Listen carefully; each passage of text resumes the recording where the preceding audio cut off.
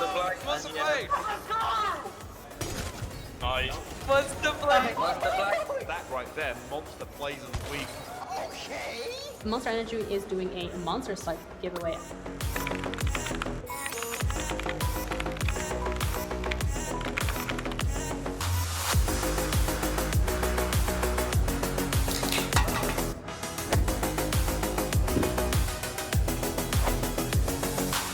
NSC Stay-at-Home Series, Supported by Monster Energy.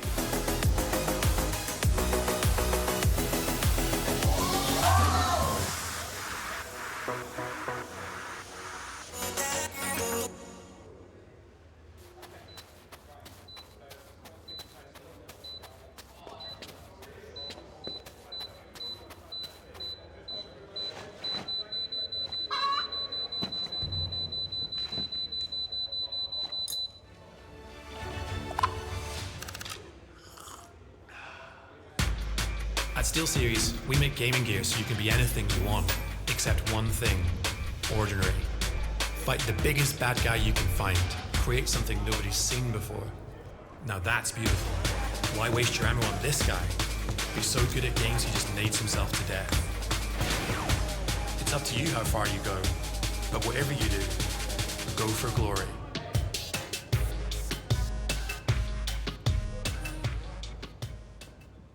Many years ago, a supercomputer designed a perfectly shaped chip, Pringles.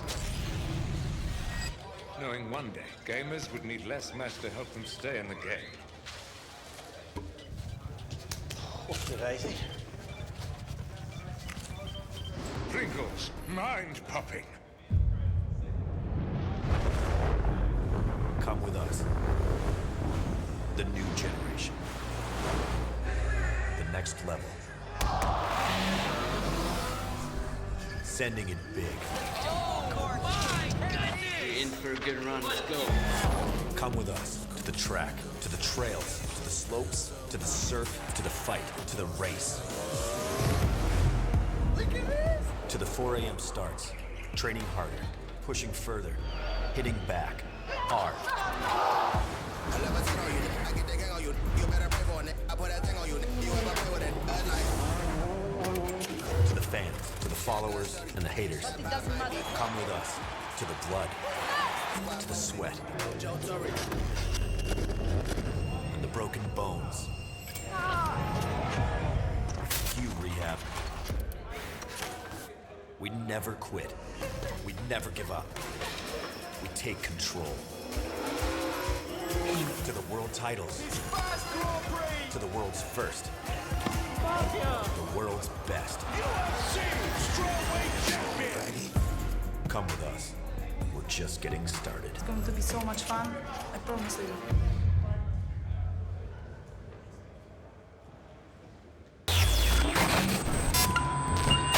Attention. This is not a test. This is a message. A message to all Monster Energy drinkers. Up until now, you've gone about your lives clueless. You don't know the truth lies. But it's time to wake up. All you have to do is find the beast and scan the code. Are you ready?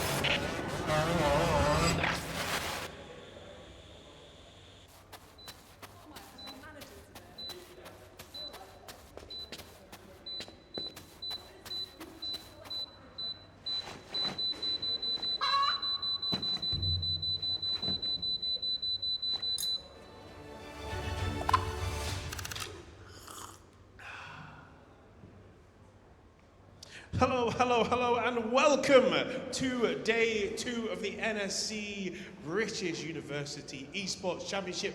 My name is Sam Bailey, and I've been your host the entire weekend. We've done day 1, we are here on day 2. We are part of the UNiDAYS Level Up here at Depot, Mayfield, got it the wrong way play. It is chilly in here, but the action is about to heat up. Yesterday's action, we had Roehampton getting the clean sweep over Lincoln Park in Rocket League. We had the Swansea storming through the locks of the UWE gatekeepers in Rainbow Six Siege. And then we had the Imperial Esports taking a 2-0 win over the Oxford Owls in League of Legends. lots of stuff happening yesterday. Today we've got 3 more grand finals, as we have not only the Valorant Open coming up very shortly, we've got the Valorant Women and Non-Binary Finals at 1:30, and then at 4 o'clock we've got the Overwatch 2 Grand Finals. Again, we are all playing for the NSE British University Esports Championship trophy that Warwick have held for quite a number of years. Will this be the day that someone else takes the trophy? We will find out today. But again, we can't do this without our wonderful partners here at Monster Energy, Pot Noodle, Pringles, Scan, Steel Series, and of course, UNiDAYS. But you know, I am talking a lot about the games we've got on today. Let's get our first game on the stage. So today, having our Valorant Open start the thing today, let's bring out our first team. So from Exeter University, let's bring out the ex-convicts!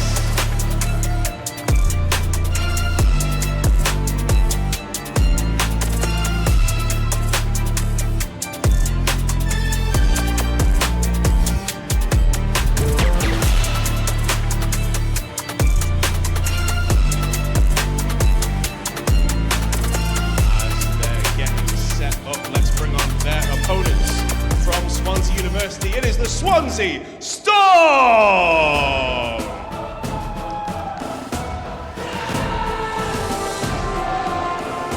On his hype, on his hype.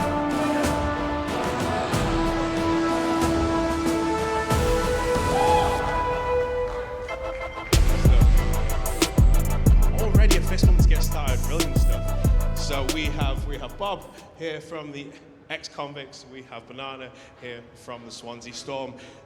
Going through the Swansea Storm, you guys have been undefeated this season going into it. How are we feeling going into the grand finals? We're feeling confident. We obviously haven't lost yet. We already beat these guys once, so it should be pretty easy. Oh, I was going to say shots fired immediately, but there we go.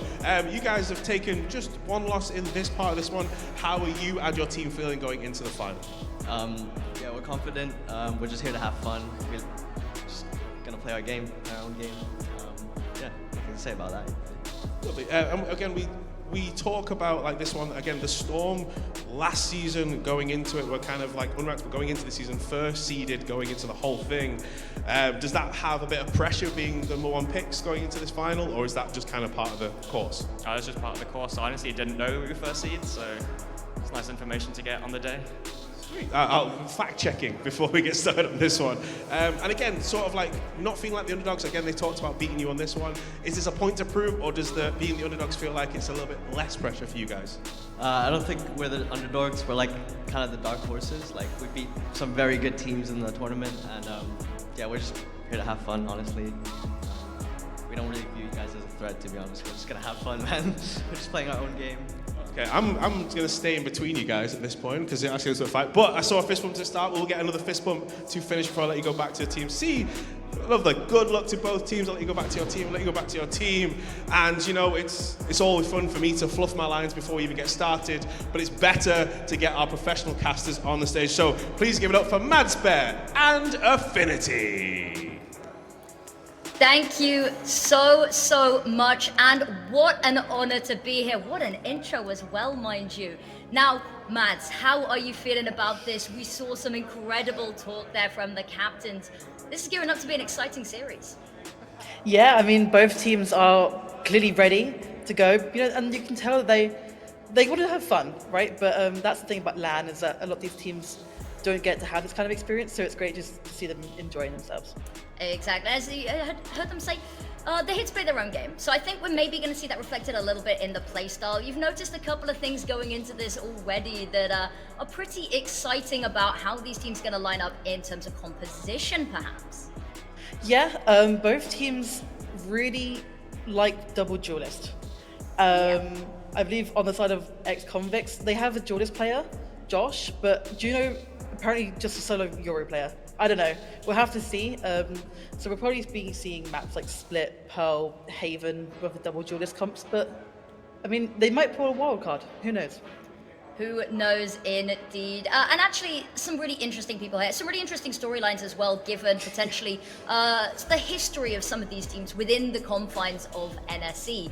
So we can take a little bit of a look here at previous placements. And I think there was one thing that really jumped out to us. Because, of course, ex-convicts, ex-to-university, they've had some pretty good standings over the past year. But Winter 2024 for the side of Swansea Storm.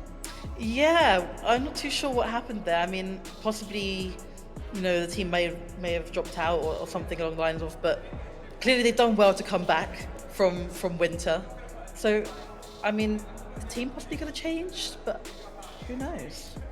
Indeed, indeed. And of course, we've seen loads of weird and wonderful additions to Valorant over the course of this season as well. Now, we are going to be playing on the old map pool. It did update very, very recently. But is there any thoughts? You know, Teo, how is he starting to fit into this? Because he's been out for a little bit of a while now. Is he starting to slot in? Are you hoping that it's going to be seen today? Especially given the gear towards this sort of aggressive playstyle. Yeah, we're definitely going to be seeing Tejo, most likely, probably with the breach as well. It's interesting because, like you mentioned, you know, for example, with Vice, it took a while for people to really get used to her and kind of bring her into their comps. Whereas with Tejo, everyone's just put him in immediately, and he works so well with most comps. And I think people may take like the most of it, right? Because before the update, his missiles used to two-shot Killjoy ultimate. So I think everyone kind of abused that a little bit. It has been nerfed now, but still, very, very strong agent. Yeah. Indeed, indeed. And also a little bit of context as well. Swansea Storm / Swansea University actually won Rainbow Six Siege yesterday. Different team. They did place 5th overall in the Winter British University Esports Championships as well. So they're coming into this a little bit maybe as fan favourites. Whereas Exeter University, I'm excited to see them back at it again, making these deep runs. But should we take a look at the veto? Because we talked a lot about what we're expecting to see from agents and aggression, but actually it is all going to be dependent on what maps are picked. And Lotus up first. It makes sense. We've seen teams really go for these 3-sided maps a lot more recently, especially since Ascent got taken out. Obviously, it's back now in the current map pool, but everyone's kind of slowly started going towards Lotus, especially with these Vice picks as well recently. It's just working so well. Yeah, the 3-site maps, they've always been a little bit of an interesting one. But Bind coming out, again, another map that is leaving the pool. So they're really making the most of this, milking it whilst they have the opportunity to play it as well. And I'm quite happy. I'm a big fan of Bind. Now, where this could go as a third map, because we've kind of seen both ends of the spectrum a little bit here. I'm curious to see. Thinking Haven, probably. Okay. Okay. This is a so that's one of those double duelist maps, but yeah. I'm interested. I think Bind, we're going to see Yoru. Juno probably going to come out on that Yoru, but I'm intrigued to see how they play Lotus. Tejo, definitely. Can almost guarantee it. But it's going to be interesting. Possibly Raze? I would love to see some Rays coming out. Feels like losing a little bit of the steam recently, but I'm excited. This is going to be a really, and I expect this probably to go 3 maps, especially with both of these teams saying, I'm not the underdog, you're the underdog. Is going to lead us to an absolutely stellar finale, of course, to the British University Esports Championships 2025. And of course, they're playing live on LAN. The LAN buff is real. We saw them getting loud, playing to the crowd as they walked in as well, warming up here. And yeah, it's been a while since we've seen everyone at LAN. I'm sure they're excited to be back. Yeah, definitely. It's always such a great atmosphere.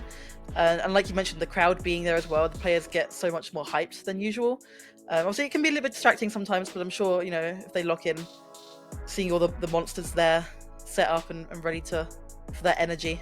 I've also got one more thing that I noticed on the side of Swansea, is that they've actually got a coach stood behind them. They do. And they do. And this is something we don't actually see an awful lot of with NSC teams. It is having this coach be there behind them, being that voice of reason as well. And I'm hoping maybe that'll be a driving factor. A big part for coaches as well is bringing that mental back down. There's a lot of teams, they will play together, not on LAN per se, they'll still online matches, but they'll play in the same room. when they're doing their matches, their weekly matches, to qualify to get here. Of course, this has been a long process for these teams, but having that coach be able to, when they're sat down on land, when you can hear the competition either side of you, when you've got the crowd, having someone not only that can bring the strats and that sort of knowledge from fantasy, but also can bring the mental back down to a baseline so that no one's, getting too ahead of themselves, bring the nerves to sort of rest as well. Yeah, I mean, like you mentioned, for example, a lot of teams, if they haven't got a coach, they'll just keep kind of playing on, even if it's not going too great, whereas the coach knows when to call those timeouts. Yeah. And like you mentioned, they can just bring that mental back down and reset if it's needed. I think it absolutely will be needed as well. This is likely to be a long one, so hopefully getting those late night pug reps in, get the stamina up as well, because it's everything's so much more exhausting on LAN as well. Because you've got the crowd, you've got the energy, the adrenaline as well. I'm loving the attempt at wearing the beanie on the right-hand side there. Beanie and headset, it's a difficult combination to pull off. I mean, is it not going to we've done it? I don't know. Apparently not. You've got to keep the head warm, keep the thoughts in, But yeah, it just That's looks the thing like about LAN as well. That's the thing It about can get very hot very quickly. Oh yes, it can. There we go. We've got Beanie Cam. Beanie Cam. There we go. I love. It's a beautiful color, but is the color of the opponent team's jersey?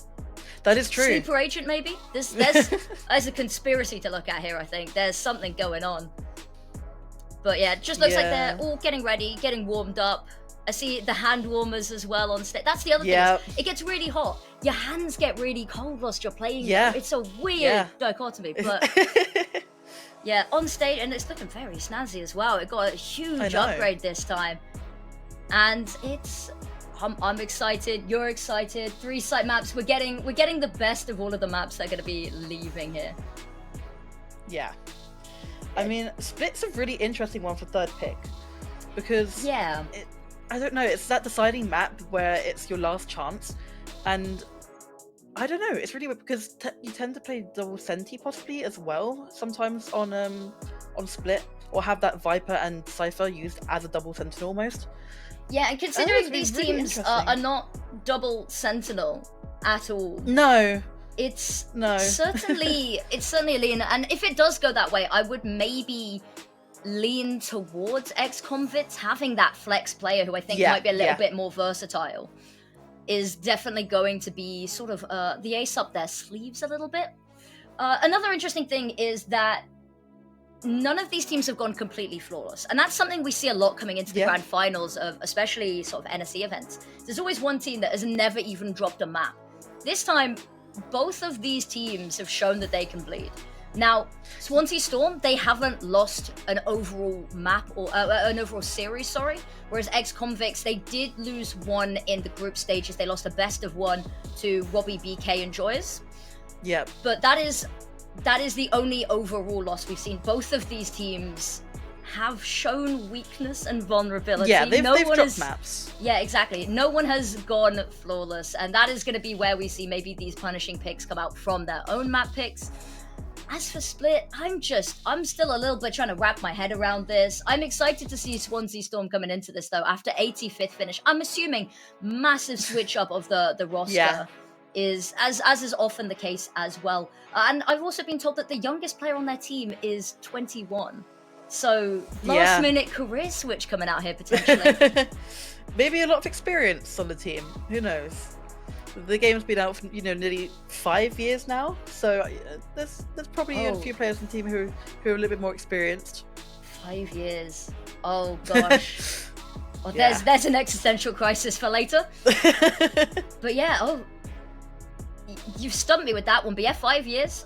21 as well that's when you're starting to get towards, your final year students. So this might be, this would be a really nice note. If it is final year students, it would be a really nice note to go out on, wouldn't it?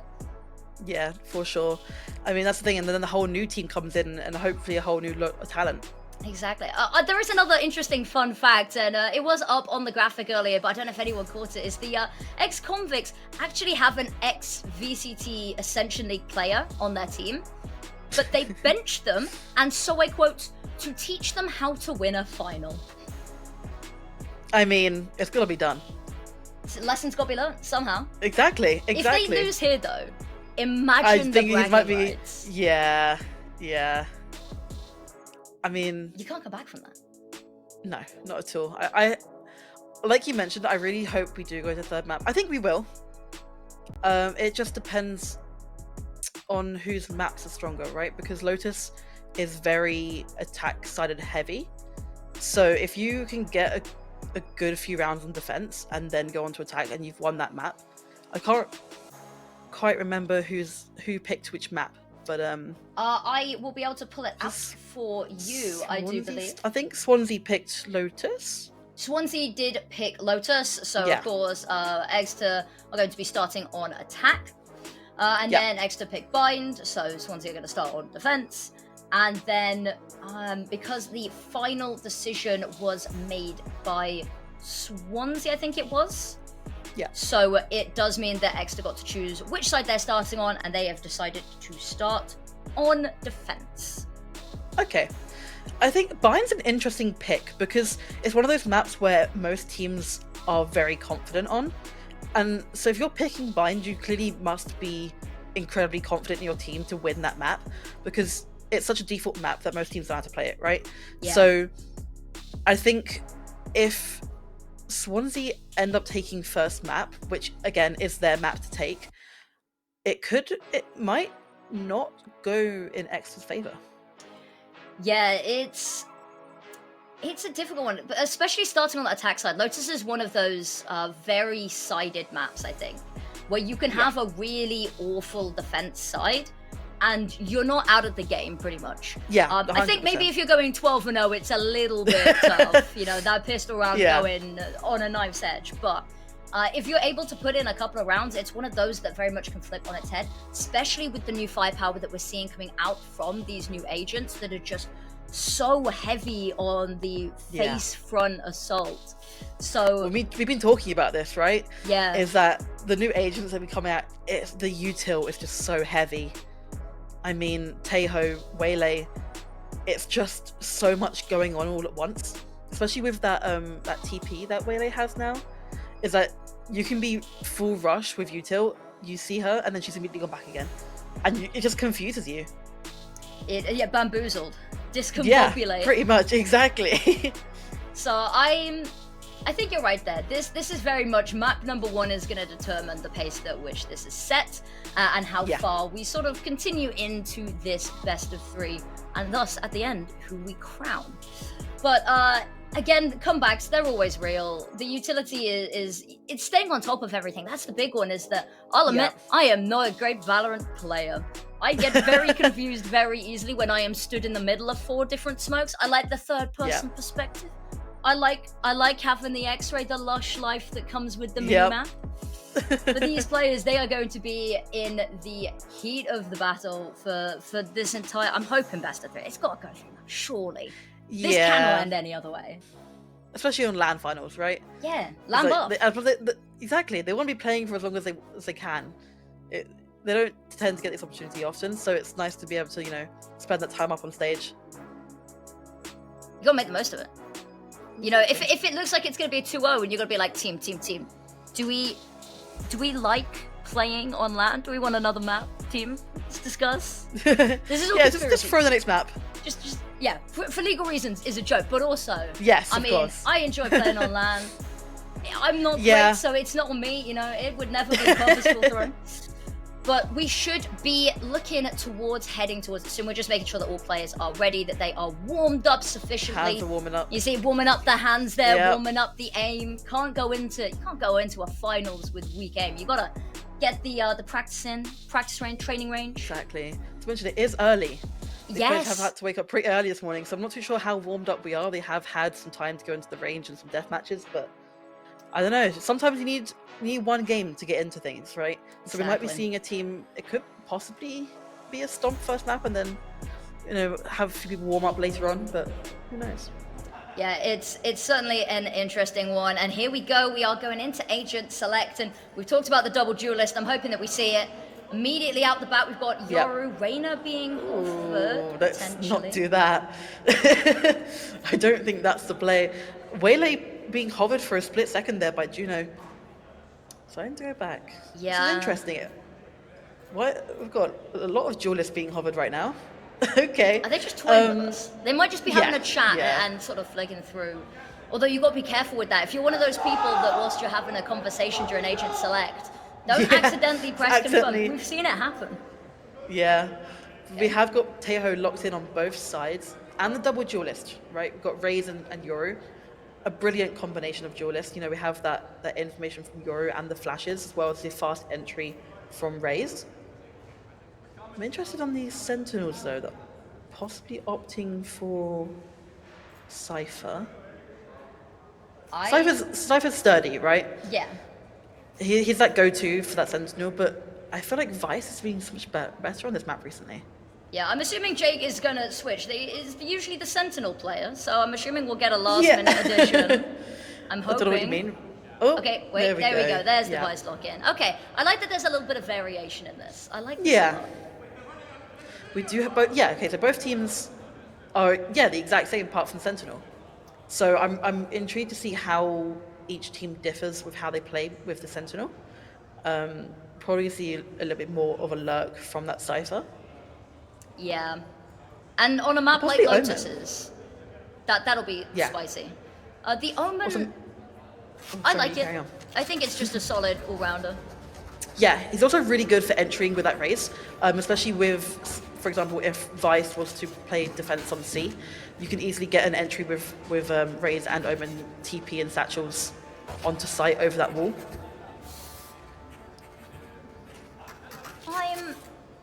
I think it leans into the aggressive nature that both of these teams like as well. I think Omen you can play definitely. so up close and personal. So Plus with that double duelist as well. Yeah. Just looking to get into our first pistol round. Does look like they've got a little bit of a propensity to head C first, dropping that spike for safekeeping.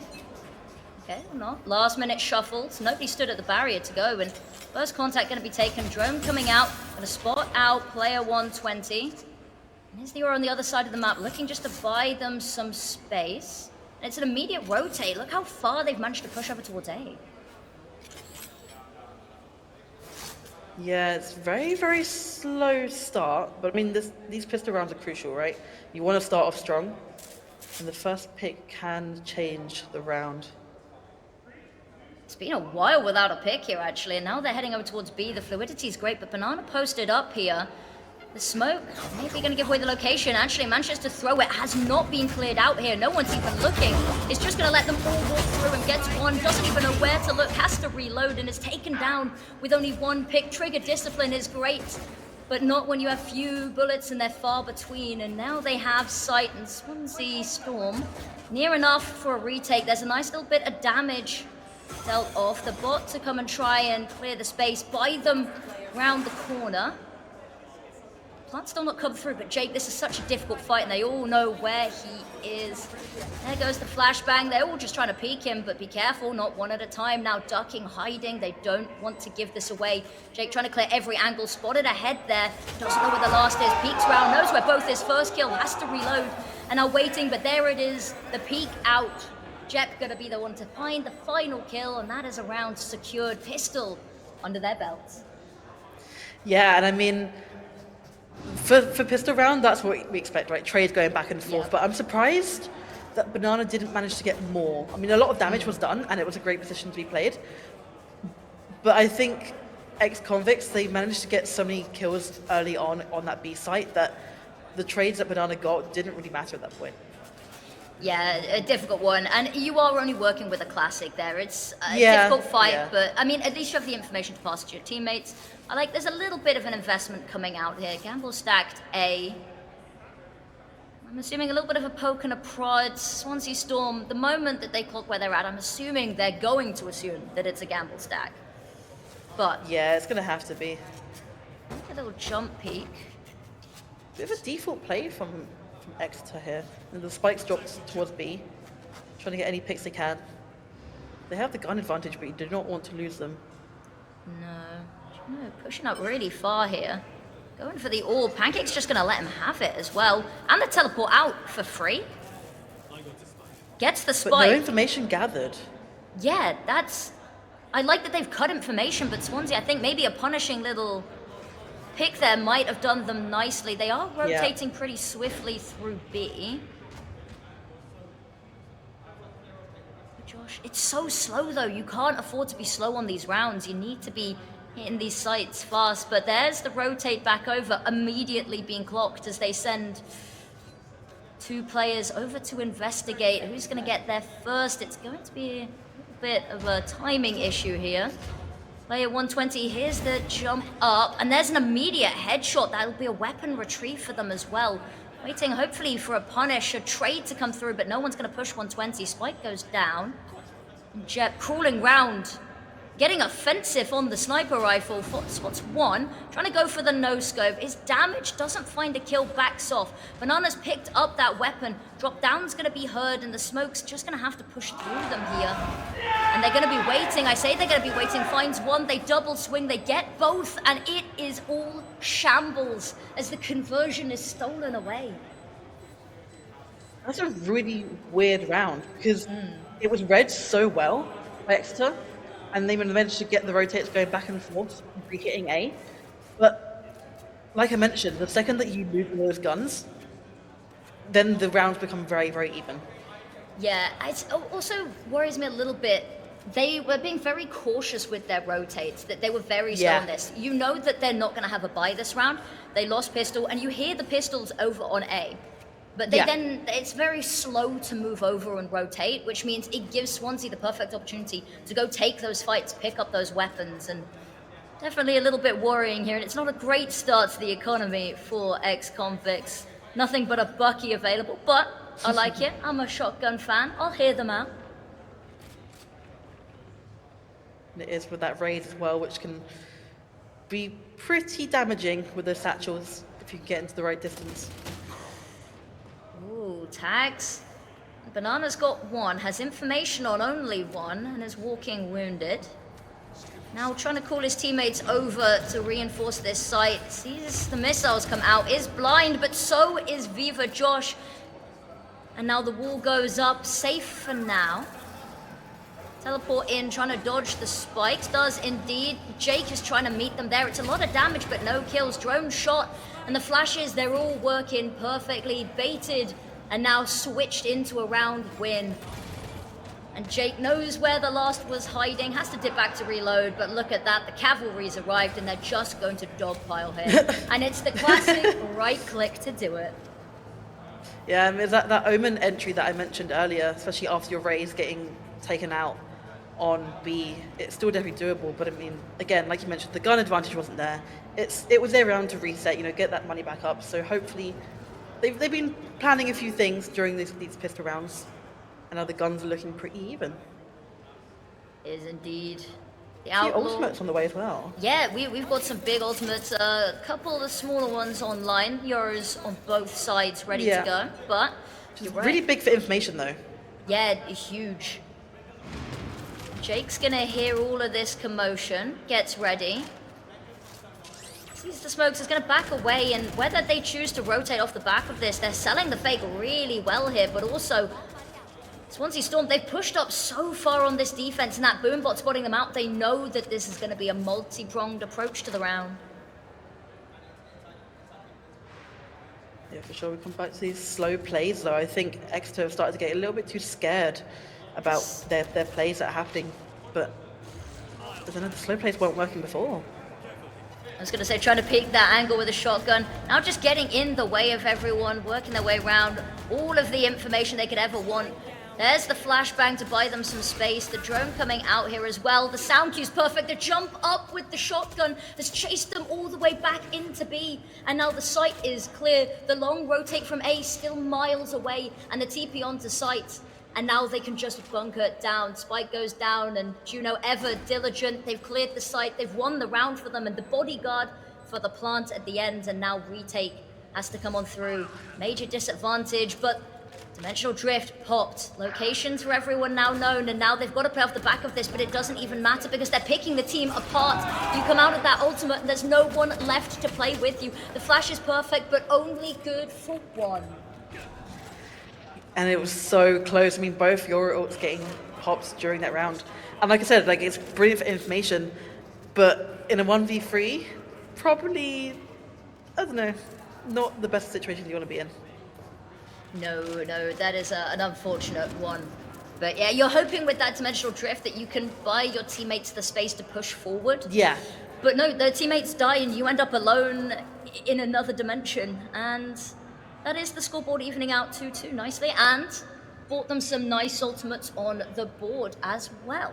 So this round, Swansea Storm, it's gonna hurt a little bit. I love the super aggressive drone out there. Catches Japper. I'm not sure what you're meant to do with this information though.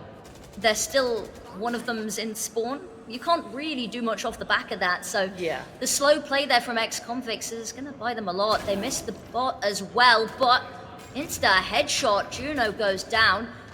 Teammates have capitalized. There is a trade on the other side of the map here, but still at a disadvantage. 2 big ults available for them to use to try claw this back, but player 120 under their noses already, trying to get ahead of the boom bot, doesn't matter, not able to find a kill on any of them. Still doing their due diligence here, carefully working towards the site, but actually, Smokesnet looks like they might be backing away. Yeah, they're going to have to try and take these 1v3 as much as they can, and especially that rotates come through so fast from Swansea that I think X are going to want to try and single out these players if they can. So the smoke's gone down, and Yeah. so they pull away, but they're just going back. And they've actually, I say that, successfully managed to draw away the rotate, so I was really worried it was going to be a super slow rotate to another site and criticize, but actually they've managed to bait the rotates, one on each side, the door herd, and there it is, immediately taken down, caught with smokes. That could have been devastating, and it is. Spike goes down, and now it's just that Teo left, and what can you do? There's no time to even plant at this point. Round is won, and that hurts. Showstopper, Yeah. not allowed to be fired, and your teammate caught in the UI for the smoke. Everything that can go wrong there, and just a little faux pas, a little fumble in communication, and a single That's bullet the thing. headshot wins them it. Yeah, I mean, it's so unfortunate when you've ulted and you immediately die, but Pancake in the perfect position, like, you know, not over-rotating. They know that the time's ticking down. If they split up a little bit, they can put some pressure on that defense, and it worked perfectly. Exactly. That's the stuff that we need to be seeing coming out from either of these teams to really pull ahead with the victories here, so evenly matched. Missiles come out and they use them to push forward, taken all of this outside control for free. There's the orb as well. Super eager to keep getting this Yoru ult online. And Jake, so much commotion heard. Luckily just narrowly dodges the paranoia. Peeks around the other side, gets one, immediately back as well. Has even called the raise on the other side. So much damage, but not a kill. But still, you gotta credit the read. Now player 120, lovely nade goes deep, but Juno there to punish. Hanging back and waiting to cut off these rotates over. And still going for more here. One player left, and I think they know exactly where it is. The flash, immaculate, round the corner. And 3 in the round for Juno, gets them a 3rd on the board. I mean, we mentioned that these games were going to be close. And honestly, I didn't think first game was going to be, but we see 6 rounds in, we got 3 each.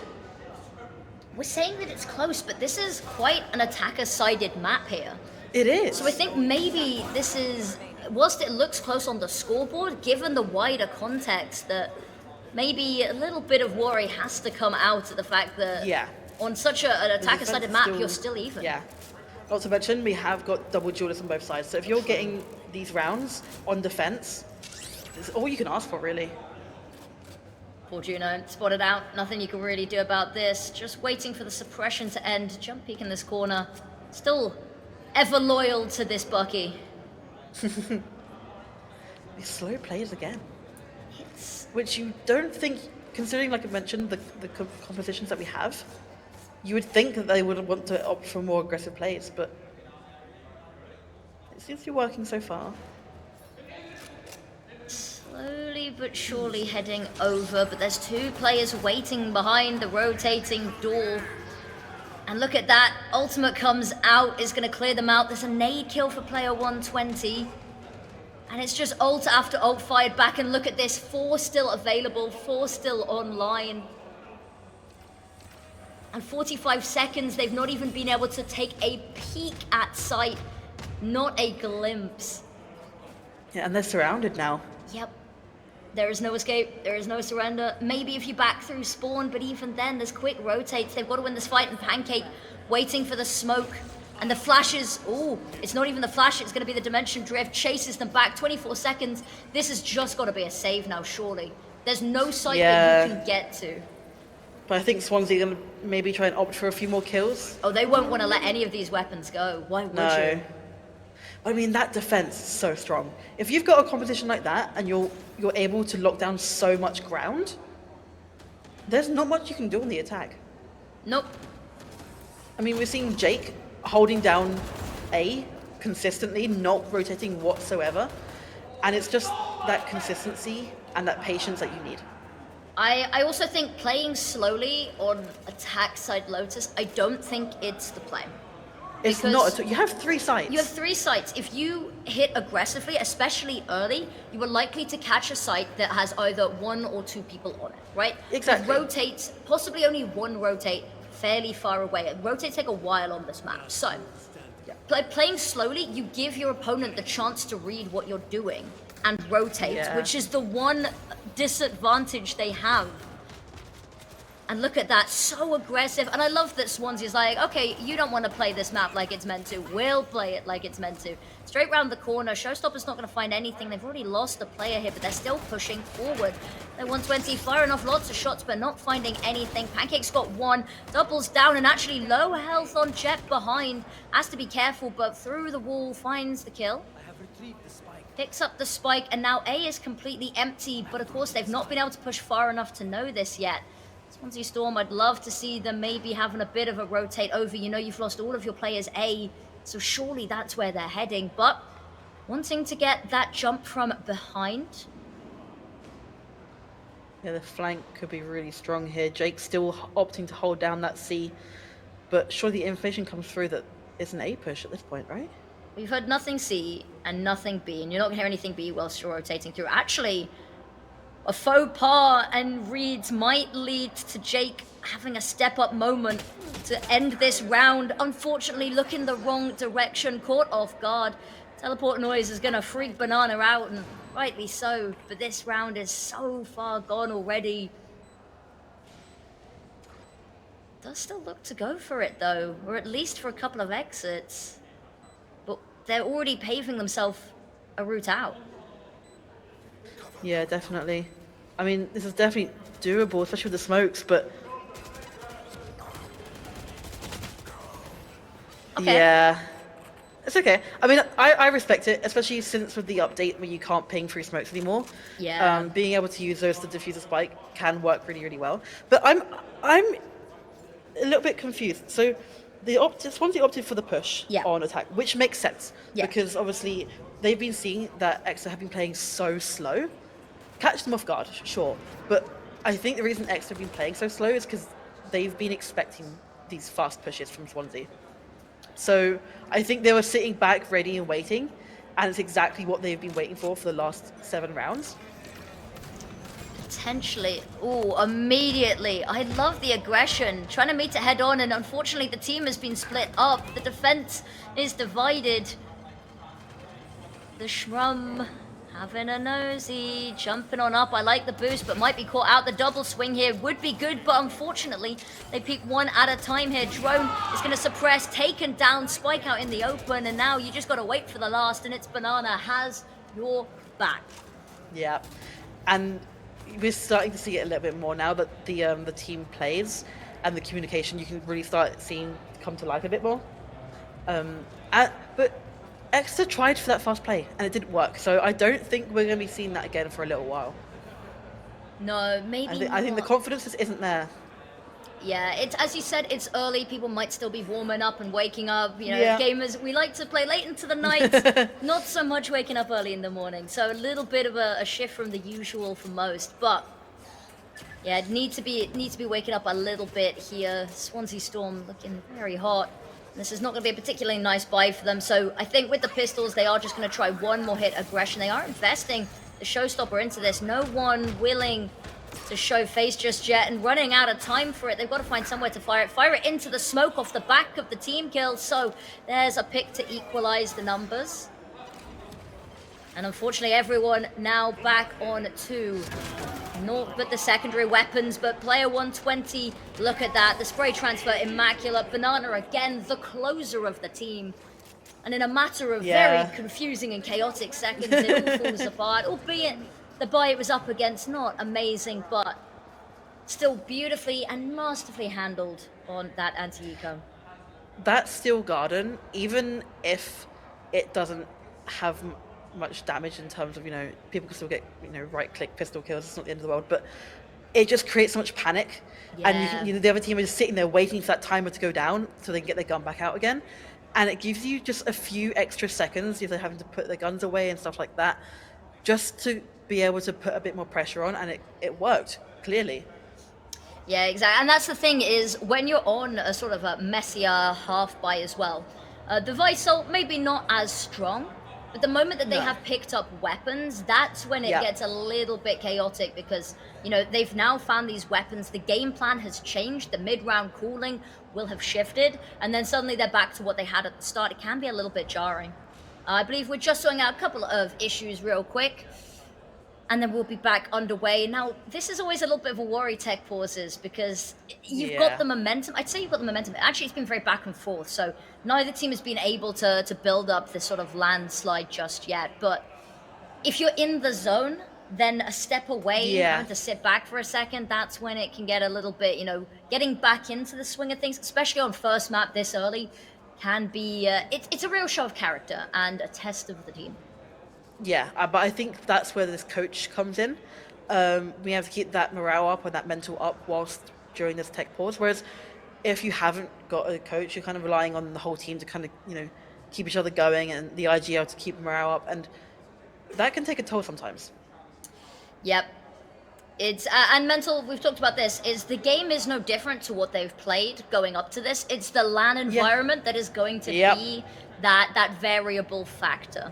So that's going to be where, and they have their peripherals, they bring that with them. So it's sort of the comfort of your own home, but this is where it's a little bit different, is on that mental side of things. So being able to keep the team energy up, that's going to be exciting to see. I think having the coach is going to help here. You see they've got the hand warmers rubbing their hands together in glee. They're plotting something. But yeah, this has definitely been, I think the fact that it's so even on the scoreboard doesn't do justice to the fact that Lotus should not be this even. Yeah, no, definitely. I mean, like I mentioned, the defense has been so strong, so weirdly strong.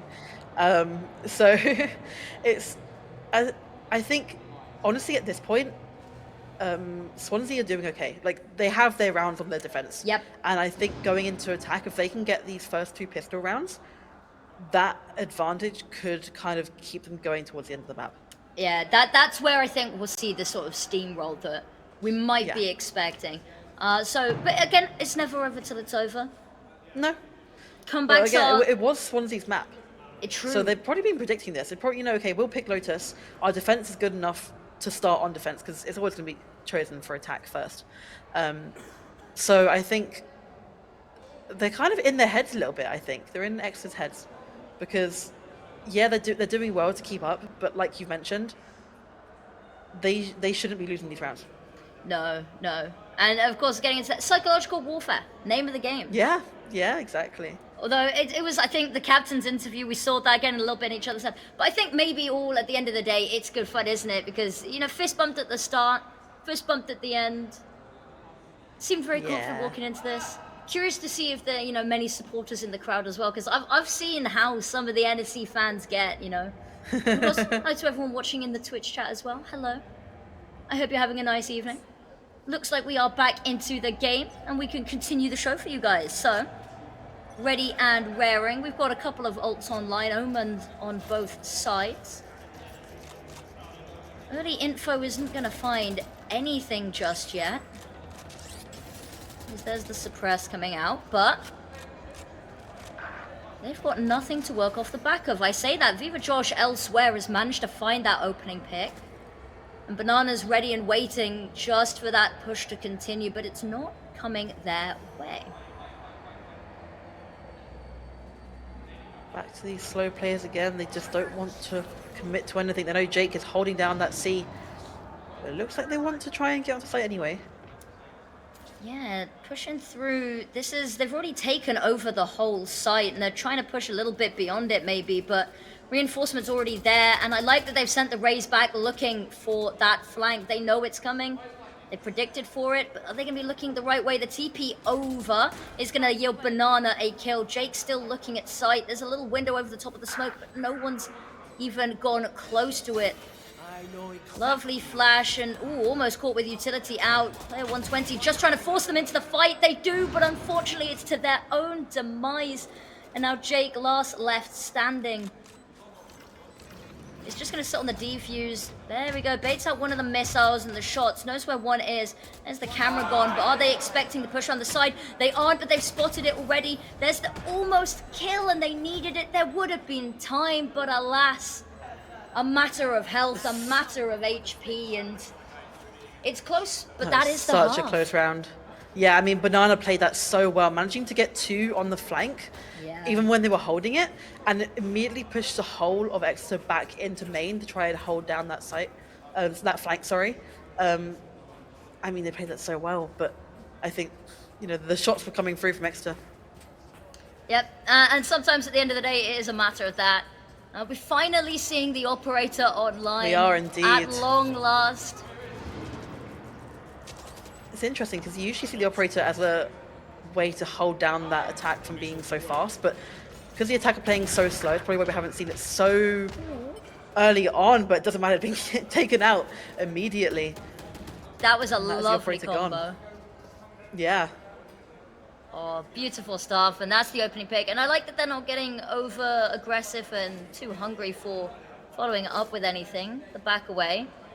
Player 120 sensing imminent danger, chooses to do the same, and actually call some friends over to assist. Actually, it's looking like it's a pretty full rotate. Vice, Jake hovering with the idea of it, but actually decides to stand at post on C. It's a lot of damage. Are they backing away again? So slow. They have the first blood. And like you mentioned, they're just giving the defense so much time to think and read what's going on. That they can just call over. And there was a little bit of a rotate away. They got very scared that it had been so quiet, but now 25 seconds to get onto site, clear it out as well. And this ult has bought them so much space in tree. The back away immediately, trying to follow it up here. The flash gets them off guard, but also no kill off the back. And now they're trying to plant 12 seconds, and there's nobody really to stop it going down. Juno knows that somebody's up top. Not sure which way around they're going to go. Maybe caught off guard a little bit here. And the shorty round the corner. It's a battle of them, but wins one out. Immediate trade off the back of it. Viva Josh now just has to hold this. Last player known. The jump down, runs out of bullets, switches mid-air to the shorty. And there it is. What a half. And we said it was going to be heated, and then here we are. Yeah. It just shouldn't be ending up this way. I mean, a pretty even half, you know. We have to reset again on the other sides. These pistol rounds are going to really start to show this second half, I think. It's if Swansea can take the pistol round here, and then more importantly, if they can win the conversion round, because that's always the really tricky one. Pistols are 50-50. If you lose that second round, that's where you're in a little bit of trouble. But I think if they can take this pistol, ex-convicts, they're going to start sweating. However, maybe this is the most defense-heavy double duelist team we've ever seen. I'm going to let them cook. I mean, like you mentioned, that conversion round wasn't won on the first half, right? So we've never really seen a proper lead come out from either team. If they can win 2 rounds in a row, and that gap starts to increase a little bit, the pressure really starts to hit. They win 2 rounds in a row, they are equal for the most rounds won in a row this series so far. Now we're going super passive on the attack side as well. Again, pistol, no one wants to be the first to give away that pick. Going really aggressive on the information hunting here on the side of Exeter. but unfortunately, Viva Josh, the first to die, first to go down, but so slow to move off the back of it means that Exeter, they're already here, they're already waiting for it, but this push from behind, they know that it's a clone. They're not fooled. Ex-convicts, they managed to sweep up a little bit here. The Shrum takes a little bit of a while. No one's clearing him. They all know he's here. No one's attacking him. There we go. Finally, Juno Peaks gets the pick, but too little too late, and 2 players gone that didn't need to die. Spike still hasn't gone down, but they've got an empty site, and ex-convicts retake on their hands, and there is sweet little utility to help them accomplish it. That's the thing about these pistol rounds, it is all down to gunplay. So sit back and wait. They've got to stagger themselves this one, so you really don't want to be lining up for them. Yeah. They think they know that they're there. They've cleared out everywhere else. They have to know, please don't line up. See up, down. There's the paranoia. Oh, it's perfect. There's one. They know that they're not on the spike right now, so all they have to do is buy a little bit of time. The distraction, the flashbang, TP is enough to win them the round. Attention caught in just that moment. It's going to be close, but they have it. And there it is, a much needed pistol round. That is exactly what you want to be seeing from pistol rounds again. It's really interesting because we saw an early push on the defense from the Rays, which there was no one else around to help, right? And usually you use your initiators and your smokes to help you out of that A push. Yeah. But because of that pistol round, there's not much utility to be thrown around like that early on. So I don't think that was the play, but luckily, you know, Exeter managed to come back with those trades on B, which was, like you mentioned, was really weird. No one seemed to bat an eye when we had someone pushing casually through B, you know, and getting 2 picks that definitely should not have gotten. Yeah, it's certainly an oddity. I think that them playing together were really well. I got so scared seeing them line up. You know, pistol round, you really don't want to be doing that. Because, of course, one bullet can sort of go through 2 bodies, and then you're both dead. Especially on rounds where you've not really got full armor as well. That's especially a vulnerability of yours. But there's a couple of little mistakes here and there. It might just be early morning, might be a little bit of nerves potentially, and a couple of bits that really aren't swinging the way that, on paper, in theory, if you were a maths kind of guy, you know, would maybe not be going the way you'd predicted. Yeah. But looks like we're back into the game. There is a little bit, there's actually a fair bit of investment coming out here from the Outlaw. Swansea Storm. I like the Outlaw from Bucky's. The Bucky is what it is, isn't it? But yeah, I mean, it's on that raise again. It makes sense. The 2 sheriffs, but, if you can try and... Yeah, the sheriff can be so strong, right? If you can take your time to really line up that shot, you're immediately getting one of those guns to the other side. The Outlaw can be so strong in these conversion rounds. It can. And no one is willing to give Viva Josh the fight they desire. Bob. There's one. Okay, let's look at missiles. They're on standby. They're on lockdown. Pancake trying to find one. Gets caught by the trip. Doesn't know which direction to look. And it's Juno with the judge. The best weapon. Gets the kill and going for a little bit more. Nobody going to be fooled out by the clone. Now switch back to that ghost. Finds another pick. Still going. The flash. Trying to take space beyond the site. And there we are, allowing them to get within shotgun range. Spike drops. And what can you do here? Leaving a TP behind and already under the noses. They're not expecting it, but it's a Bucky to his own face. And they're still going for more. Trying to retrieve that spike. But the Bulldogs reign supreme. And it's a nice couple of picks, but it's not quite what they were hoping for, albeit not with the investment, not a surprise. Yeah, exactly. I mean, this is how the round should go, right? I mean, in the first half we didn't see it quite go to plan, so this is expected, and hopefully those guns still can be bought on the side of the attack. Sorry. So, and I'm hoping that after these 2 rounds that they've got a plan for their attack and how they really want to be playing. Because the pistol rounds, they're very different, right? You don't have the utility and the armor that you want to have. So now we'll be seeing some more strategic plays, I think. Should be nice. That's what we like to see. The meat and potatoes of course, Valorant. Yeah. I'm curious to see. I think so. We've probably got one more round with sort of uneven buys potentially. It's the round after that we're likely to see, you know, proper head on the real stuff that we're here for. You know, the Vandal v Vandals, Phantom v Phantom. You a Vandal or Phantom person, Maddie? You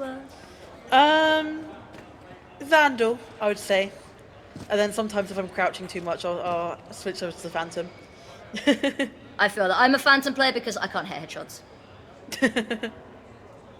I mean, it all depends, right? Especially with smokes, that the Phantom bullets can't be tracked through smokes, right? So, especially with now that the fact that you can't ping, they've been used a lot more, and double smokes competitions have been played a lot more recently as well.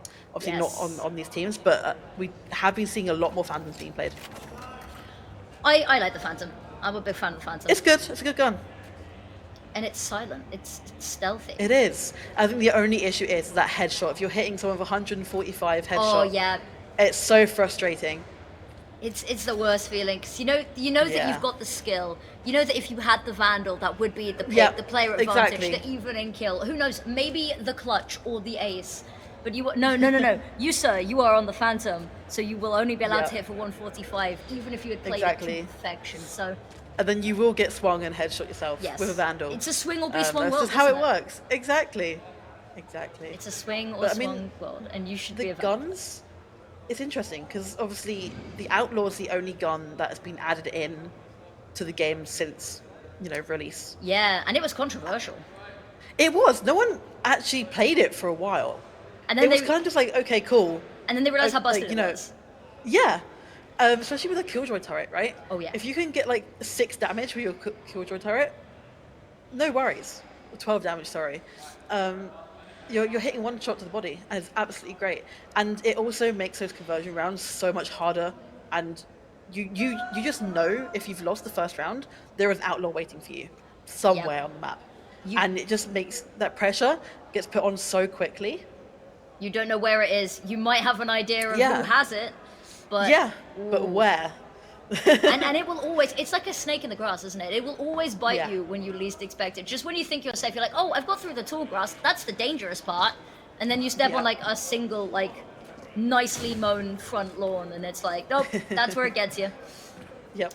But exactly. I mean, I'm a big fan of, I like seeing the shotguns coming out here. They've been played in some interesting locations, I think, because it's not exactly a space-taking weapon.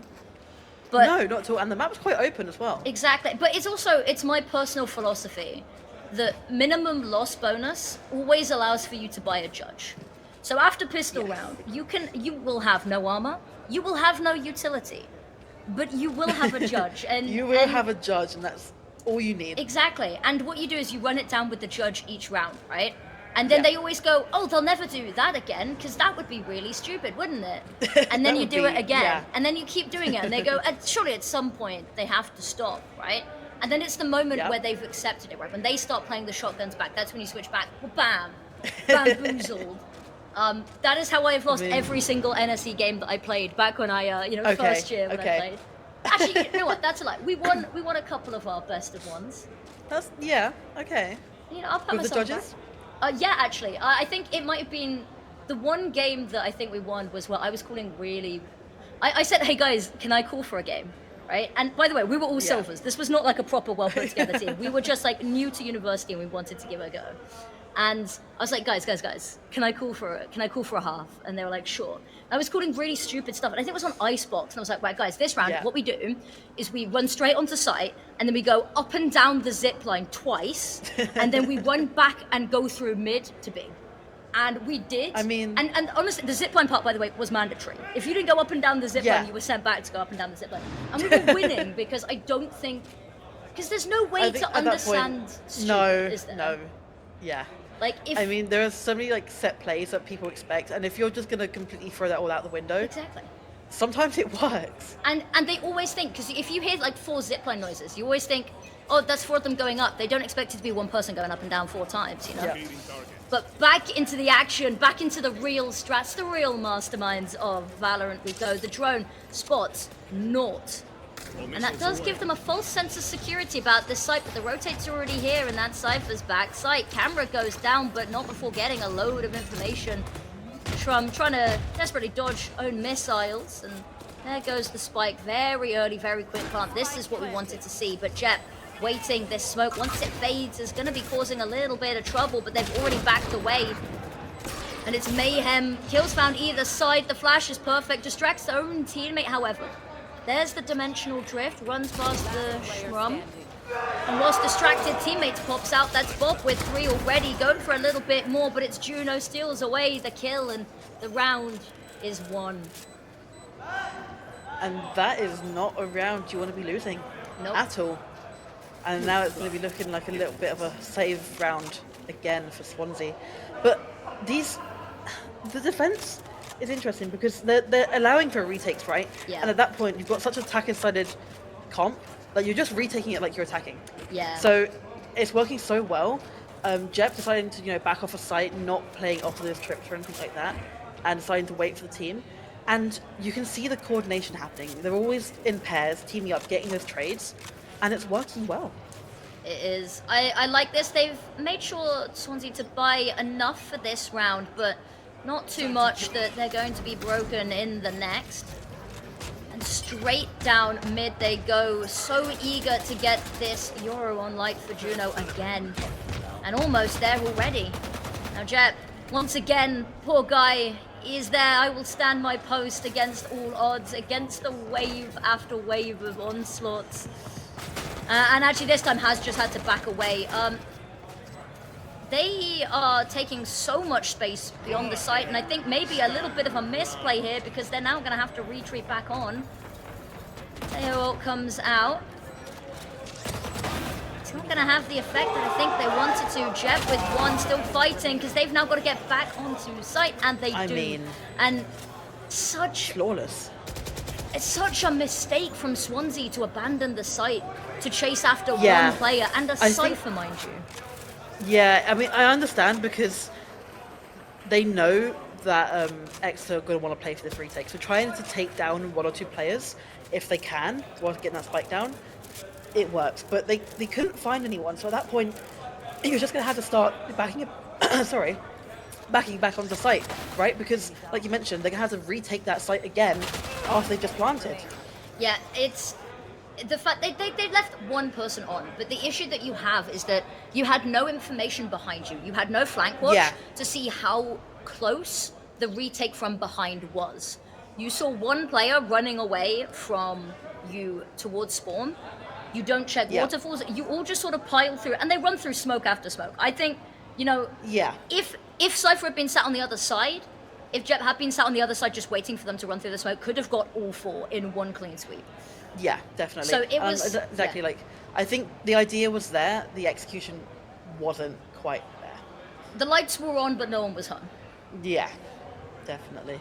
But this is interesting. This shouldn't be how it's going. Also, as I mentioned, Exeter are playing so aggressive on defense, which is really weird compared to their attack, where they played so slowly. I mean, they're switching it up, and it's. I think it's confusing Swansea a little bit. I also like that we're finally seeing a tactical pause called. You have them available to you. Yeah. They're another piece of utility in your arsenal to use. To break up maybe, any stagnation, to have this longer conversation before going into, maybe a little bit of an economic couple of rounds where you're on pistols, but you have to plan ahead. But double digits now for ex-convicts, they're looking to make the most.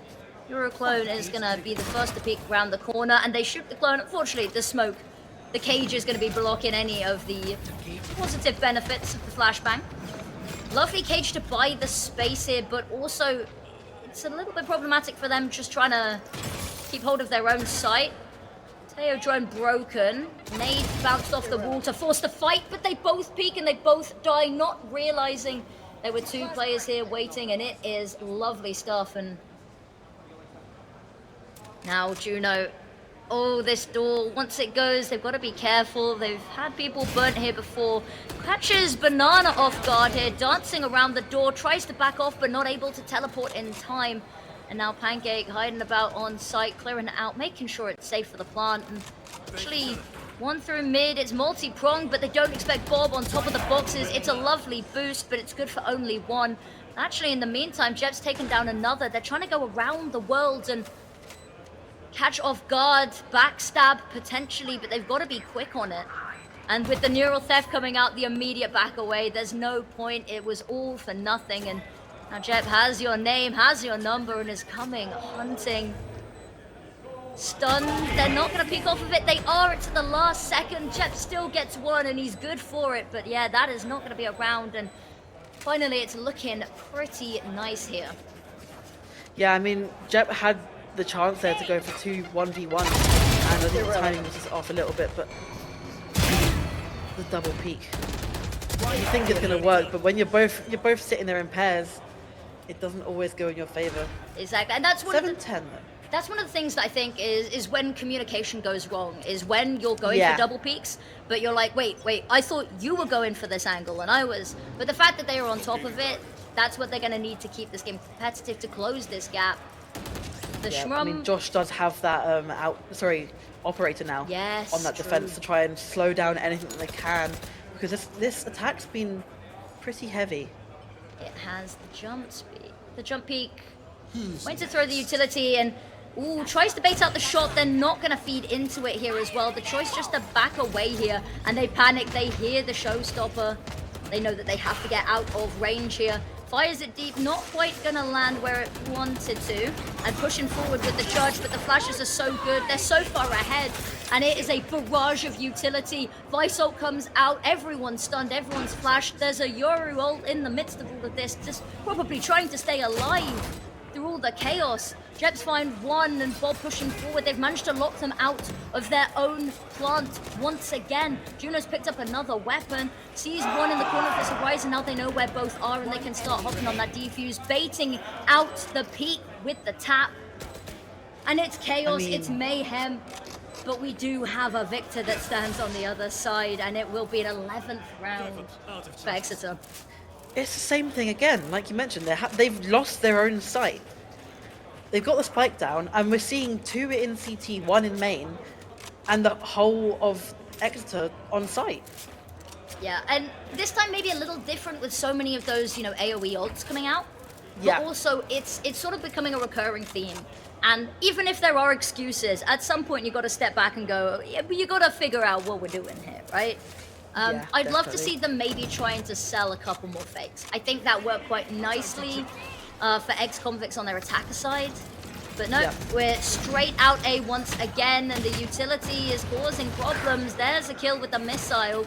Pancakes managed to find another one, but it's back and forth. The Shrum doing so much heavy lifting for the team, and of course, bringing them out with a player advantage here. Bob not quite going to catch any of the crossing, not even able to fire through the smoke to maybe do some chip damage, because that nade was immaculate. Spike goes down.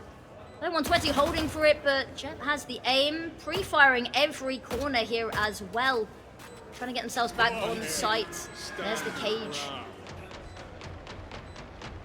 That is a heavy ult invested, especially given that they had no information on where you were hiding, so giving away almost for free, dare I say, and now Peek in the corner, knows where they are, but unfortunately unable to secure the kill. It's a thrifty and a 3k.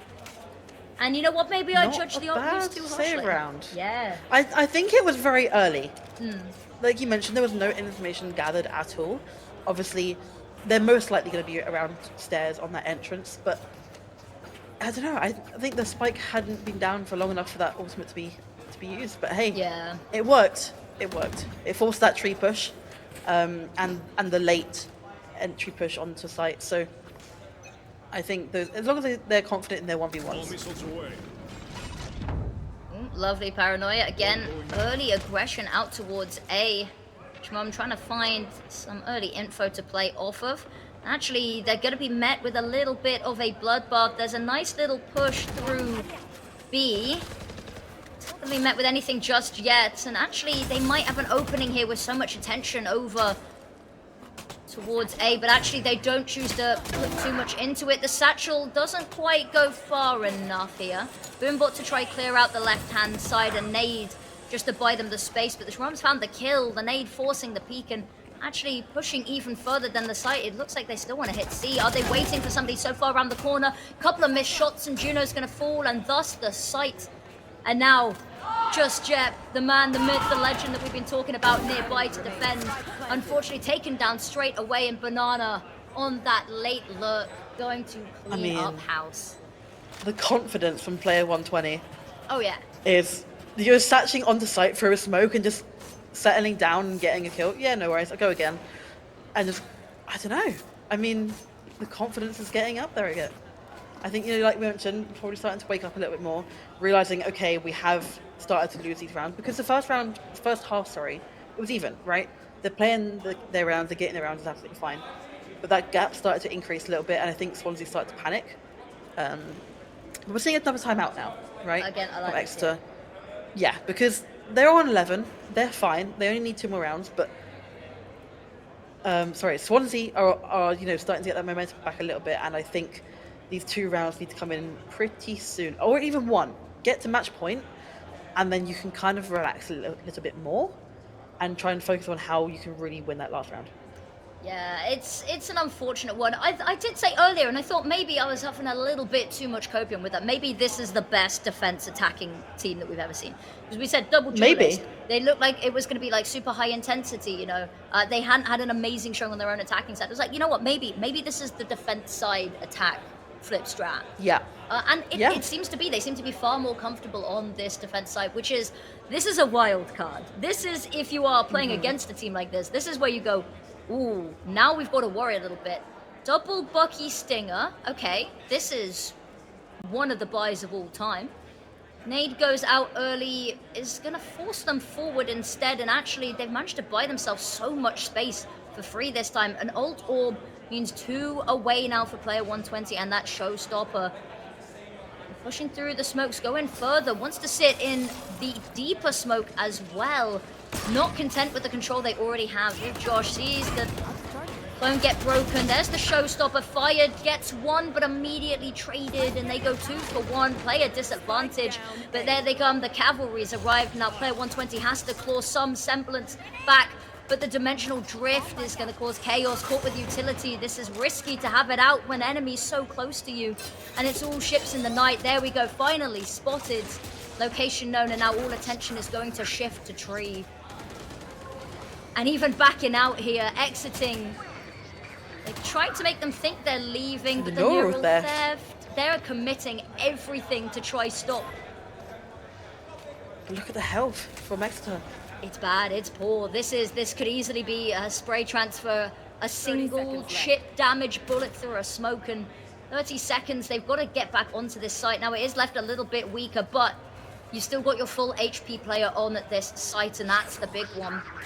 Now that they've not seen anything, now that they know it's going to be trying to quickly get back over towards the teleport committed. Spike is going to go down in the nick of time, but now you're low HP Omen, that's it. They know that you've teleported. You know you had to go somewhere safe. Limited options silently slips down. Could be a matter of timing here as well. Smoke to try cover the plant is just going to hop on it, but low HP, all you need is 1 bullet, and it's the first that does the trick, and 10 rounds, 1 between them. I mean, this is how you want to start off Valorant, right? With the grand finals of NSC, and we are hitting 10-11. I mean, I could be seeing overtime, but at this, I don't know. Swansea have really started to bring us back. Their momentum's high even after the timeouts and the tech pauses. They're still keeping, you know, that morale up, and it's working well. Yeah, a couple of ults online, some slightly lighter ones for Swansea Storm, although a couple of bigger ones on the horizon. But that Tejo ult is looking ominous. Immediate commit of the Oro ult for information gathering purposes only.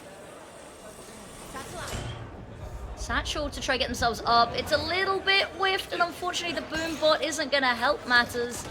Now Pancake, they've got the spike down, but they've not really got much room elsewhere. I like the teleport back, so much space beyond the site.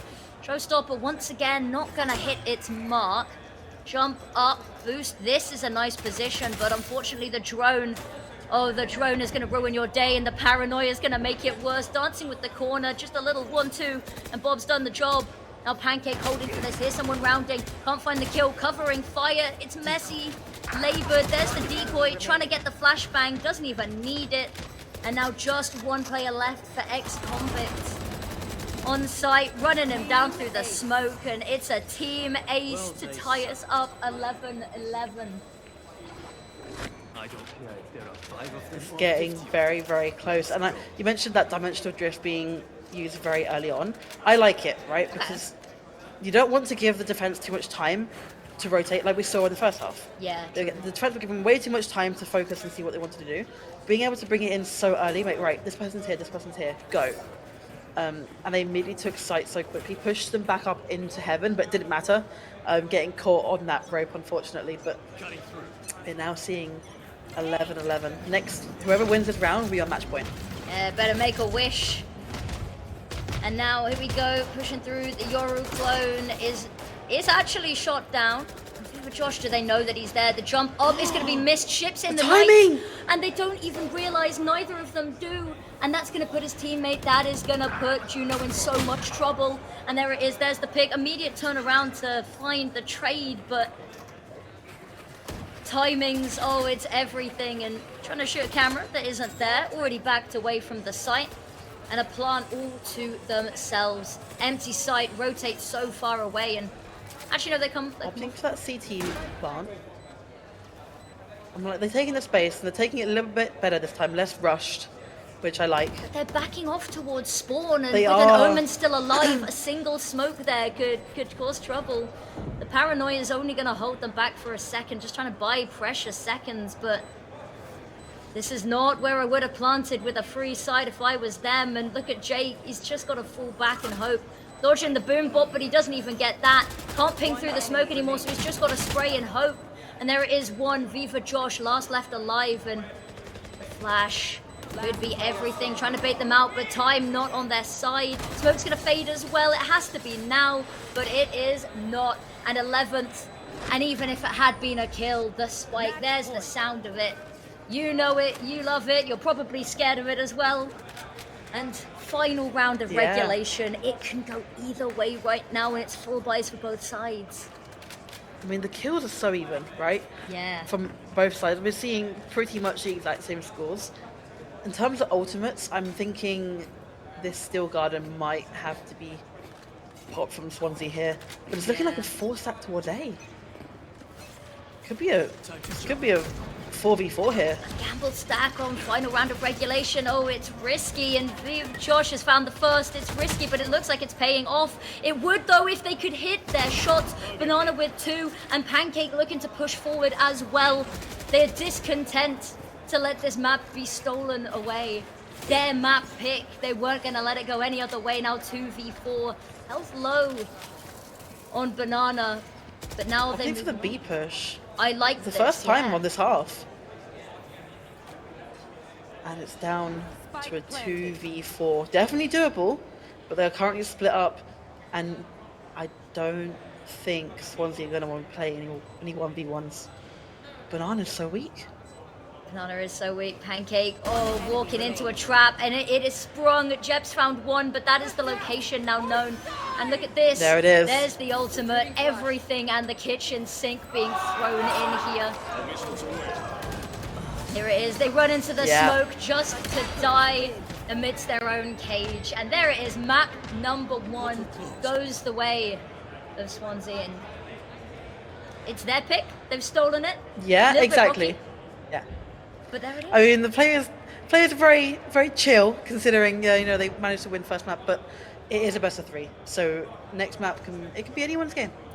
Be anyone's game indeed. And I'm hoping we get to look at a couple of the replays, a couple of the highlights from this match as well.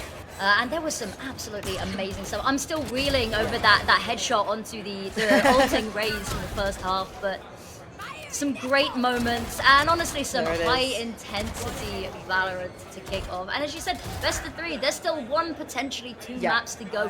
It's going to have to be the reverse sweep from Exeter. However, it is going to be their map pick coming up soon. I mean, it was such a close game, right?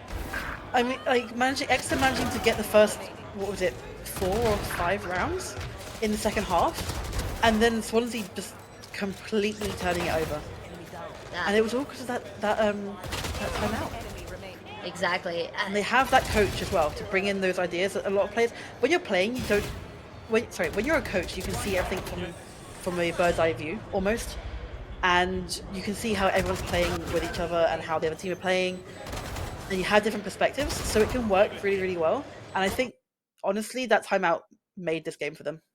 Yeah, it is looking great. So I think what we're going to do is we are going to head to a little bit of a break because what a map one regulation, we've got to replenish our drinks and snacks, and so do you guys watching both at home and in the venue. Now we will see you very shortly for map number 2. Don't go anywhere.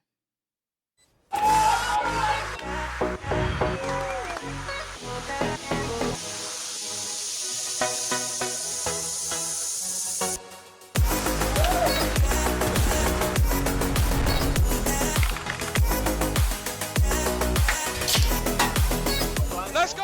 Monster Black. Monster Blade! Nice. Monster Black. Monster Black. That right there, monster plays of the week. Okay. Monster Energy is doing a monster site giveaway.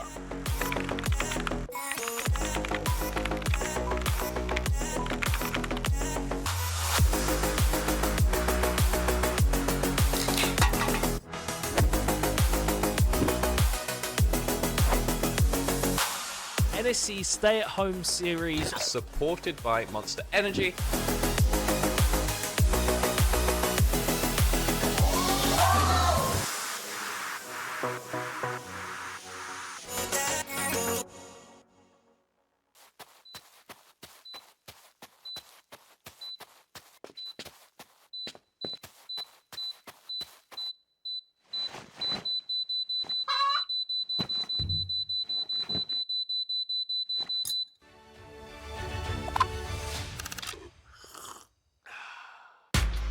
At SteelSeries, we make gaming gear so you can be anything you want, except one thing: ordinary.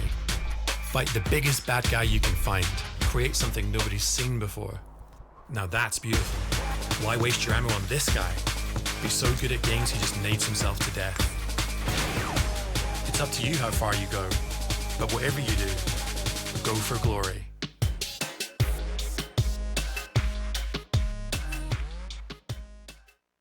Many years ago, a supercomputer designed a perfectly shaped chip, Pringles.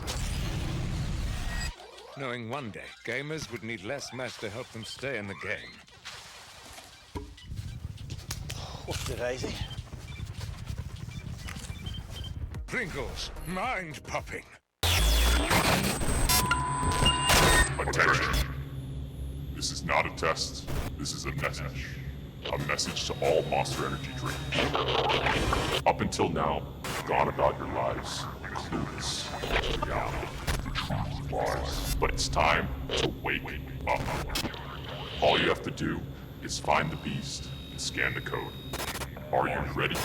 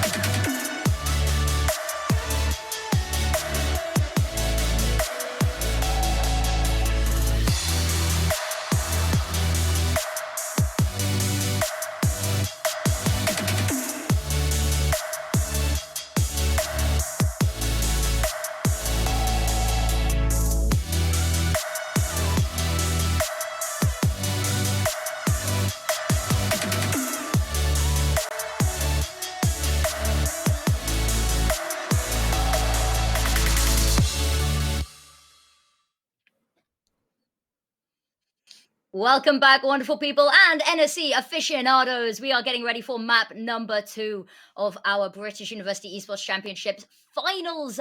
Map number 1, it went the full distance of regulation, 13-11 finish, overtime, or it could have been there now. Map number 2, it's a chance for reverse sweep. It is a chance for Exeter to take their own map pick and take us to a third. Now, how are you feeling, Maddie? What do you want to see coming into this?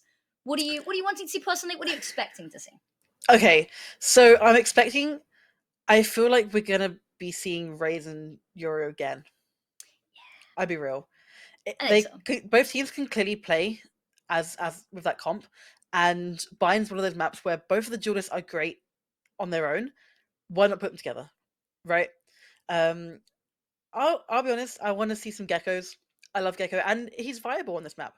One of the only maps that he's actually probably viable on.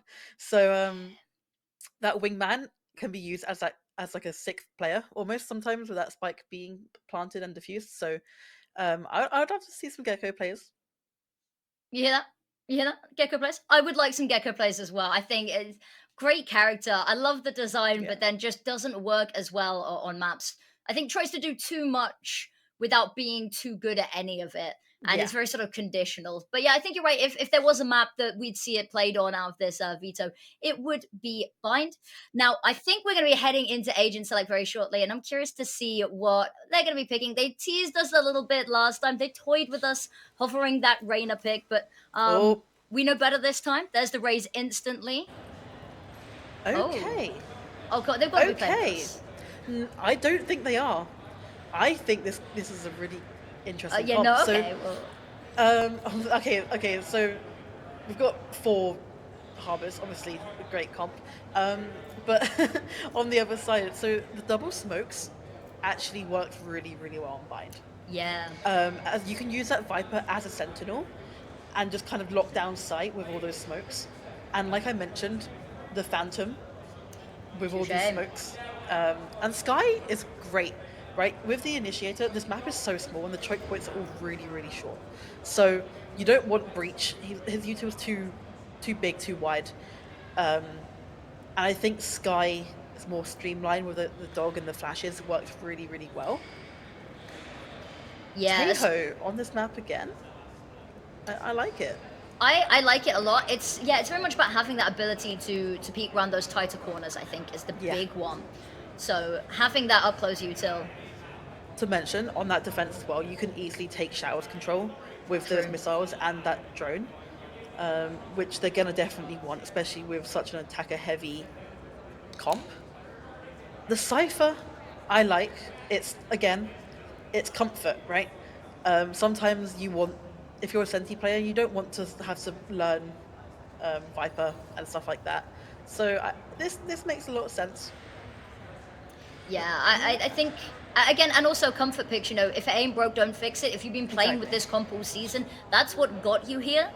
Yeah. So that's going to be what will hopefully see you through to that victory as well. But yeah, unfortunately, no Gecko there. We get to see the little Gecko card on the sides of Court Zero, but that's going to be about it.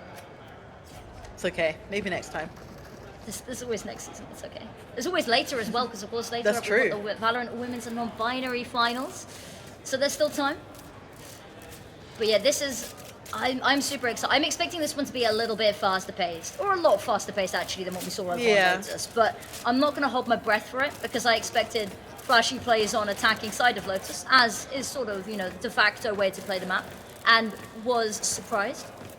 I would be surprised, but I wouldn't be surprised if they also switched it up and tried to play passively on Bind, but hopefully not. They've got flashy comps. I'm excited to see Teo on this map. I think he's going to work so well. I haven't had the chance to see this combo, and it looks like right out the bat we're going to get to see what he's capable of. Look at this link control already. So aggressive. They can hear all the footsteps, so they're kind of ready for it. But poor Jake can hear all of these footsteps, not sure what to do. Not sure whether that's the drone or not. Spots the Viper. Unfortunately, him and his whole team have been wiped out, and now what can you really do to retake this site? You've been taken down from one angle, and now you've just got the Shrum trying to peek through from Garden, but there's one behind him already, and Even fighting your way out of this looks difficult. Trying to force out the fight does indeed. Running forward. This is very aggressive. Completely forsaken on the objective, but knows that there's not really much to be done here. Time's already getting low, and so is your HP. Yeah, but I mean, he's pissed around. Still can be done, but like you said, the timer. Just the dink through the wall, but unfortunately, that was a very aggressive play from the defense, and it sandwiched him and pushed him on the site, sure, but all you've got is Jake holding down B alone on Cypher, and there's not much you can do when there's 5 of them pushing. Yeah, if you're going to commit to that heavy B link push, you need to have more on B to shepherd them into, right? Because you know that if they come out A, you leave A and you retake it, right? But if your goal is to try push them from link, knowing that they're there, that pushes them towards B. You've got to have someone there to greet them at B. They're just not going to go to B and then sort of keel over. This is not a running race. You cannot make them pass out from the sheer marathon of running the map alone. But one opening pick already. That's that showers control, I think, as well. Yep. Ooh, stunned. Unfortunately, battle of the almost shotgun of the right click versus the judge. Gonna go the way of Jep every day, but he's low health, just tagged on the edge of that. But Jake. Oh, so many angles, so many heads. They all peek out one after the other. Yeah. A lot of damage done, but unfortunately no kills for you, and very, very clean conversion round. Yeah, managing to keep that many guns as well, you can't go wrong. You got your 2 rounds in hand now. You got your guns, the bulldogs, and pretty much along the same lines for everyone. So, not bad indeed. And we saw the regen shield come into play, right? Yes. Like you're taking so much damage. I'm like, okay, no worries. I'm back up. I mean, yeah, you're still one hit to a Vandal, for example, but there was no Vandals. So, you know, with a classic, that regen shield can become very, very handy. Yeah, another one of the interesting additions to the world of Valorant. Yeah. I like that it's spiced up a little bit. There's some variety now. We've had a lot more variety in the last, like, 6 months or so. Yeah, and that's always good to see. Never want stagnation, but talking of stagnation, it is a very slow start for ex-convicts. They've had a little bit of a push. Bob going to be the first one to take contact here. I say that actually, but none are not willing to give the fight away. Right here. Toying with it. No, back into lamps they go. And that is going to give the space to push forward a little bit here as well. I like that they've got so much presence over towards B, just trying to sow the seeds of doubt, but it hasn't worked. They've read this perfectly, Swansea, as they've rotated a 4th player over, and actually, ex-convicts, there comes the spike. He's so unsure of himself. I love the second guessing that's going on here.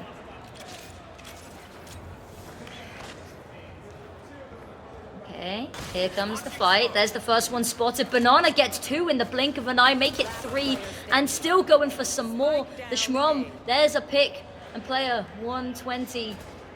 Sat in bathrooms, no one knows where the last is and where that spike is, but it's going to be through the smoke that gets it done. And that's a lovely round. You're patting yourself on the back with that one. Yeah, I mean, if you can just take them down that quickly, and then, like, the attack just...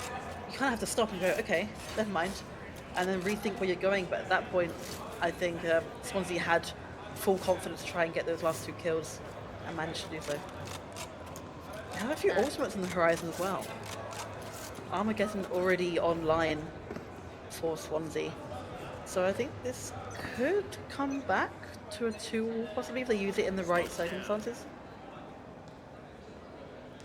That's the big words, right circumstances. There's a lovely headshot, the back away instant.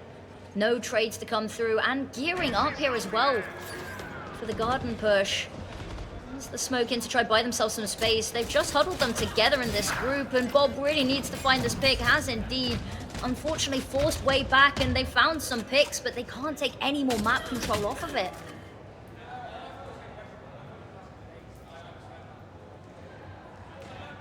They know there's someone in the TP.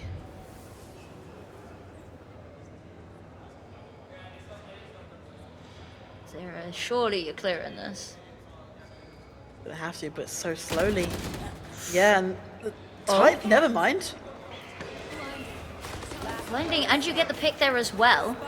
Now you are the last player standing, been playing it impeccably yourself, but yeah, that's an unfortunate one. Low HP and your team's gone, but we've got to give kudos where it's due there.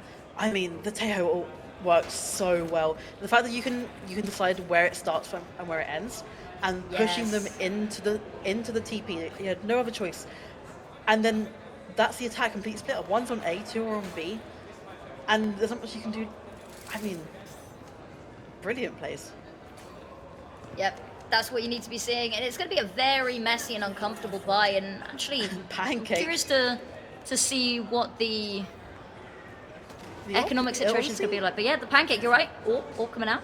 Isn't needed though. Like, the outlaw probably would be a lot better in this situation because the buy is not looking great for Exeter. Nonetheless, still a very, very strong cut. Yeah, so much space taken already. Like, Swansea backed off. They're trying to plant on a site they haven't even fully cleared yet. Doesn't matter. Juno waiting, hoping. Pancake with that orb. Line of sight, missed shot, however. Knows there's a second. Another quick shot in succession. There's a lovely flash in towards Lamps to try get this. Getting aggressive. Shotgun AWPing does finally get a kill. Has to switch over. Not able to pull out the shotgun in time. Josh going to take that down. And now here's the spike diffusers coming through. They've killed the defuser, but they need to get back on this. The smokes fade. Everyone's just trying to act as human meat shields. The Viper wall goes down, and I don't know if they still expect it to be diffused. They get the kill, but it's a millisecond too late. And these are very scruffy rounds, but I mean, as long as you win it, right? Exactly. That's all that matters. I'm hoping they did manage to pick that back up. Okay, so they managed to get it back after very interesting play pushing into Lamps with the operator. I respect it, but managed to get one, you know, not too bad. Shotgun op. You know, it's been the theme. We know that Pancake likes to use the buckies. Maybe they forgot which weapon they had. You know, it happens. It happens. You know, oopsie doopsie, I sneezed and I bought a 4,750 credit weapon. Ooh, Pancake, here we go for the peek. Spots the flash. Isn't quite behind it, but still gets the kill off the peek there. Backs off, and this has been something really nice, is not getting too aggressive with this. And actually, doubles to the other side of the map here. Who's next? Welcome to my world. That is an unfortunate one. That op is no longer going to be particularly useful this round with the Viper's pick coming on out. Juno's cleared so much space. Gonna head back in to the fray to fight this. Sat with a shotgun waiting, and no one can see anything. There's the drone, walks right past. Flashes themselves out here, spots the nade being thrown, chooses to back off. And there's smokes, there's flashes everywhere. The jump up, the TP back out, definitely a smart move. They're just trying to get this timer down. The missile's gonna force them out of position, force them back into the smoke here. Able to get two is Juno. Pancake with the shorty does trade. The Molotov trying to force out the fight, but it forces it into destruction. I mean, the Viper's pit is so unbelievably strong. Like you mentioned, that op is just completely taken out of the game, right? Yeah. You have no choice but to pull out your secondary weapon, and I don't know. Viper stopped being used for a while, especially after a huge nerf. Everyone kind of refused to play her after that a little bit, but slowly being brought back in as a Sentinel, and again locking down that site for post plant, right? Post plants, they've been an interesting topic of conversation. Bob spotted the enter of the Dimension Drift. I love that they're chasing this down. Kill's not going to go back and forth, and they are hunting down this Yoru for when the ultimate ends. Whether they find the fight, and actually they've just baited the defense into attacking them, baited them out of position. And now they can strike. They've called all of the rotates over, but unfortunately it does look like they're all trying to hit A. Cabbages shot down.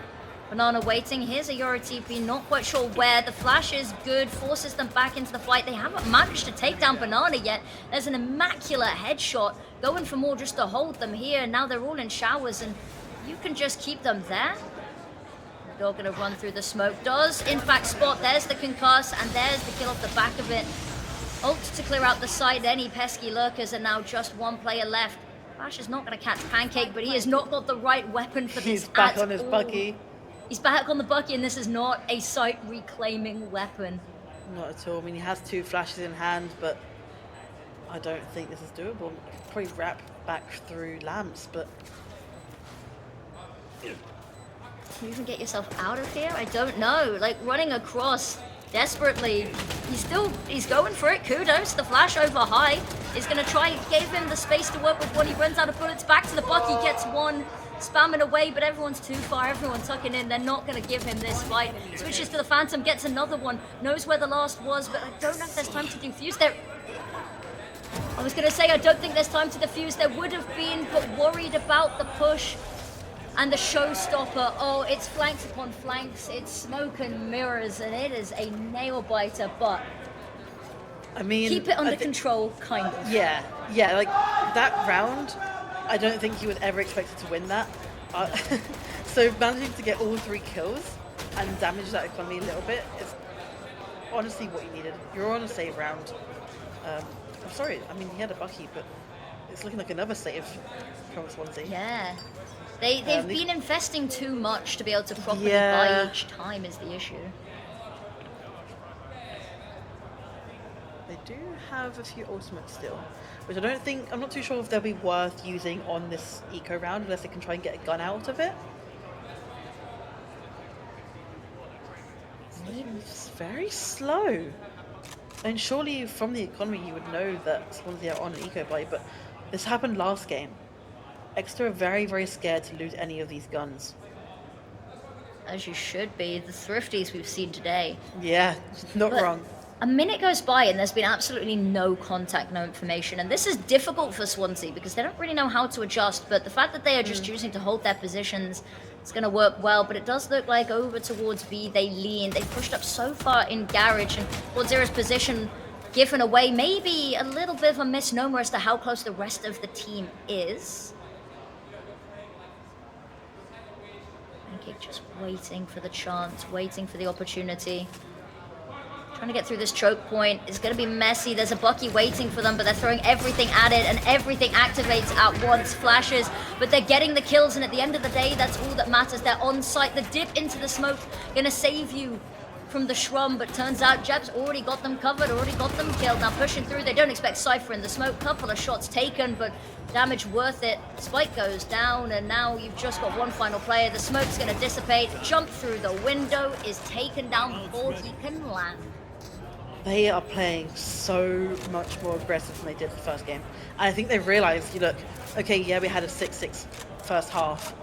That's not good enough, especially on these maps that really aren't for the side that they're playing on the side they're playing on, sorry. So I think at this point, trying to get at least 7-5 will start them off good for the second half, because they know that the second Swansea start with that run, they're not going to stop. Yeah, now they've got a couple of ultimates online to try get one of their first proper gun rounds across the line. Jumping straight through. It's aggressive. Juno already under their noses. Mentioned drift available, leaving the TP to come back to. Actually, they've just sort of tucked in. Those ones now lamps, and his team taking them down. This time they're just picking them apart piece by piece, but unfortunately Pancake, player 120, another missed showstopper. I'm not sure how that didn't kill. Still tucking away, trying to use the satchel pack to throw them back, keep them safe while the reload finishes, but unable to do so. Now the Shrum, last left alive, spots them as they're exiting. That Spike hasn't managed to go down, and they're going to rotate, but already called it, already cottoned on to what's going on here. Goes to meet them. Isn't quite going to get there in time for the plant, and the Molotov, he's running through it, but unfortunately the smoke, you do not disrespect it, because they will disrespect you. I mean, it's the curse of the showstopper, right? Yep. It happens to the best of us. I mean, point blank. Unfortunately, not managing to get the kill, but that's going to be a little bit annoying. I was going to say that you mentioned about ultimates trying to get them some sort of buy this round, but the showstopper is the only one where you can really guarantee getting a gun out of it. And they managed to get a few kills, and it was very, very close, but I don't know. It's not looking good. They're having to, there's so much pressure on winning their buy rounds that it's causing them to overthink things too much, I think, and they're having to go back to these safe rounds constantly. Yep. And this time up being called, I think it's nicely positioned. You've had a nice little streak, and something has now gone wrong.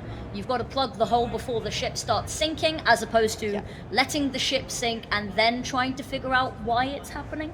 So I like that they're trying to figure out what the problem is early so that they don't hemorrhage more rounds. Yeah, I mean, Exeter have hit 6 rounds now, so anything from here is a bonus for them. They are guaranteed to have an even half. So trying to bring these next 3 rounds back is definitely needed, or even maybe not this round, but try and see what they can do in this round to set up for next, because they haven't got guns, right? So anything they can do now, try and get a few more orbs or something, try and play for kills, anything they can do to win the next round.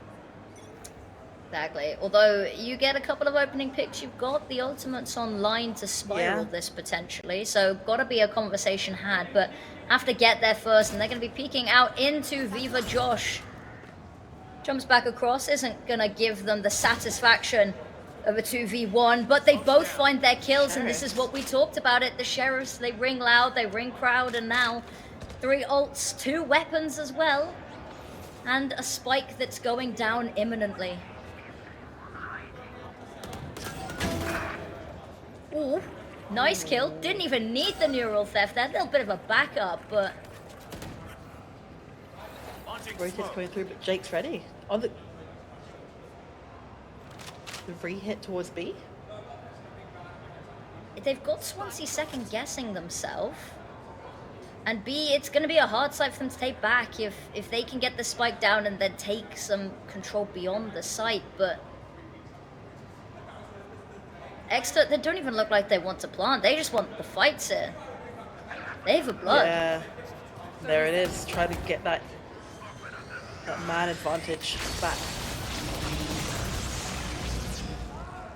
Nice view. The ult is just going to buy them more time to do this. That spike still hasn't gone down. It's finally happening, but the smokes are going to start wearing off, and the reinforcements are going to be here, so maybe too little too late. They need to find this kill. Not sure where to look in the wrong direction. Banana finds the pick they need, but there's the counter ult. It's going to be close, just about gets away by the skin of his teeth. Smoke's available to come down here, but Juno still alive and well. I say well, 15 HP. TP comes out, trying to bait them, trying to scare them, but the jump over the top, the sound cue gets them second guessing, but player 120 has the health, has the weapon, and has the reaction time to make it happen. Thrifty. Indeed, and managing to get 2 sheriff kills off the bat. Oh yeah. And, you know, and it just, that attack immediately just has to come to a halt, right? And you go, okay, I guess we'll try something new. Which they did. And it worked really well. They went through CT, pushed through, waited for the neural theft, went back again. But I think that health wasn't in their advantage, as well as they were all split up, right? So Swansea were able to take the 3v1s when they needed to, and it worked out in their favour. Yeah. Extra, they've been so hesitant to use the op at any point. Maybe we see it on the defense side, but maybe. I'm a doubt. Lovely flash to force the fight. There's one, backs off, goes for the ult orb. It's going to be pushed. Actually, utility in hand, but luckily just scared away enough, and they round the corner, and it is a massacre. Only one left alive, and it's Jep. They're trying to find him desperately. They're hunting him down, and I think just about spotted at the end there. All attention can now be directed, and the question is, do they chase down this kill, or do they sit and bunker down on sites and wait? There's a minute still on the clock. That's a minute worth of sitting, constantly having to worry about being peaked. But no, they choose not to chase this down and let Jep maybe fall into a demise of his own building here. Yep. There it is. I mean, that was such a brilliant hold on A there, on the defense. If you can have Teho pushing through and holding that showers, and then leaving your Cypher just to hold A main, and both managing to get 2 kills each, I mean, it's not what you can ask for on your defense, sorry. Yeah, not much more you can ask for. Are we going to see another 6-6 half? Is this going to be... Are we going to go 3 maps? Oh. All regulation, all 6-6 at the half. Keep us guessing. I reckon it's doable. Ooh. This is messy. There's the first. Manages to get away as well. The TP round the corner. And these opening picks, I need to see the stats on them have been incredible. Pancake's first bloods. Okay, there's a showstopper invested. It's not found anything, however. Actually, it was used a little late. They held on to it. Takes down Jake. 3v2 now happening. Now Retake hot on their heels. They don't know where to look, however. Saw the TP. Here's the TP. Manages to catch the Yoru off guard. There's the evening kill. And there's another one. They're all just isolating these duels, letting it happen. 2v1 now. Last player spotted. A nade over the top, trying to force the fight. It does indeed, but now the Shmrum's still waiting. Here's the reload. Here's the top of the head. And that's so close. It's a 4K clutch. Isolated the duels and still won every 1v1 and the clutch against all odds, against all number of enemies. And what an asset to the team. They're keeping it under control and Such a close much needed round. I mean, 7-5 half. That's all you can ask for, right? If you have that two round advantage now, even if you lose the next 2 pistol rounds, you're still okay. Even. Yep. Yeah. Dangerous game they're playing here, but what a clutch there. What a clutch to give yourself the biggest advantage you could ask for going into this pistol. So, but we're seeing ex-convicts now. Their defense is going to be so strong with this double smokes. That's got to be a worry for Swansea Storm. Line up. Space taken. Getting the smokes ready for this. There's the wall.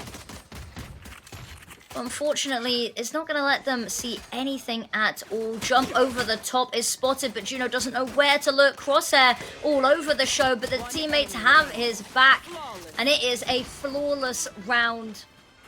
Everyone, bullets in all directions, and there is the way to get it done. We talked about huge advantages coming into this, and it just keeps building, Mads. Yeah, I mean, and also, we mentioned about Swansea winning the next 2 rounds, but we didn't mention the fact that Exeter, now if they win this round, which should happen, it will be 9-5. Yes. Which that gap, it can be closed, but at that point it's going to be very difficult to keep up. It's daunting as well. So can Swansea Storm, we've seen Thrifties coming out from both sides. Can they do it again? It would be a nice one to win. Juno looking to take the early fight here. Spots one. Teammates got his back as well for another. The flash is good. They can't quite find the kill, but they're going to push further up, hoping for a repeat, but nothing spotted. Now Juno just going to firmly plant themselves here. And Court Zero. Oh, it's messy. They're dancing with each other, running out of bullets. Reload going to be needed. Jake not going to try push off the back of it. Is going to move back up with last remaining teammates. Can't quite find that headshot.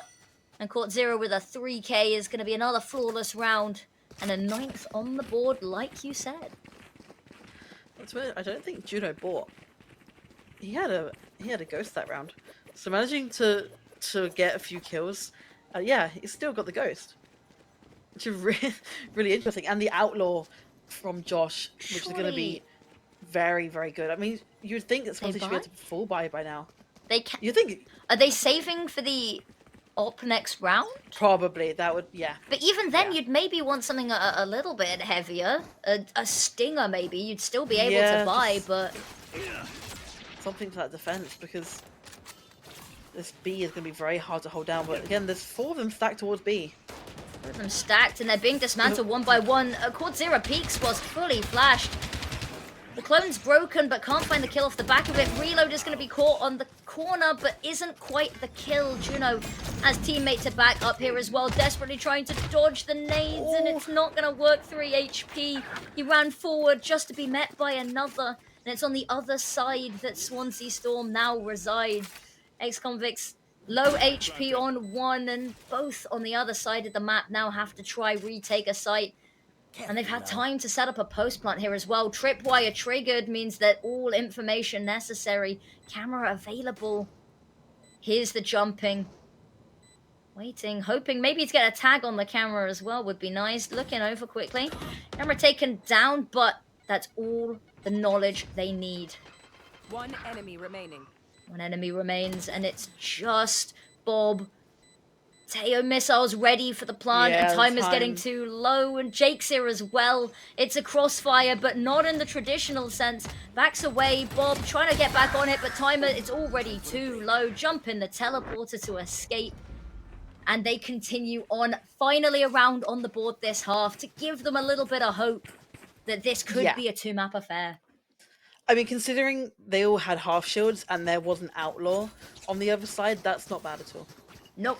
Not but they do have an operator. There we go, yeah. We were expecting to see it. Viva Josh finally getting a chance to see what they're made of with it. Which, this is the perfect positioning. But I'm sure that it's probably been read by Swansea by now.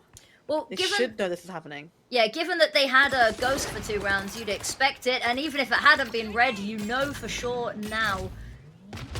Fire off the nade, keeps them at bay. They are going to take a little bit of map control, but it's small. And they've jumped into lamps. I don't know if they're quite expecting it. They've got an idea now, yeah. And the boom bot going in could be a little bit of a problem for them, but taken down. Single pump of the judge. Boom bot kaput. And now they have a lot of space over towards A, but A really isn't where the spike is, nor the rest of the team. Maybe a call to rotate, but it seems very hesitant and slow here.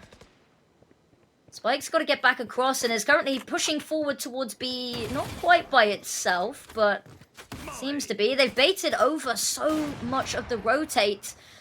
Even Josh firing off more shots. Kill with the Molotov onto the Rays, and now they back over towards B, knowing that maybe played for fool a little bit. They're so distracted.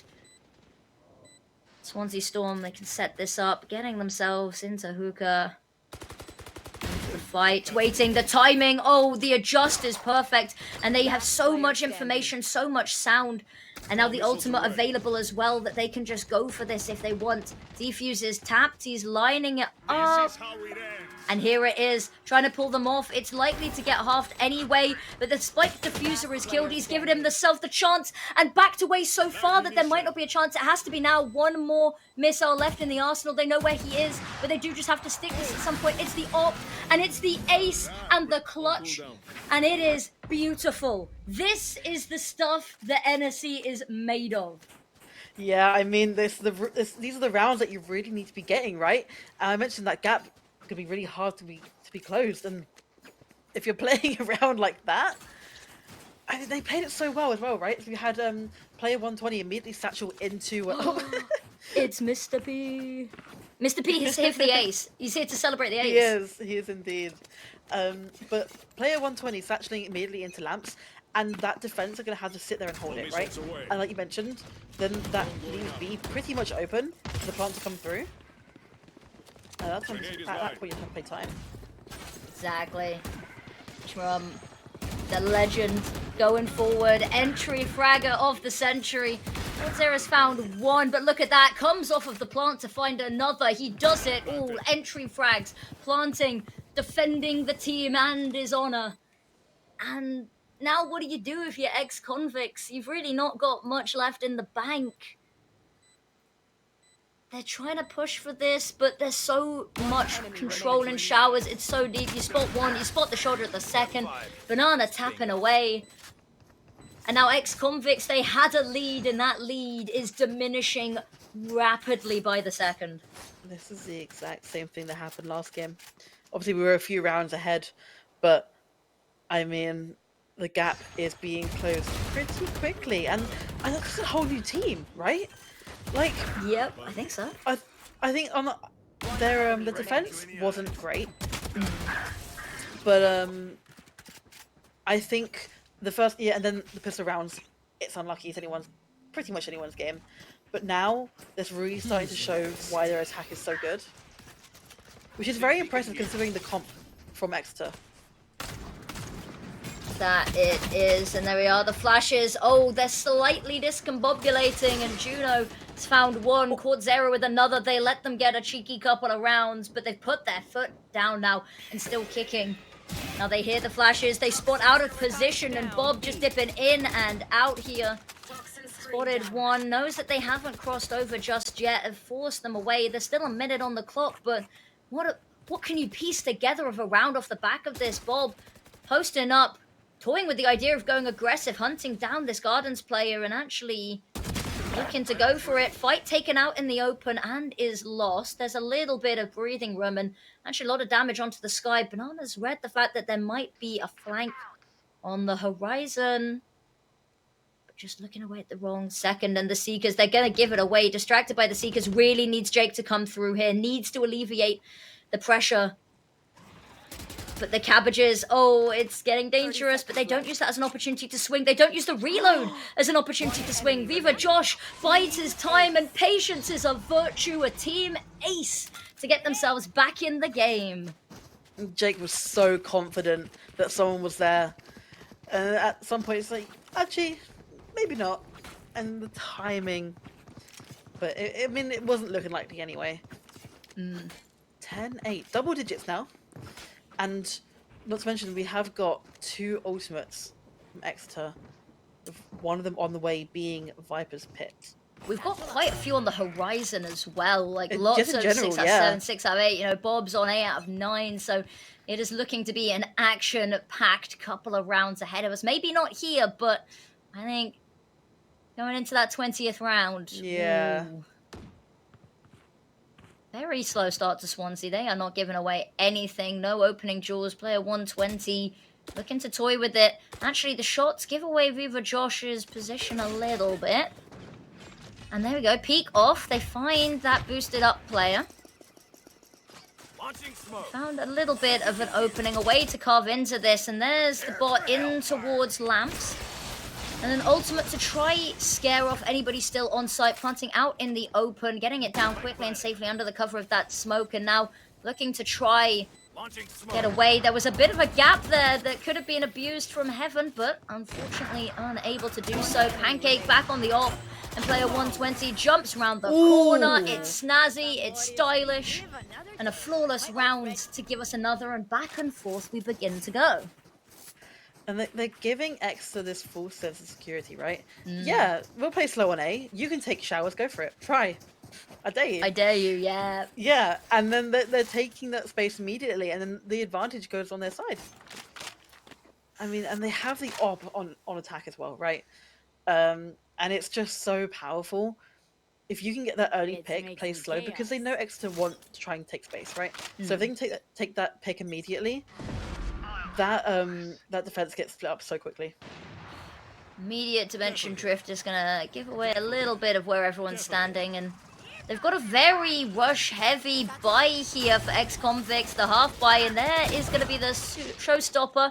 Kills go 2 each way, but a lot of damage done onto Juno, so gotta be a little bit wary. And now they post up. Super flashy, just to cut the noise again. Yeah, and it's this change of pace as well that can really start to skew this defense a little bit. Yeah. Because they got to sit back and they got to wait again after playing so aggressive. And that change in pace can cause a little bit of distraction. Waiting. Smoke's now gone down. Nobody's heard anything. The drops here gonna be silent. Flash is good. Look in the wrong direction. Slowed still gets 1 somehow. It's the long-range shotgun to get the trade. And now we're back on a 2v2. 30 seconds. They still need to get onto a site, but they think maybe it was a little bit of a fake. They call back over the player. They've sent the teleport over to be able to. Jeb can't spot anyone. Spams the position, and it's good, but it should have been a second earlier. Through the smoke is going to do so much damage. And now hoping to lock them out, hoping that these smokes will keep them out of harm's way. But that op is still in play. Stim beacon going down. There it is. And it is there indeed. And the smoke, once they fade, there's not going to be much left available for them. Clear line of sight here. Juno, utility in hand. It's the worst way to go, but it's an evened out scoreboard. It was a messy buy that they'd forced into, but this is where it's going to get a little bit dicey. Is how your economy is going to continue going into this. Yeah. At some point, you're gonna have to accept that you're saving, and they're gonna have to lose. Okay, so they have enough to buy one, but they're really gonna have to win this round. If they don't, it's gonna be 11-10 on a save. 11-10 on a save with them a map up. Yeah, exactly. Aggressive. Oh, it's all out. Showers is being taken over. Flash, dodge, still going for more. They're fighting around this corner. It's 2 for 2. And actually, that does mean that Showers control remains in their hands. And unfortunately, player 120 all the way around the world through the site, expecting that so many in Showers means that no one was watching site. They were correct, and now they have site. But Heaven now has somebody there. Toxins going up.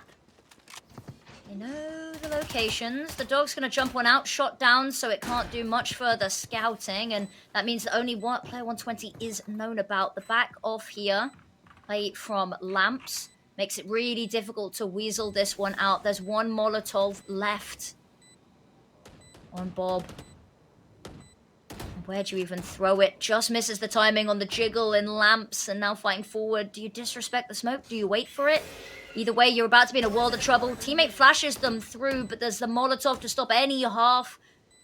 Fuses pushing forward, and time now it's getting too low. Has to isolate this fight, go one direction then the other, but Banana wins the initial. No need for the crossfire. Now player 120 suspects maybe some funny business, doesn't want it, runs around, doesn't even fire, just holds the attention. And they're playing with their food here. That attack worked so well, right? So I mentioned it in the first half, on their defense, they had Teho taking space in Showers, but they had Jake still sitting on site, holding it down for A main, right? But that's not working for Exeter. That they all pushed into Showers and had no one holding main. Which sure, they had the 2-on-2 trade. However, player 120 managed to instantly satchel onto site from A main because it wasn't being held by anyone on the defense. Exactly. And that's where that Sentinel comes in. Yeah, you can use Viper as much as you want on that Senti, but the util isn't built for that. No. Right? So, I don't know. I think it's also important to highlight things like that, is why it's so important that you have players on these hypermobile characters that are good with their movement.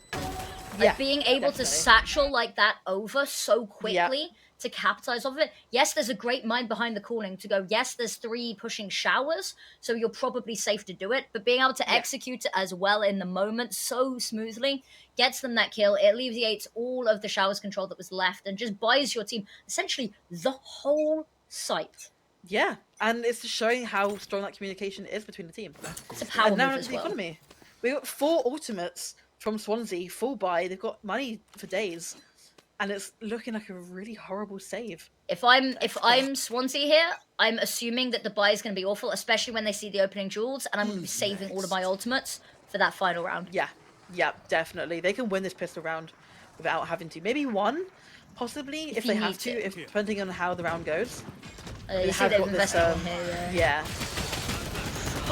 Caught in the edge of the ult there as they are taking themselves out of Dimensional Drift, but they still find the kill. Luckily, teammate there to assist. Jump on up from player 120 to catch Bob off guard, and look at that. They can just run B if they want, but the spike's already down. Accidentally clips the wall with it. Has a little bit of a song and dance about it. If they win this round, it won't be for nothing, but now they've all been pushed far back. The rotate and the retake is one-sided here. Player 120 just waiting the opportune time for this boom bot. And Pancake, look at this from behind them. They're not expecting it. Flash doesn't spot 120. And they have no idea where this defense is, but there is a trap that they are in, and the net is closing. There's one hovering with the ultimate, but a flawless round. They don't even need it. It's a half buy they're up against. Scratch that, it's just the Sheriffs, but they still get it done. They still get it clean. And match series tournament championship point lies ahead of Swansea here. 2 chances to get it done.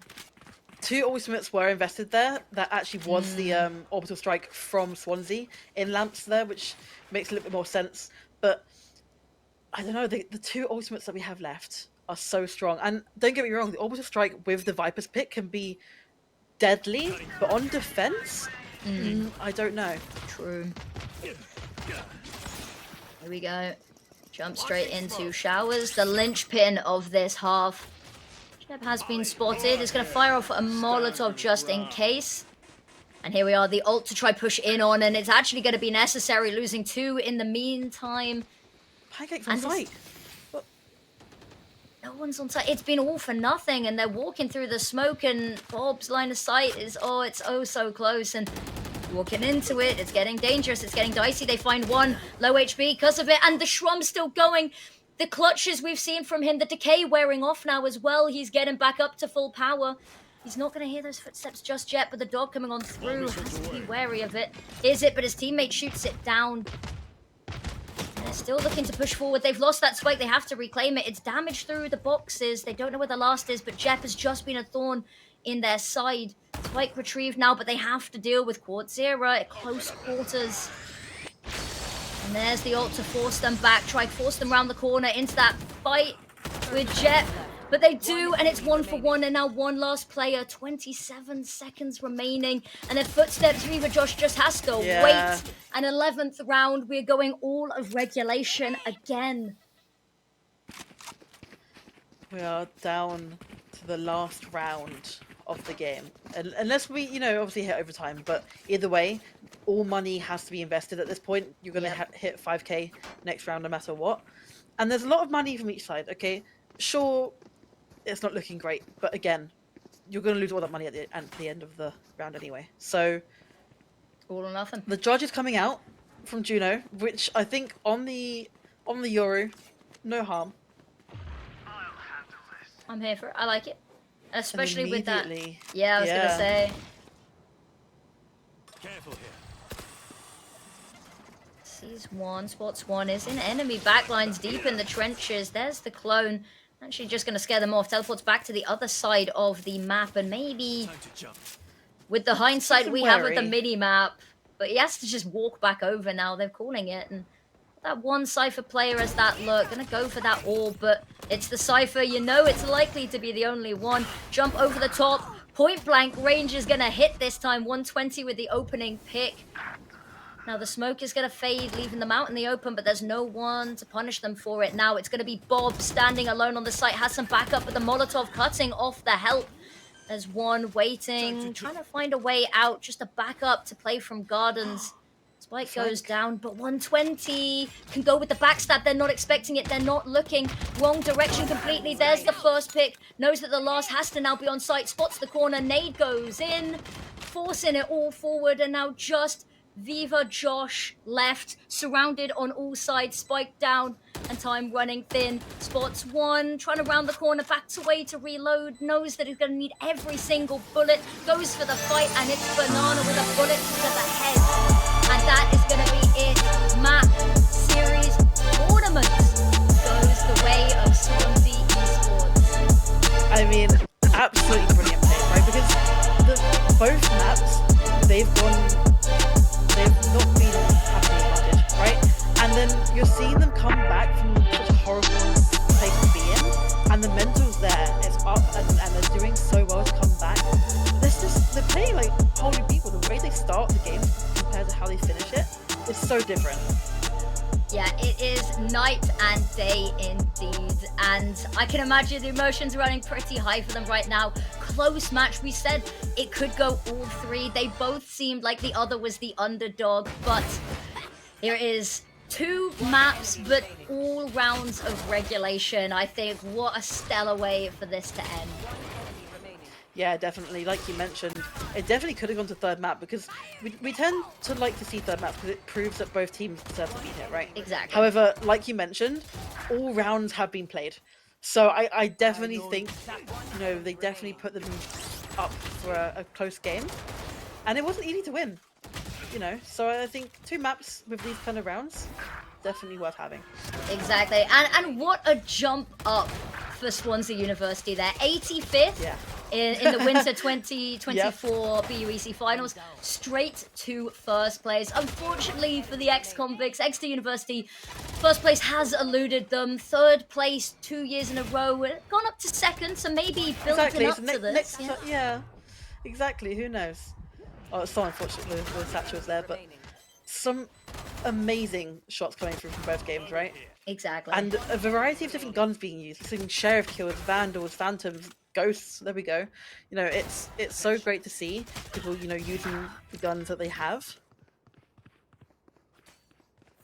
It's, yeah, just beautifully done. It got a little bit dicey with the economy towards the end there as well. It's always unfortunate when, you know, your final rounds are determined by a factor of just not being able to buy the right, you know, equipment and arsenal to come into this. But again, that's what the whole game's for. You know that if it's going to go long, you have to have the long-term plan. Balancing the economy is always going to be a challenge, and it's always that toss-up. Do you invest to try stop them getting to 12, or do you let them get 12 and then fully force to try force overtime? But unfortunately, could not do just that.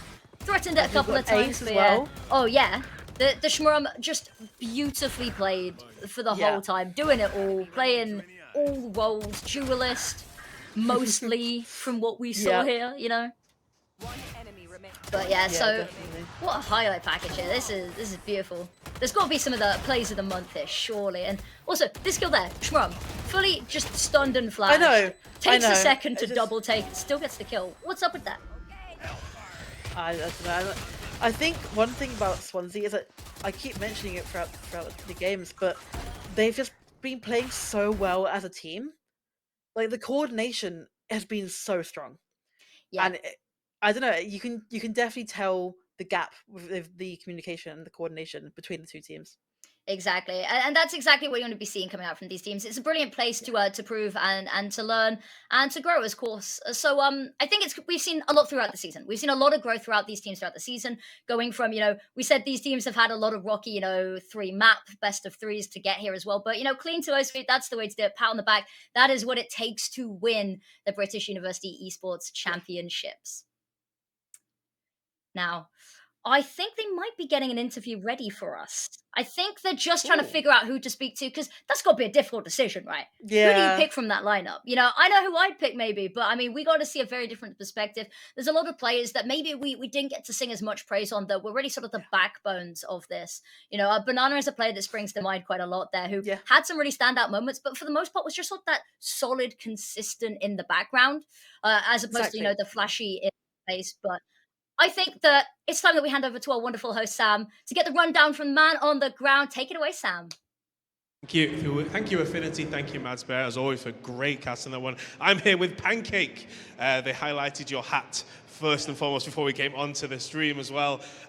Talk us through the game plan you guys had. Talk us through the victory, because again, it's 2-0 by the Famous, but every game was real close on those one. I don't know. Our game plan was just shoot, I guess.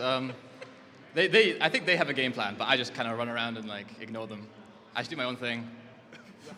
Fair. And I mean, like, a lot of the highlights were Ken getting a double kill, getting that things. Did you have a tactic to kind of be the shadow going behind the scenes on this one, or was it more a case of like, I'm just going to do what I do best and kind of hope the rest of the team are behind me? Usually, yeah, because I think they have to play like around me. Because I don't listen to them. Like, they just do their own thing. So I just kind of run around, pray they got my back, and they always do. So. Sweet. So teamwork doesn't always make the dream work. Sometimes it is a complete solo that one. Again, got to give it to your opponents on this one as well, because again, it was 2-0, but both games got real close to that 30 things. Like, was there ever a chance, especially, obviously, I know you weren't listening to them, but was there any point in the team where it was feeling a little bit like we might be struggling here, or was it always the belief that we had that in the bag? I think we always knew we had it in the bag, but sometimes you have to take a timeout and reassess the situation. Like, gotta set some ground rules, what we should do. Put me on a leash.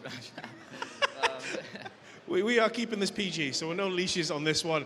So going from like 85th placing on this one to winners on that one, how does it feel to be winners on the stage today?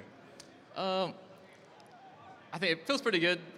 We always knew we'd do it, but days of work, All in a day's work. All in a day's work. So yeah, big round of applause. Big to our winners, the Swansea Storm. Also, big runners up. Congratulations to Exeter getting themselves to the final. Yeah, join your team. You can chill out on this one. We will be back very shortly with our Valorant Women and Non-Binary finals. If you are here in the room, go get yourself some tokens, get yourself some food, stretch your legs. If you're on the stream, go get yourself a hot drink, go yourself a quick break. We'll be back shortly. Bye.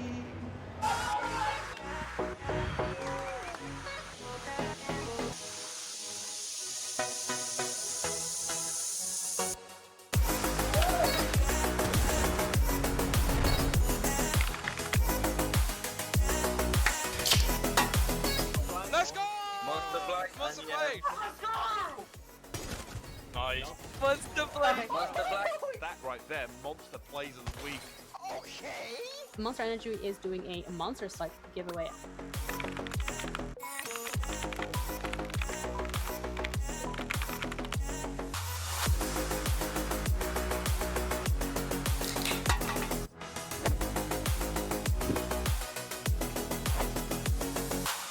NSC stay-at-home series Supported by Monster Energy.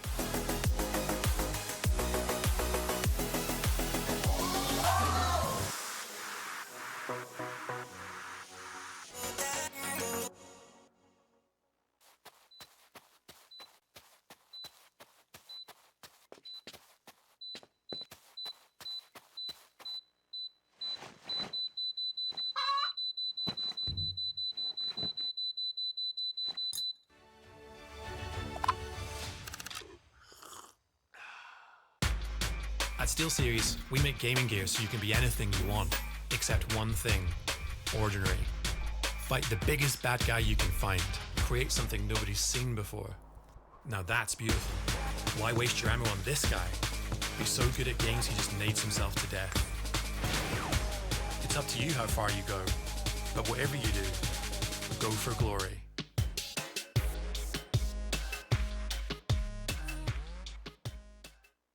Many years ago, a supercomputer designed a perfectly shaped chip, Pringles. Knowing one day, gamers would need less mass to help them stay in the game. What's the daisy? Pringles, mind-popping. Come with us. The new generation. The next level. Sending it big. You're in for a good run. Let's go. Come with us to the track, to the trails, to the slopes, to the surf, to the fight, to the race. Look at this. To the 4 a.m. starts. Training harder, pushing further, hitting back, hard. I never tell you, I get the gang on you. You better pray for it. I put that thing on you. You ever play with it? To the fans, to the followers, and the haters. Come with us to the blood, to the sweat, and the broken bones. You rehab. We never quit. We never give up. We take control. To the world titles. To the world's first. The world's best. Come with us. We're just getting started. It's going to be so much fun. I promise you.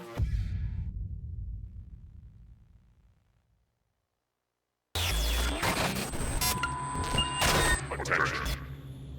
This is not a test. This is a message. A message to all Monster Energy drinkers. Up until now, you've gone about your lives clueless to reality. The truth lies. But it's time to wake up. All you have to do is find the beast and scan the code. Are you ready?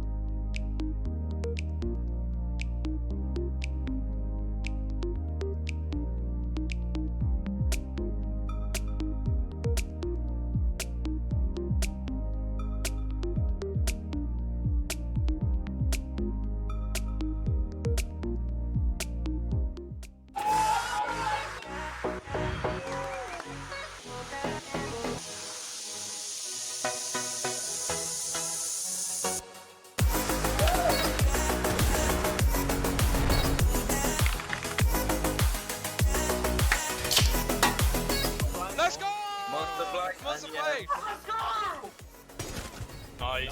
Monster Black. Monster Black. That right there, Monster Plays of the Week. Okay. Monster Energy is doing a monster site giveaway.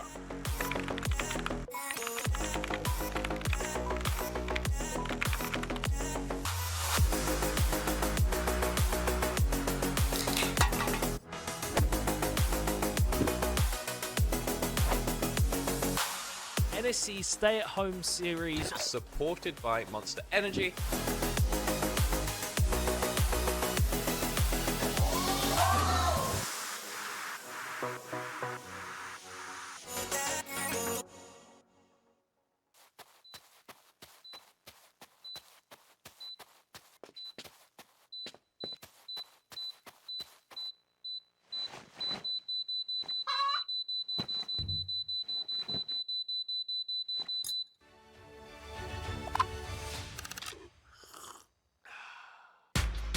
At SteelSeries, we make gaming gear so you can be anything you want, except one thing: ordinary. Fight the biggest bad guy you can find. Create something nobody's seen before. Now that's beautiful. Why waste your ammo on this guy? Be so good at games he just nades himself to death. It's up to you how far you go, but whatever you do, go for glory.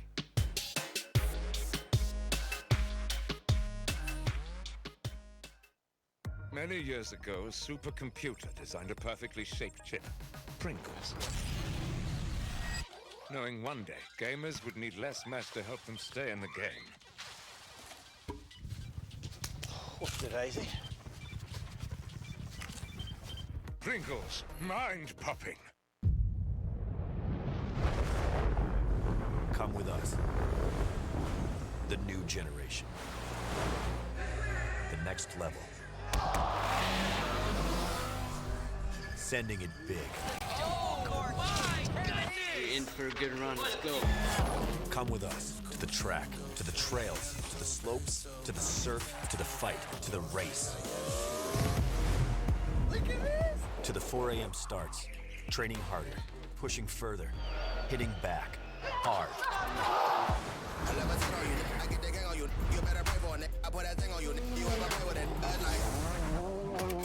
To the fans, to the followers, and the haters. But it doesn't matter. Come with us to the blood, to the sweat, and the broken bones.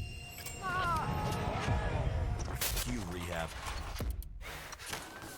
We'd never quit. We'd never give up. We take control.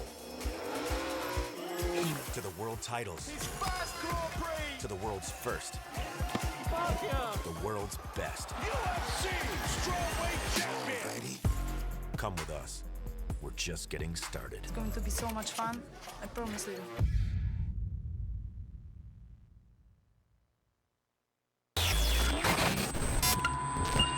Attention.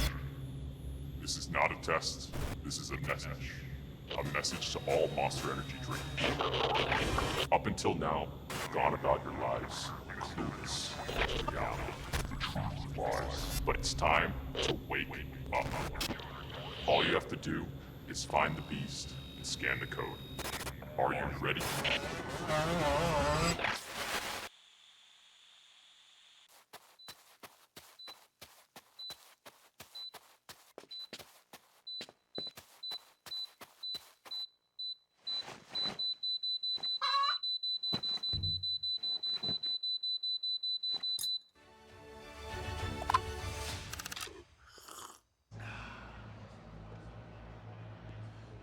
Hello, hello, hello, and welcome back into the main stage at NSC, British University Esports Championships. I'm back with Mr. P is back on the stage. Lovely to see Mr. P. However, I'm going to bring you, Mr. P, I'm going to bring you to this side, because unlike previously when we brought you on stage to wave and say hi, we've had a challenger meet you on the stage. Yeah, so Scan, I don't know if the subtle branding is that, yeah, I'm sorry. Scan have brought TJ out here, and I think he wants to lay down a challenge to you, Mr. P. Are you ready for a challenge? Are you ready for a challenge? Are you in the audience ready for a challenge? They are sort of ready for a challenge. That's fine. If we could have TJ come onto the stage for me. That's over that one. That's from our... It's not a fight, I promise, Mr. P. It's not a fight. But yeah, if you can hear that little stamping. Stamping as a Scanner bringing... Yeah, I don't know... Okay. This is TJ. TJ meets Mr. P in his Pringles versus Scan. And of course, having two of the biggest... And a wave. Okay. We're going to have ourselves a little dance-off. Yes, Mr. P. Yes, TJ. We're going to have ourselves a dance-off. Mr. P, if you could set the stage. If we could have some music on the stage for us, Mr. P, lay down some... movement. Oh, Mr. P hitting the robot to start us off with. I don't know if that's an insult or okay, we got a robot. TJ, show us what you got. Uh-oh. I think that's an actual robot. I think that's an actual robot dance. The 360 spin. Almost a no look on that one. And the shuffle. And the side shuffle. This is good. Saying that. Can you compete, Mr. P? Okay, we gotta shuffle our own. Oh, we are nay-naying over here now. Yes, it's a round of applause for TJ, a round of applause for Mr. P. I think it's a score draw. Do you agree, audience? Thank you. I'll ask again. Do you agree, audience? Yeah, they agree. A score draw. Give it up for TJ, who's still naying off the stage. Give it up for Mr. P. Absolutely wonderful performance here. Thank you, TJ. Thank you, Mr. P. Of course, Pringles and Scanner here at the UNiDAYS Level Up Experience. Beautiful sponsors of us at the main stage as well. That's fantastic. I'm scared to move though. I'm scared to move. But we do need to get to our finals. So TJ, I'm gonna let you serenade me away. See you later, TJ. Oh, that's cool. That's very cool. Thank you, TJ. And thank you the guys at Scan as well. Phenomenal on that one, this one. Mr. P, I will help you off the stage as well. Thank you, Mr. P. Oh, there you go. Help us on this one. Oh. Mr. P survived. TJ is hopefully going to take a quick nap on this one. As in this one, we had our earlier Valorant Open Grand Finals where we had the Swansea Storm take a 2-0 victory. We are back again now with our Valorant Women's and Non-Binary Grand Finals. So we shall bring out our two teams. So first, from the University of Warwick and Roehampton, it is a pack of Johnnies!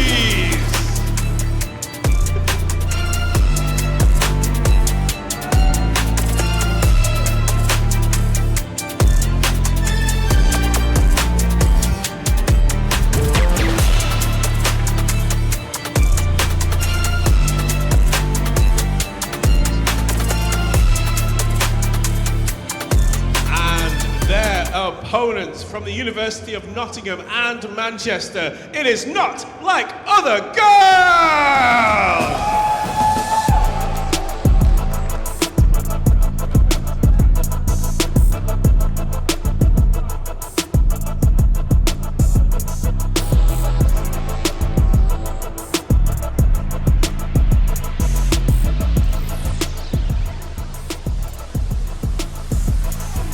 Hello, Ed. Hometown crowd I feel here for the Nottingham and Manchester team of this one. I'm going to speak to you first, Julia. How does it feel not only to be in the finals but be here at a sort of hometown advantage? It feels really, really great, and I'm so excited to finally be able to play next to my team. It feels really nice. I'm very excited. Lovely stuff, and of course we'll come over to you, Lizzie. Not having the hometown crowd feels, we might have a bit of a one-sided crowd, but how does it feel to be here at the finals with you and your team? It feels really great. Traveling was fun, and it's nice to be in a different place to play, so I'm happy. Nice. We will talk to, again, Julia only dropping one map so far across the tournament, dropped only one map across winter and spring from last year. Does that feel like you've got an advantage going into the finals here? I feel my team is very confident, and I'm very confident in my team, so I definitely feel like there's a reason why we have only dropped one map. Very confident. Yeah. Lovely. And again, Lizzie, we were first place in spring last year. Again, both teams on a hot streak, not really losing many games. Do you bring that fire into the final? We're hoping to. 3 of our players were on the winning team last year, so we're hoping to kind of defend that title. Okay, well, I'm here for both teams. I will let you both join your teams. Thank you, Lizzie. Thank you, Julia. Best of luck to both teams. Once again, we are going to go to our superb casting team. Get up for Madsbear and Affinity! Thank you so much. What a welcome once again, and what a seasoned team we have going up against each other here. Now, a lot of names are familiar faces, not only to you, but also to myself. We've seen them a lot on the NSC Women and Non-Binary events, in finals for both of them. One of them having won Spring 2024, one of them having won Winter 2024 as well. So it's definitely going to be heated. Now, I believe you've actually played against some of these players. Yeah, I've actually played against both teams during the winter split. So very, very good players. I know a lot of them are GC players or ex-GC players. So we've got some very, very good names coming up for today.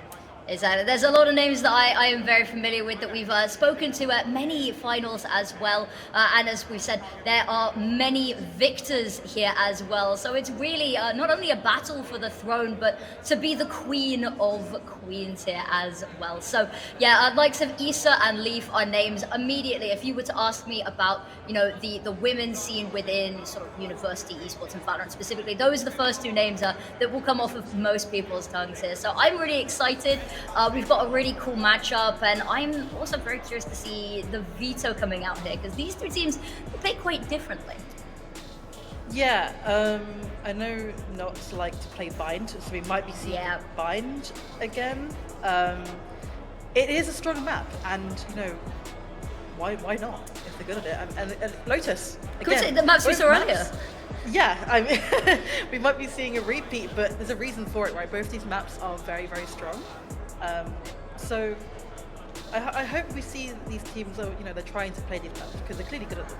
Yeah, we've got on the side of Pacajordies as well that double duelist once again. It seems to be sort of coming more and more into favor as not like other girls, a little bit more of a balanced roster and lineup with Sahib being that flex player, able to sort of pick, choose, twist and turn around whatever maps get thrown their way here a bit. Yeah, which is great because, like you said, like the team is so balanced. So depending on which map is being played, that flex player can move around and switch wherever they need to. Exactly. Now, I think we actually do have the veto ready, and we can take a look at what we're going to be seeing today. So first up, Lotus makes sense. I'm assuming we'll also get Bind coming out as well. Both of them getting to play their own map picks would be cinematic, wouldn't it? Oh. Ooh, or not. Haven it is, and that leaves the decider. I mean, we're at 3-side maps now, so Split it is. Split, of course, I decided for earlier as well. We didn't get a chance to see Split. Maybe today we will. But yeah, Lotus up first and then Haven. Sad that we can't have both teams playing their favorite map, but alas, it's how the cookie crumbles. Haven's interesting. Again, since Ascent did get taken out, Haven's kind of become that default map that everyone loves to play. And it's really, really good for those Sentinel lurks. So I'm hoping that maybe we're seeing a few ciphers, you know, maybe some advice gameplay coming through. We did earlier as well, so it seems that it's kind of coming into the university meta as well, which is exciting. We always love seeing a little bit of a switch up as well. I remember a couple of years ago when every map was Ascent with the default comp, and it was like, oh, what are we doing here? But I'm expecting flashy, I'm expecting something spectacular here as well. So, as was mentioned a little bit earlier by Sam, of course, across 2024, winter and spring 2025, not like other girls, they've only dropped one single map. Yeah, I mean, that's got to be at least, you know, 10 games that you're winning in a row. I mean, it's so impressive that you can go through a whole split without, you know, dropping a map, and then I think they only dropped the most recent map. Against Brighton Buttercups, yes. It was a 2-1, so still victory, of course, but it was, again, we said it earlier, they can bleed, they are vulnerable. Whereas Pacajordies, very, very strong from them. We saw them winning, as they said, this time last year. They've also played a lot of the same teams, and I think there's a lot we can sort of extrapolate from the teams they've played, both played, and how the results sort of panned out a little bit. So, you know, versus Brighton Buttercups, definitely sort of not like other girls, putting up a bit more of a fight on that one. It went to overtime for Pacajordies versus them. And we can sort of have a look at how they line up. Neon Noodles, you know, it was a 13-3 for Pacajordies. Really great, but they're not like other girls, 13-0 them. So it's certainly, they're looking pretty evenly matched. If I was to predict, not like other girls, they're looking a little bit stronger coming into this. Are you sort of lining up with me here, or do you think maybe Pacajordies, they've got us in the bag? I think not like other girls are gonna try and take this early on. So if Pacajordies can start off really strong at the beginning and on the first map, then I definitely think it's doable. But I think second map, if not like other girls end up taking first map, it's gonna be very hard to take second off of them. Yeah, I think it's very much contingent on map number 1 being Lotus and their map pick, luckily, so sort of stars aligning for them there. Of course, they will most likely, I'm assuming, going to be starting on the side of defense because it's their map pick. I'm assuming, not like other girls, are going to start attacking side. It would be really crazy if they didn't, but I mean, it's time to have a look at the agents, so like maybe we can extrapolate a little bit more from this, but seeing a lot of picks I already like, and one I'm a little bit confused about, the Insta-Rainer, These guys are ready. And you wanted Gecko. You got Gecko. I did get Gecko. And you know what, this is another viable map. I'll give them that. Gecko can be very, very strong on this map. This is interesting, the KJ picks coming through I'm really confused about the Reyna, but again, we've been talking about comfort picks, and if that's what you need to do to be able to, you know, win these rounds and get some kills, then why not? Exactly, and you know, at the end of the day, if you can just run it down, how do you contend with instant death, right? Yeah. So if you can just run it down and you've got the confidence on that Reyna just to one-tap everything, then it's a difficult style map. I also want to point out, I absolutely love the matching banners for Not Like Other Girls. We appreciate the little things here, the little details. We are also seeing a Breach. Yes. Now, Breach is one of those agents where you would... For the last few months, we've been seeing him consistently on pretty much every comp. But he hasn't been seen recently, I don't know. He's gone quiet. Well, especially with that Taeho, but... I was going to say, Taeho kind of put him out of a job a little bit, but I'm hoping we're going to see him back in full force and wielded by none other than Leaf. So it should be a little bit of a masterclass here, but looks like very opposite ends of the map. Aggressive A defense and aggressive C attack seems to be on the cards. A little bit of poke and prod at B. I'm sure rotates will be fairly swift in a second, however, when they realize that first orb already taken, sound cue is going to be given away, and you can see them hurrying along through B now. Might be too little too late, because Weeks, what can you even do in this situation? Well, a lovely flash and a kill, but it is 1-for-1, and you've lost that site. Retake already needed. Spike planted. Smoke goes down. Okay, and they're all gearing up. It looks like they just want to push waterfalls here. Now, nobody's really got eyes on Vic up top, and now with them going 2 for 2, they need to readjust their attention. Footsteps give it away. They're going to hear it both on the reload. Now full bullets available, both peek out. It's going to be Sahi with both. Now, what a pistol round to start off Not Like Other Girls.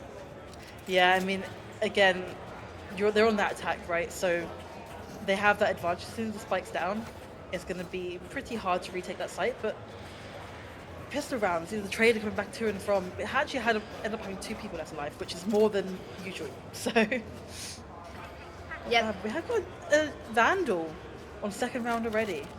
Oh, okay, no, okay, I was going to say. Okay, even if you can buy it, it's so risky. If you get met with a right click with a classic, dead and instantly. that gun gets taken off you, yeah. That is the quickest spiral, but yeah, definitely the switch to Bulldog. I like it a lot more now. Very quiet, just going to sit in their spawn for a little bit and to see if Pack of Geordies is going to feed them anything early on. Really are having a nosy over towards C slowly, and the spike going with her. Well, the teammates in Bs, there's a little bit of defense from behind. The sound cue at the bot is going to alert Wikes. Okay. Teams met up, but look at the rotates. They've been really slow to move despite all the noise made, and suddenly they've got a bit more of a fight. I like the lurk they've left in mid just to try contend with anybody rotating. Now, it's 1-on-1, and the spike is not actually going to get planted. There's a nade straight in. Might not be able to dodge this. Oh, it's close, but walking away 15 HP will allow the smoke to cover the plant and get into post-plant position. Issa, Melina, both with 1 each. They burst through, and actually they line up the headshots. So much damage, but not able to confirm any kills, and conversion round is secured. Little bit dicey, little bit slow to the gun, but they get it done. Yeah, I really like the C and B play they're doing because of the door. It's so easy to rotate, right? So any information that you can get, if you get a pick or something along the lines of on either site, your team can immediately rotate towards that and take that advantage. Yep. And that's why it's so important to maintain a little bit of control, at least in B, have somebody posted up there. And we talked about it, having the ability to cut off the rotates. Now, this time, looking to hit C once again. If it ain't broke, don't fix it. Spotted a little bit of early contact. Pack of Geordies, they really don't want to give away the opening pick for free. Spike has been left in spawn, in limbo to decide what they want. Yeah. It's very slow again, though. It's been a day for slow that first blood. There it is.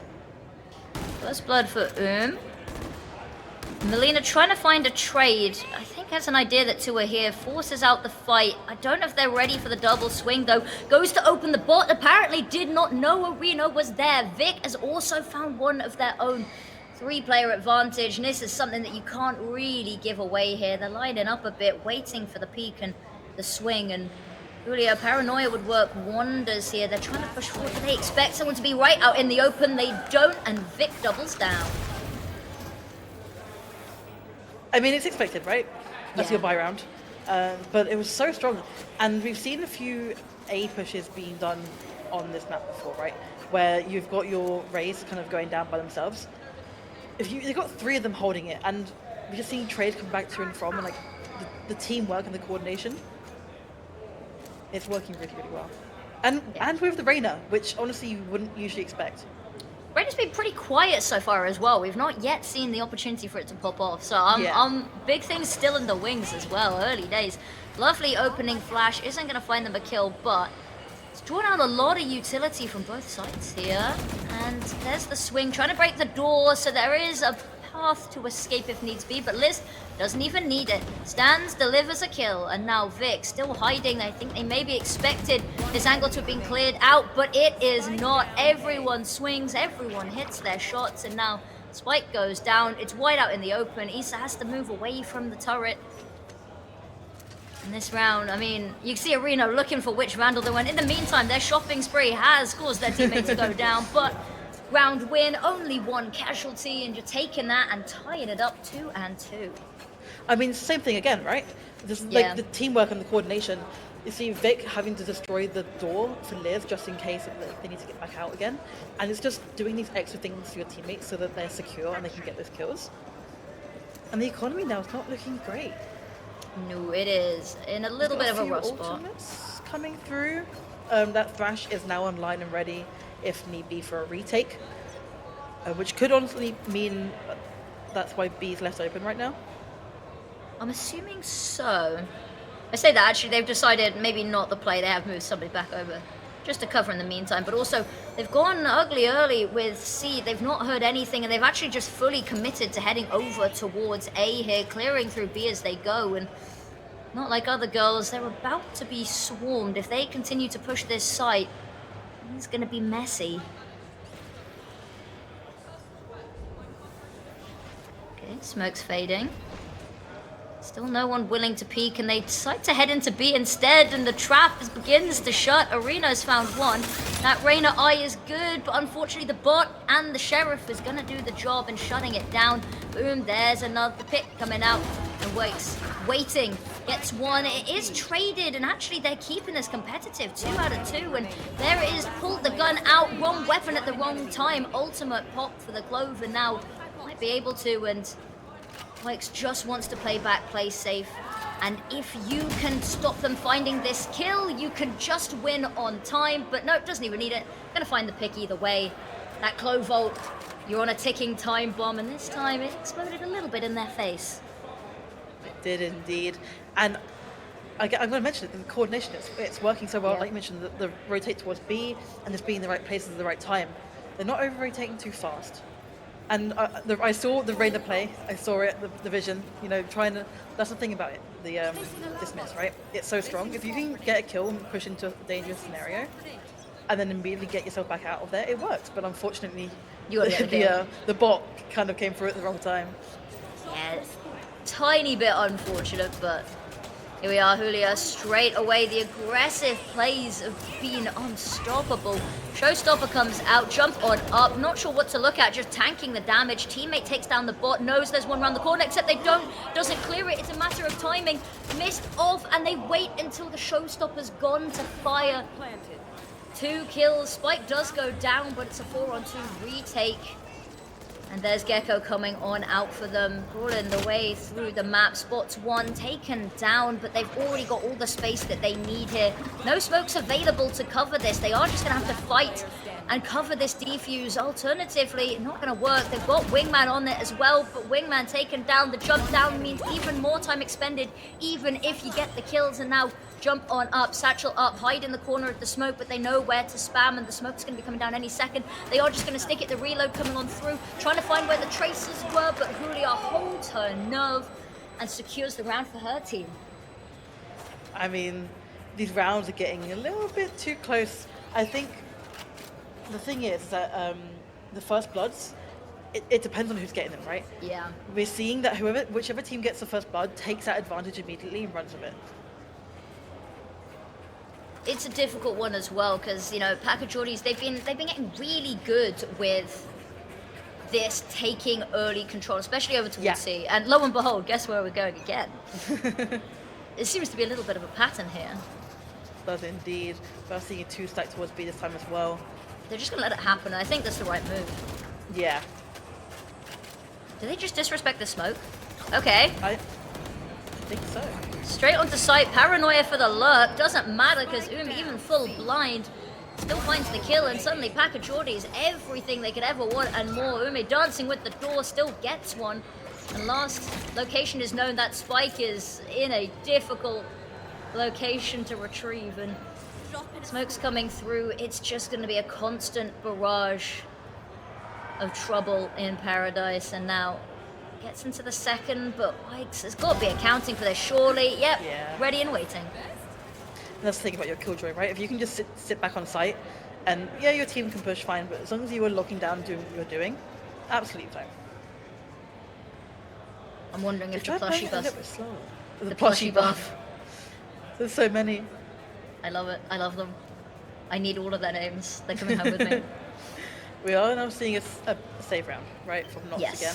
So it's not too bad. I think they're going to try and get a few orbs possibly, a few more kills, a few ultimates coming through. The lockdown from Killjoy is active, so it could be used for a retake on A if needed. It's whether it gets there as well. Melina chasing down this kill with the Judge, and that's an unfortunate one. You just need to be a little bit closer with it. Leaf, one orb away from an ultimate, goes down like a sack of potatoes, and now there's Izzy fired off just to clear that no one is behind the smoke. They are not, and now they can start to figure out what's going on. But in the meantime, they've left A completely open, not like other girls.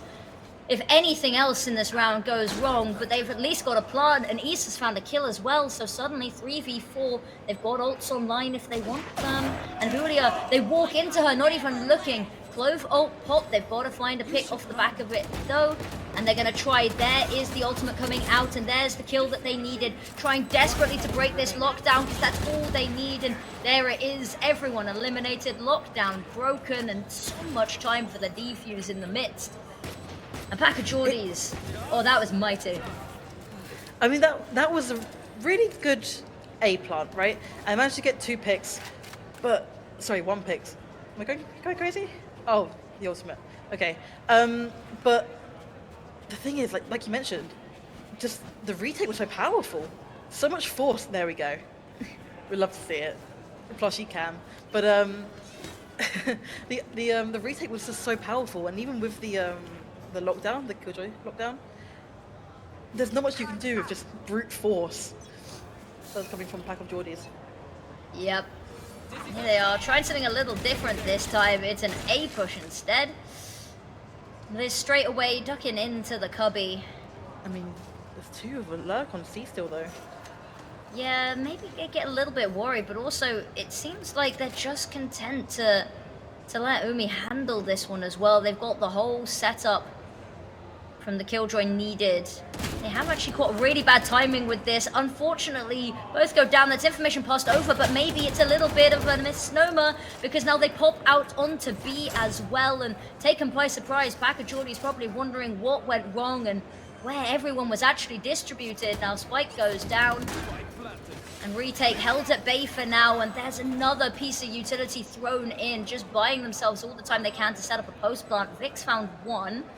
And looking to try get some more, and now Issa has to be careful out in the open, but gets the headshot. Now White's trying to find any sort of kill to get them back into this, is not going to be able to. This is really weird because the rounds are going back and forth, right? Yeah. But the rounds that we're having are so dominant from each side, they're taking turns. It is weird. It's like cat and mouse, but they keep changing who is the cat and who is the mouse. Yeah. And everyone's got guns. Yeah, and we got 3 ultimates from each side now as well. And that Rolling Thunder is in play. So huge I'm going to be It's such a big ult. Looks like they're wanting to head A. Be curious to see if they want to take this initially or if they'll use the fault line to get through the lane. Actually, they're just going to use Melina's ability to get headshots instead.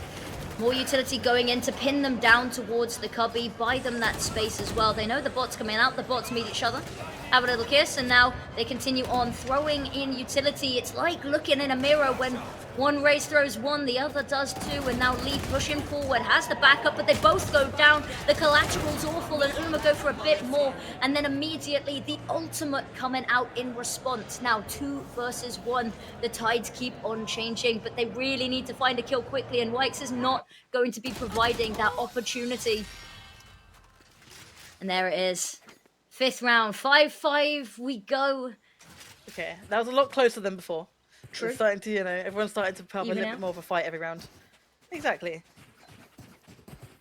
We do still... I want this Rolling Thunder to come through soon. We're probably going to be seeing it on C or B. It's so unfortunate. That's where, like, communication really, I think, stops working, and everyone kind of, like, naturally starts to swing people. And, like, the lineup tends to occur. Yeah, it's a little bit unfortunate, but is what it is. Okay. Immediately getting a little bit worried about this A push, as they should, but as one team pushes A, the other pushes C now. They're going to try cut through B quickly, and hopefully Issa can find a nice little timing in the midst of all of this. Lines up the first, there's one rotate cut off, make it a second, going for more, she's hungry. There's a bit of a dance around the corner. It's a lot of damage dealt off as well, so 2 and I'd say 3/4, that's more than you could have ever asked of her. Now Vic, left to try pick up the pieces, 5 HP, and there's a showstopper. You really don't want to pop it right now, though. Julia's waiting for you, and Liz dances with the corner, toying with them here, but Melina does not want to let this sit. Straight away, up close and personal, but the right click may be a bit too cocky, but it doesn't matter because the round was in the palm of their hands already. Indeed, and that is 6 rounds for them. At this point, that's okay. 7 would be nice, like we mentioned before. Always but nice. Yeah. The rounds are very, very close, but like we mentioned earlier, right? Lotus shouldn't be defeated. No. In theory, it shouldn't be this even. But we've also had a weird day of people being better at the sides that are weaker on maps. We really have. And with comps that probably shouldn't be working that well. But we are seeing 4 ultimates from one side and 3 from the other on last round. They've been so hesitant to use them, so this is going to be the craziest round known to mankind. Counter showstoppers, and there comes the Rolling Thunder. It's going to stun one. They can't quite find the kill. It's messy, but Vic does eventually go down, but everyone needs to reload, and Liz is going to find 2 in the midst of all of this. Uma's back once again, trying to find a kill. And they managed to whittle it down a little bit, trying to get the bot off, but there's no one close enough that it's going to find. Desperately hunting, might actually just get caught from behind, but is going to fall right there in front of her teammates now.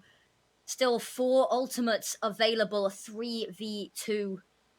And that spike going to be picked up and retrieved.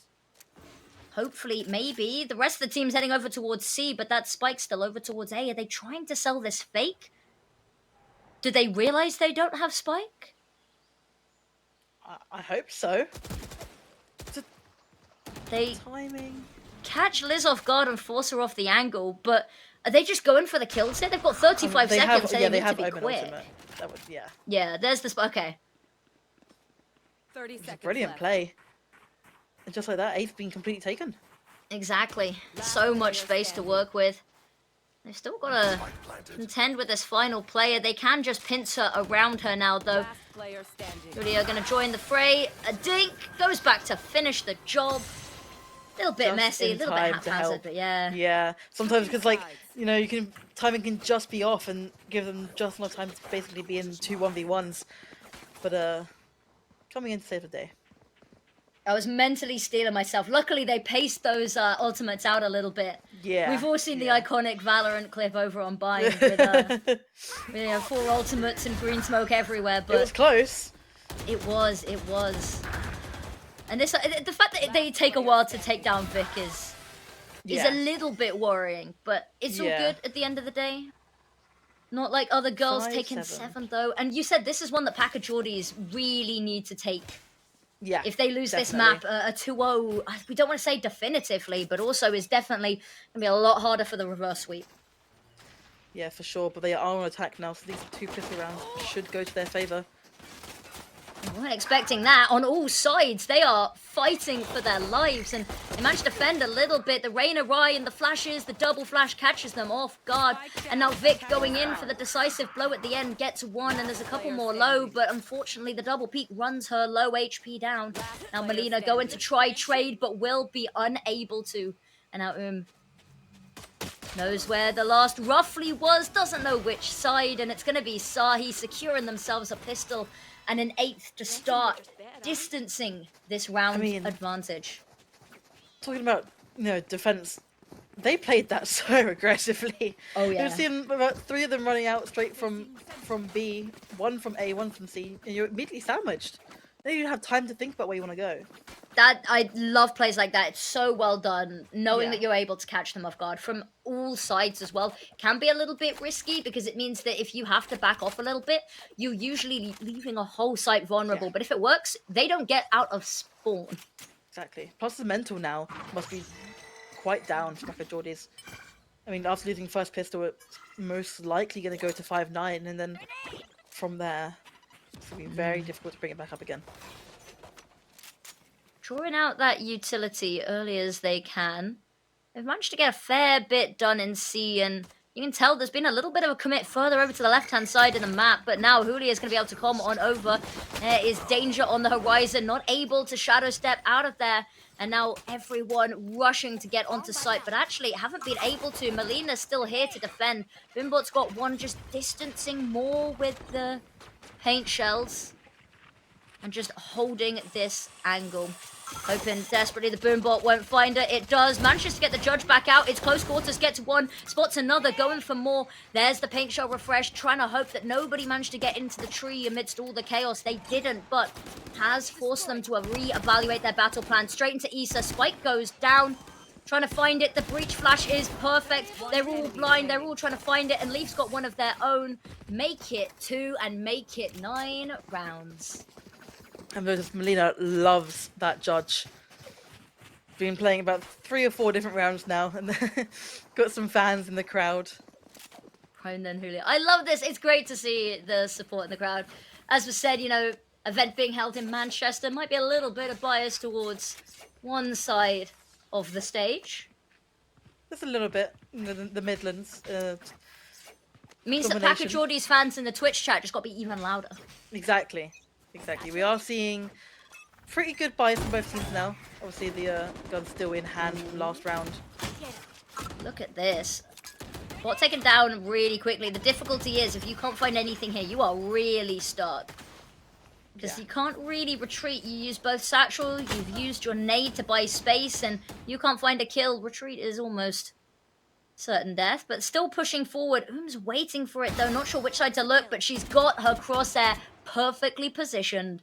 There's the opener, and now not like other girls. A little bit of a difficult game plan, but they have brought the majority of their firepower over towards this seaside waiting. Wingman going to be taken down as well. Oh, they're going to let Wingman farm? Yep. Odd choice of priorities, and unfortunately going down without the kill or stopping Wingman does leave so much for the rest of the team to deal with.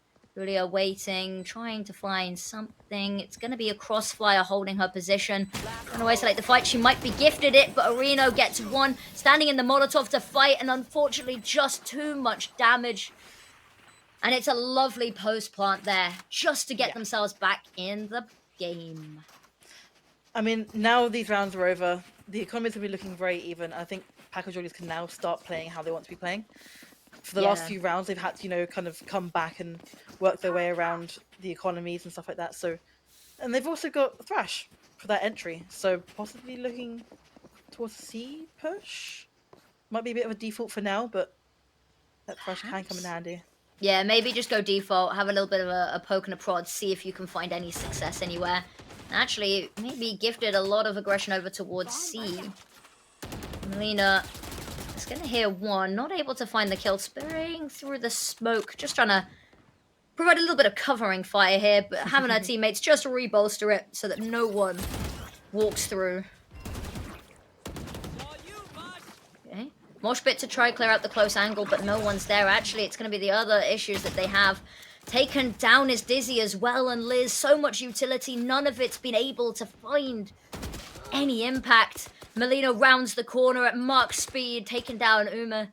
And now 3 players remain, and they have got no map control to their name, and they've got only 1 player left alive, and even that is not long-lived. Not at all. And I mean, it's so hard because you want to try and default and get that first blood. We've been mentioning it a little bit in the first half. You know, whoever's getting that first blood is able to secure the round pretty easily after taking that space. And they're trying their best and they're playing it slow, but it's just not working. In terms of 1v1, you know, not like other guilds have those mechanics. Yeah, it's certainly a unfortunate situation to be finding yourself in here. 10 rounds already. It's getting scarily close, and Melina this time going for the old tour, backing away, switching up the pace to keep them off guard and leave. Huge piece of utility, splits the team up perfectly as well. But the issue that they're facing is they're now trapped in this little room, penned in. There's the first from Uma, but they still can't even peek off the back of these flashes. They've been so good at baiting out this utility and not letting them capitalize off of it, but the spike's gone down. Defense needs to come through. And they've trapped them, they've locked them out of sight already, but they weren't accounting for Reno. Runs on forward, so many people waiting, footsteps giving them away. Liz tries to find something, and Vic with the heroics gets 1, hoping maybe to find a couple more kills if they run into her. Gets 1, a little bit of damage, but already half spike. It's not even like time was a worry. 11 rounds has just been hit. Pretty always there, to, you know, at the end, but she needs to pick up those kills towards the end. Working so well. That's what you want from your Omen, right? You know, like mentioned about the last series, there's players and there's agents that kind of sit back and do their job, but I mean sit back. She's going 17 and 12. I don't know. Magnificent. But like the util's still perfect, and it's exactly what you expect from your smoker, right? Exactly. So, yeah. I think we need to be seeing more coming out from Reno here. I think the Reyna pick is a confident one. It doesn't provide much to the team in terms of utility. So you're needing to have those moments where you can step up and frag out. We've not seen it just yet. Melina, look how much space. As that showstopper, just going to blast it straight in towards A main. And now Boombot as well, starting to single out the fact that they've already got past the corner. They've left the bot there as well, so the rest of the team has an idea of how far the attack has pushed. And Leaf waiting with this flash for the other side of the wall. Can't peek it themselves, but the rest of the team ready and raring for the signal. Firefight, Arena's got 1. There's the flash. It's not actually going to affect them just yet because they've fallen back quite a bit. 55 seconds on the clock. They might want to have a look at another site, but even now, escape is looking uncertain, and it's immediately going to be called. They've already got people rotating over towards C just in case. That Omen ult to consolidate, and Julio waiting. Taken down immediately by Liz, however.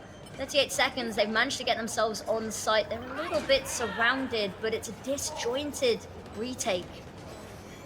And I say that Sahi's got 2. Doesn't need to be well oiled if you've got all of the kills. 1v2 available. With the overheal waiting, trying to clear around the corners. Sahi needs to buy themselves the ability to defuse. There's 1. Has the ability to ult here as well if need. I can't actually, but teammate's gone down, yeah.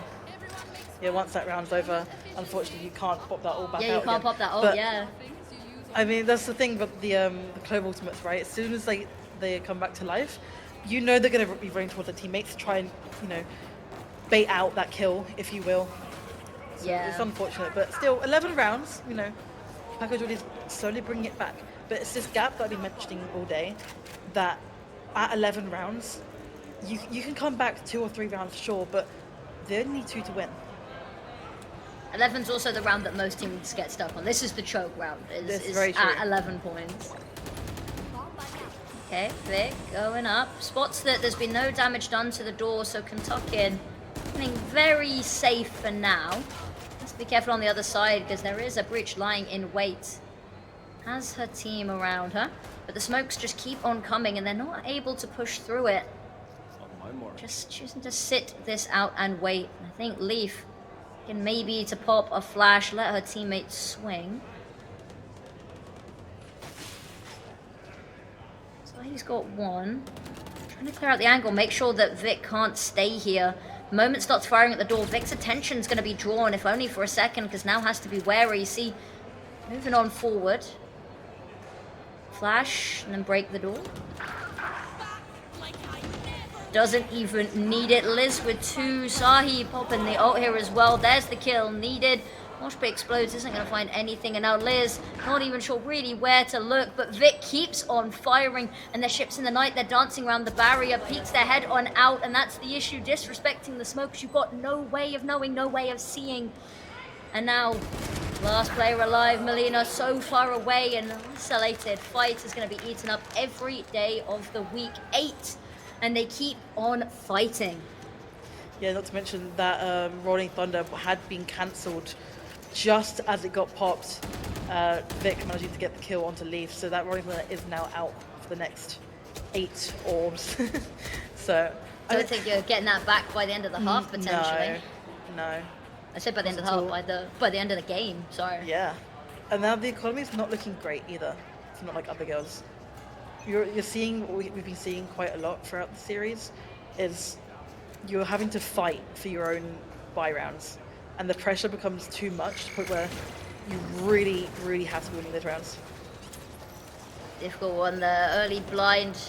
There's a little bit of a peak even after the blind, maybe overconfident, but waiting to throw this Molotov, hoping that can pop it before it gets destroyed. Now turrets going on up and the back away into waterfalls just to provide a little bit of cover and meet back up with the team. But actually it seems that maybe they're worried that B is going to be the final destination. Alas, it is not. Lisa spots her bot get destroyed and just waiting for anyone to peek. But they're taking their time, they're making it uncomfortable. Back away potentially. Melina's found one. There's an immediate trade. This is so slow. And they're watching for the flank here, but door coming on through. It's very weird, very messy. Switching up the weapons as they hide towards B, and there's already a player sat waiting for them. Leaf, a flash here and a nice pick would stun everything, because all you got to do is whistle down the timer a little bit longer. There's the flash, but not able to find the kill. Liz takes him down, and Spike goes down. 3 versus 3. Many ults available here. 2 lockdowns. Yeah, the flank. Julia waiting. There it is. There's the pop. 1 left alive. And it's this Gecko Thrash online, but not in a position really to use it here. Has to just take these fights dry. Here's the defuse being toyed with. Goes for it. They're trying to stick it. It's so messy around the corner. But Liz with the 4K just about manages. And Sahi so close, tried to stick it, but not allowed. And 11-9 is coming back slowly, but for a messy buy, Mads, I'd say pretty fair drop. Yeah, not bad at all. If you're on a safe round, you can't ask for more. Obviously, I do think package jockeys still can buy, so it's not going to affect too much. Stick was so close, so unfortunate, but Liz clutching it out for the team. And they still have that thrash, and they also have the lockdown now. So hopefully they can try and close out these next 2 rounds with those. Okay. Dizzy goes high spots 1, but there is immediate ult trade, utility exchange, sorry. Issa gets 2 with Umi, finding finally the 2 for 1, but maybe just a little bit slipped out of control already. Sahi backing up, just letting them have the site, playing the numbers game here. Hoping that maybe you've got more bodies than they do bullets, and reload coming on through, reposition. As the whole team slowly gathers up, they're trying to pincer this from all sides. Someone needs to find the opener, someone needs to break the ironclad hold. It's going to be Julia onto Liz. Sahi's clearing so much space clear as well. Spotted the spike. There's the util to try cover, and actually Sahi looking to go for the peak. Doesn't even need it, can just hop straight on that defuse. Yeah, indeed, and that is going to be match point. Which, like you mentioned, that 11th round seems to always be... Every team seems to get stuck at 11. It's very interesting, but that pressure of match point is now on. it's going to be interesting to see how they want to try and play this. Because obviously, you know, they managed to bring a round back, but before they have been struggling just to get those last two. So maybe try and play it a bit different. They still have rounds in hand. Exactly. They've still got 3 opportunities to take this to overtime, but then still got to contend with overtime. The weaponry is not impeccable either. There's a couple of Guardians, couple of Spectres, which you don't really like to see, but you've got the ults available. Immediate showstopper in, no one's quite close enough, but look at this, the bot is blinded. They're going to take it down anyway. They force Melina back with the paint shells, but they themselves are waving the white flag, retreating over. They've got a little bit of space bought by Umi over towards B to work with, but look at this, not like other girls chasing them down. I'd say hot on their heels. Fairly far away. It does mean that this retake is going to have pause hit for a second. Yeah, it's going to be a 5v5 though, towards the side of C, which is very, very small site. The walls are closing in, the claustrophobia is setting in, and now Issa taken down. Pagajordi's got to be smarting themselves a little bit. Melina goes for an aggressive play, but it's all going to fall flat. Leaf gets one, and immediately back to life once again. Standing in the Molotov is a dangerous game and is concussed. Leaf finds the pick. They've pushed onto site, but it's only Julia left. Tries to get the fight, but unfortunately, one either side of the doors is not a fight you're going to be winning. And they live to continue one more round. Yeah, I mean, the thing is, right, is if you're on attack, you really want to be trying to get 1 or 2 before you get that spike down, just so you have some sort of advantage, right? But they were so fast onto that C that they don't need to. The defense are now split up, and yeah, it was a 5v5 retake, but they managed to get one onto Issa very early on, and that immediately brings down that retake, and it's a lot more difficult. Here we go, barriers, they rise or drop, I'm not 100% sure. And immediately with the shorty, this is a dangerous game, but teammates from afar have their back to push forward, but unfortunately Leaf walking this, and they're just going to smoke walk all the way across. I think they're going to try. There's the first pick, not expecting Leaf to jump on out at them, however, but it is only Leaf left, and not long either. An 11th round, and once again, we've finished regulation. Final round of regulation seems to be... We have indeed. A recurring pattern. I mean, for the BUEC Liz going 26-14. Getting a kill immediately on A, running over to C, then just swinging and getting another one. Biggest advantage, you know. Swing or swing with one. Exactly. But they still have 3 ults from each side. And all of them are pretty strong. So obviously they will be getting pops in this round, hopefully. Well, they've got to. Yeah, exactly. Straight out towards A they go, and I love this, not even hesitation. You can see the movement already. They're looking to group up towards B, moving the pieces around early, and that rotate coming on over around the world to bolster the A defenses. Melina, finally we're seeing an operator nade through the smoke. A tiny bit of chip damage, just waiting for the smoke to fade and a pick to become available. And there it is, straight onto Vic. To Ray's world, and Melina is coming out on top, and the opening pick to try drag her team to an overall victory. Taking a little bit of damage. I don't think actually took down the turret either. Backs away to try find something. Might be caught on the time with her back turned, but her team's rotated over towards C, and not like other girls. They've read this a little bit as well. Waiting for the peek from Melina, and there it is, round the corner with the op. It's so perfect.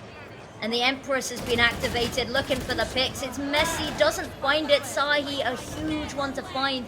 Back once again, and now can't pull the gun out in time, goes right back down. And Liz, we talked about them, the woman of the hour. Now, the lockdown comes on through. Players detained, none. Lockdown destroyed. They're just hopping straight on the defense, hoping that they won't be peeked. The smoke to cover it, tuck the head down, and it's the ninja in the smoke to take them over the victory line.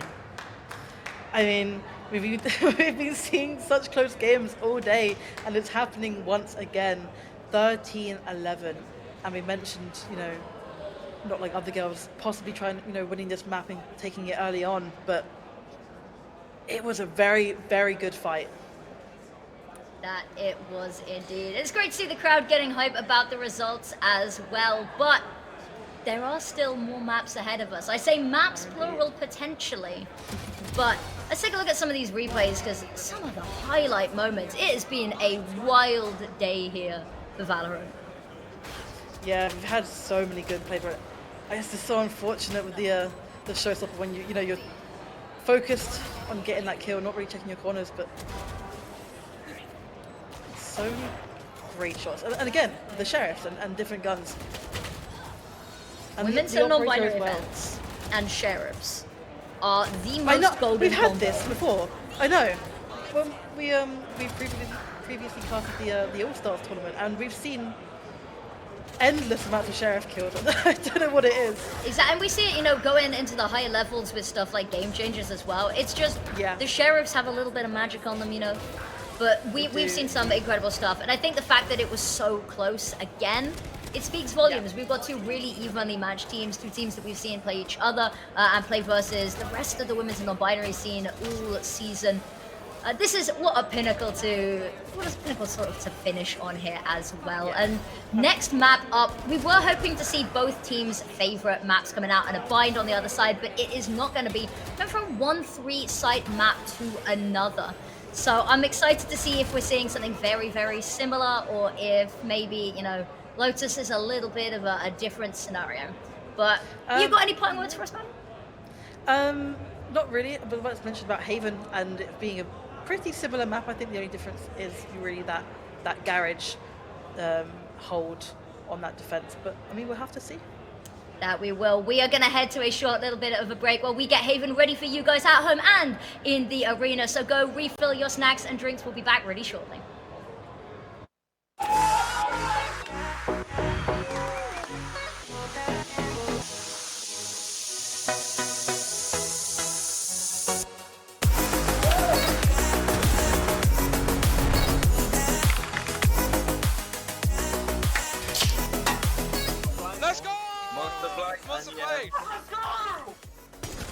Nice. Monster Black. That right there, monster plays of the week. Okay. Monster Energy is doing a monster site giveaway.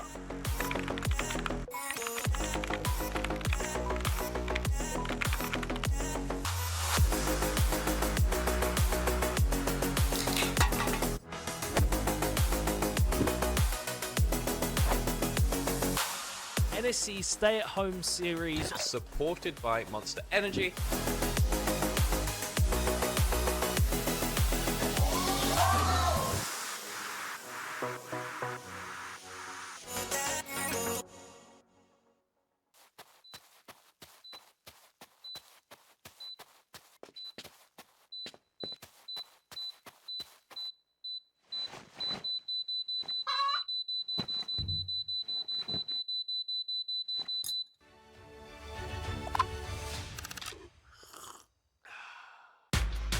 At SteelSeries, we make gaming gear so you can be anything you want, except one thing: ordinary.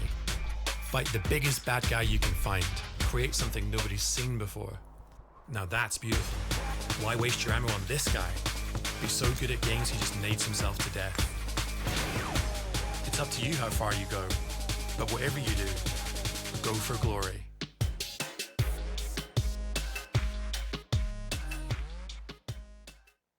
Many years ago, a supercomputer designed a perfectly shaped chip, Pringles. Knowing one day, gamers would need less mass to help them stay in the game.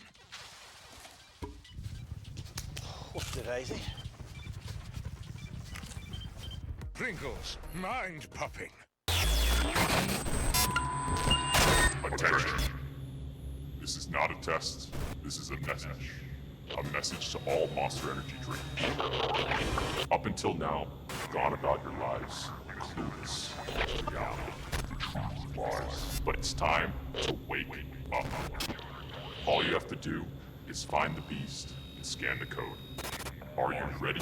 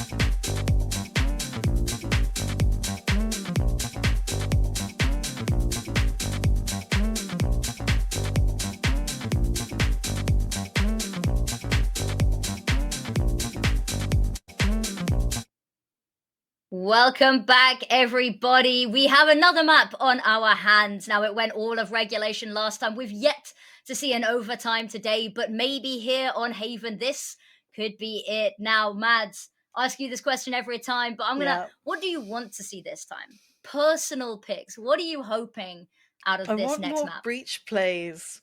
I'm with you. We just saw a breach last map, but I want more. We've barely seen You them need your today, fix. and exactly, possibly Yoru again. I think that's something we are going to see. In terms of what I want maybe a Vice. It doesn't always get to be played on Haven. People tend to prefer Cypher, but I don't know. I think Vice is a lot stronger than people think. Well, if you were playing and you were playing Vice, why would you be picking Vice over Cypher? Is there like anywhere specifically that it really shines, or is it just sort of a general Vice is feeling better in her current state than Cypher is? I think just the current state in general. She's like kind of medium between Cypher and Killjoy, but the wall as well is so strong. Yes, the Cypher trips can regen, but once it's gone, it's gone. You can't break the Vice wall, and it causes so much not confusion, but you really have to think around it in order to get past it. And you can bait it out, but if your Vice is good enough, you can easily get a kill during that bait of the wall if you need to.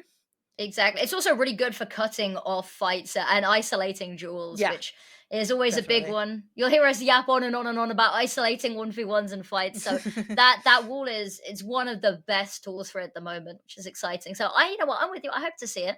I'm not 100% sure if we will, because I feel like there's still a lot of hesitancy with Vice in team comps and playing around it. We saw a little bit earlier, but I'm here for it. Yeah. She also just looks cool. Omen as well. She does look cool. She does look really cool. But in terms of smokes, I think we'll be seeing Omen most likely. Yeah. You know, the classic, the go-to. Maybe some Jet, some basic good old go-to. fashioned. Yeah. I'd like that. I think Jet, works pretty well on Haven. Although we've seen a lot of Rays and a lot of people are substituting the two of them out. Always have been, always likely will be. Although with Waylay coming in now, I have a feeling both of them might be sat down on the bench for a little bit. Possibly. But I'd love to see a little bit of a switch up as well. We saw the Reyna pick coming out, which means anything is on the table. Anything can happen. Yeah, definitely. I think Melina as well played so well on the operator. Yes. That Jet pick could be done. But also, more. she really loved that judge. And with that raise, it worked really, really well. So again, like you mentioned, it could be picked. You also mentioned Waylay. We haven't seen Waylay. No, you and I were actually discussing this yesterday, making some notes, prepping. We were like, do we think we're going to see Waylay? And you were like, it's a difficult one because a lot of the time it requires, you said, like a lot of team coordination and cohesion. And that just steps up all of the calling and information input that you're having to deal with at any given time. And you don't really want to be switching it up on the finals. In the finals, when the only thing different is really the setting, and that can really throw you off kilter anyway. So sticking with what's been working previously. Yeah, for sure. I mean, like you mentioned, these teams clearly have coordination, but Waylay requires so much, comms and time and practice going into focusing your comps around her that I don't think these teams would have had enough time to be able to do that. No, I am with you on that. So I think we're going to be heading into game very, very shortly to see the agent select, because all this talk, all this speculation means nothing when they completely throw it out the window with some crazy picks. But I think you might be getting your wish of another breach potentially. The Reyna coming back out from Areno, the Jet, as you called it. On the other side of things, they are leaning still towards the Cypher, maybe the Killjoy. So neither of them going for the Vice, but different sides of the same coin. Yeah, definitely. And that Sova hover, which we haven't seen today, also being locked in now, which makes sense. This is a very long map. We've got A long, C long, even mid. Those darts can be very, very handy. Yep. Tend to see him paired with Breach though, which they're opting for the double smokes instead. They are, and the fact that they're only running this one duelist as the Yoru, which, going up against a team that played, double duelist, one of which being Reyna last time, it's an interesting combo. They're running it again this time, but with the Jet instead, and I'm liking it. It's interesting how we've only got Clove as smokes on one of the sides. Yes. Clove is great. And if you can play them well and you're comfortable, then fine. But the smokes are the smallest in the game, and they also don't last particularly long. As a second smoker, sure, it works really, really well with the Omen, but I just don't know if solo as smokes can be relied on.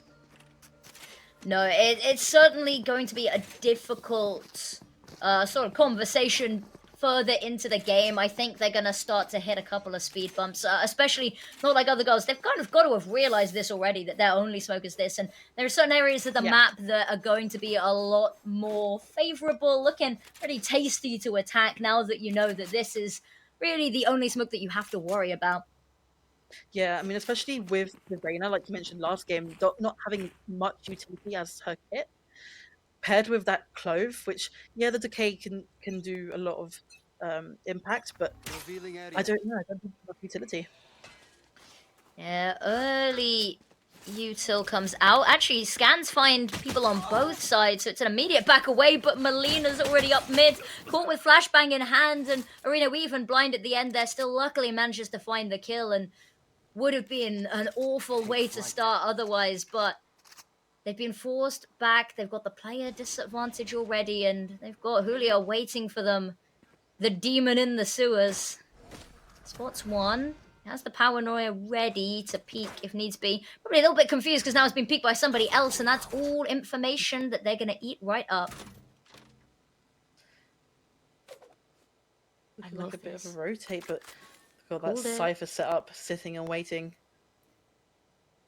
Is indeed, and the rest of the team, 2 players on B, not too far away, and they've still got the clove, and that smoke's gone down. It's going to be falling pretty soon, however. Taking them a while to plant, and there we go, a little bit of vision through the smoke. Needs the rest of the team to come over and join them. I don't think they're expecting Areno to be as far up as they are, and Sahi waiting maybe to be pushed even further, but actually the back away is going to keep them guessing. Vic on site, just holding out for this, and not like other girls. They've got to make a move pretty quickly here. The dart is great, however, neither of them spot it, neither of them take it down. The paranoia is only going to catch one, but they get the kills on all 3, and not like other girls, there is yet another pistol round for them. I mean, it's a confidence going in from last game, right? Yeah. That you just keep the momentum going, and it's only first round, right? And it's only pistol round. But even then, after losing that first map, it can be really, really hard on the mental. Yep, because you know that it's got to be a reverse sweep, 2 straight maps in a row against a team that is not going to ease up on you. Yeah, definitely. But that's pistol round done. We're seeing a few, Bulldogs. I would probably see him playing a little bit more slower. We saw Melina pushing up quite fast last game, sorry. Oh, round. But you do not want to be losing these guns easily. No, especially not right off the bat. So definitely a little bit more passive on the assumption that the pistols, they're going to herd together, they're going to play together and go for safety in numbers. And initial damage, it's only a little bit, but Julia immediately backs away from the angle. And they've taken Garage already, so much space awarded, and without ever even really having to show face. Yeah, for sure. I mean, they're taking that close quarters space, but not like other girls, not opting to push them, giving them that advantage in the close quarters and keeping their distance for these long-range guns that they have.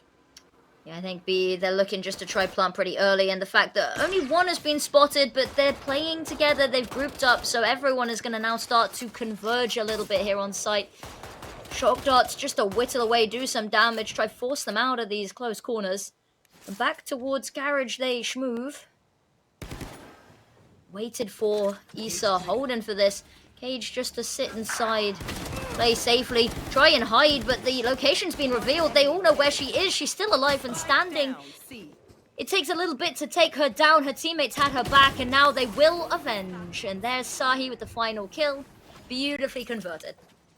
Yeah, I mean, they took Garage, decided it probably wasn't the best idea. Maybe tried to get a pick or 2 in there. Didn't work.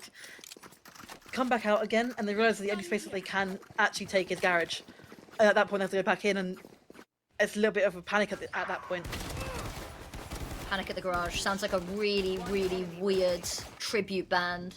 I mean, there definitely should have been, like you mentioned, Issa kind of surviving for a bit too long there, I would say. But doing well. Exactly. That's all you can ask for. Now Your finally. Cypher can hold down site, you know. Exactly, exactly. I like the aggression out towards A because they've got eyes and they can see that nothing's really up, and a little bit of a chip away through the boxes to try show some face, show some presence, draw over those rotates, but a little bit split up here, and everywhere they go they're gonna be met with answers. Melina gets one, TP's out on the other side of the map, and they now choose to fall back, retreat from all of the space they've taken to regroup, knowing that numbers now dwindling massively, and Melina's not going to let up either. Unscopes at the wrong time, doesn't even need it, goes for a third, and now 2v4 is what's on their hands. Really awaiting, can see them rounding the corner, but doesn't matter. Uma with the slightly better weapon, picked up and stolen.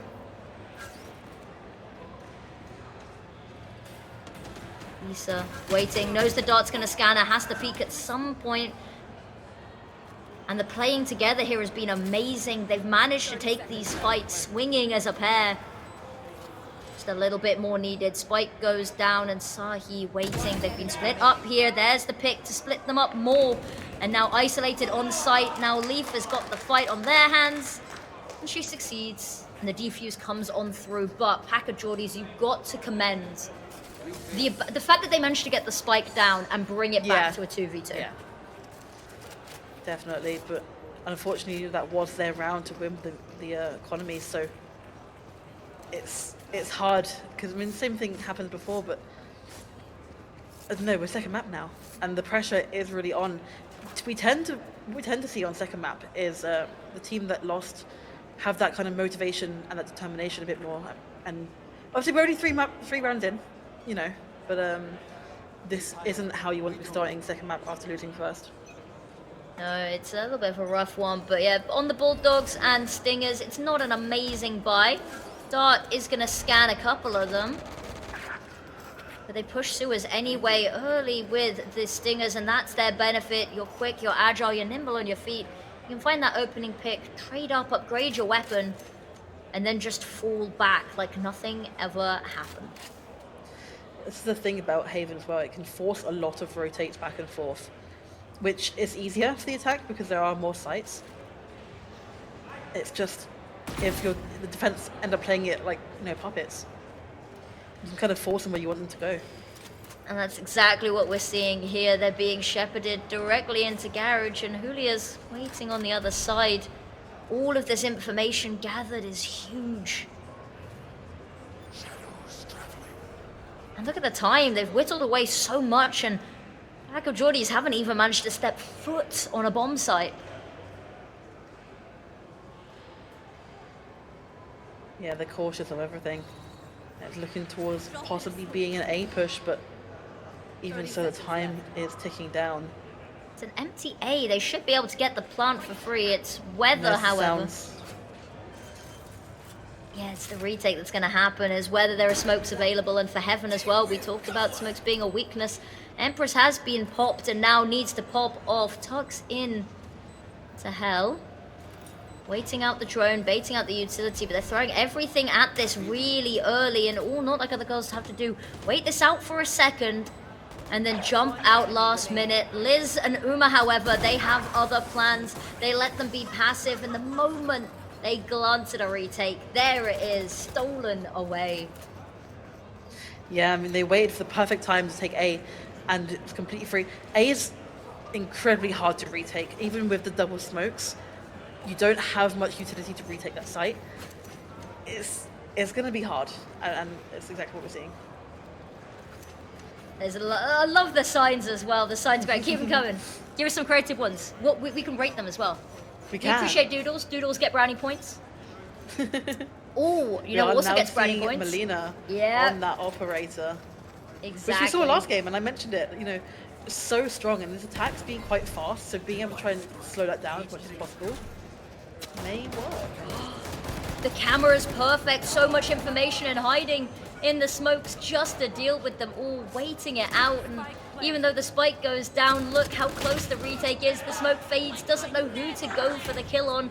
Uma immediately right back up and into the fray of things, but Huli has found another kill, and needs to be quick on this, but no one really wants to forward hurt the fight. All they have to do is wait another second, and there it is, a one-person clutch needed. And Sahi, there we go. Beautifully done from Not Like Other Girls. Their pacing, their decisions for when they hit on this retake have been immaculate. I mean, the op wasn't even needed. No. I mentioned about that fast-paced attack and using it to try and slow down that pace, but I mean, like you mentioned, the camera immediately just getting so much information and being able to hold down sight, even getting one or two, just enough time for your team to rotate over and take over that site with you. It's just working so well. They have 5 ultimates now, which they can, at least take 2 or 3 more rounds. Exactly. It felt like on the first map, everyone was really hesitant to use their ults, saving them for the perfect situation, for the perfect rainy day, and it didn't come, so we ended up seeing all of them used in the final rounds of halves and regulation.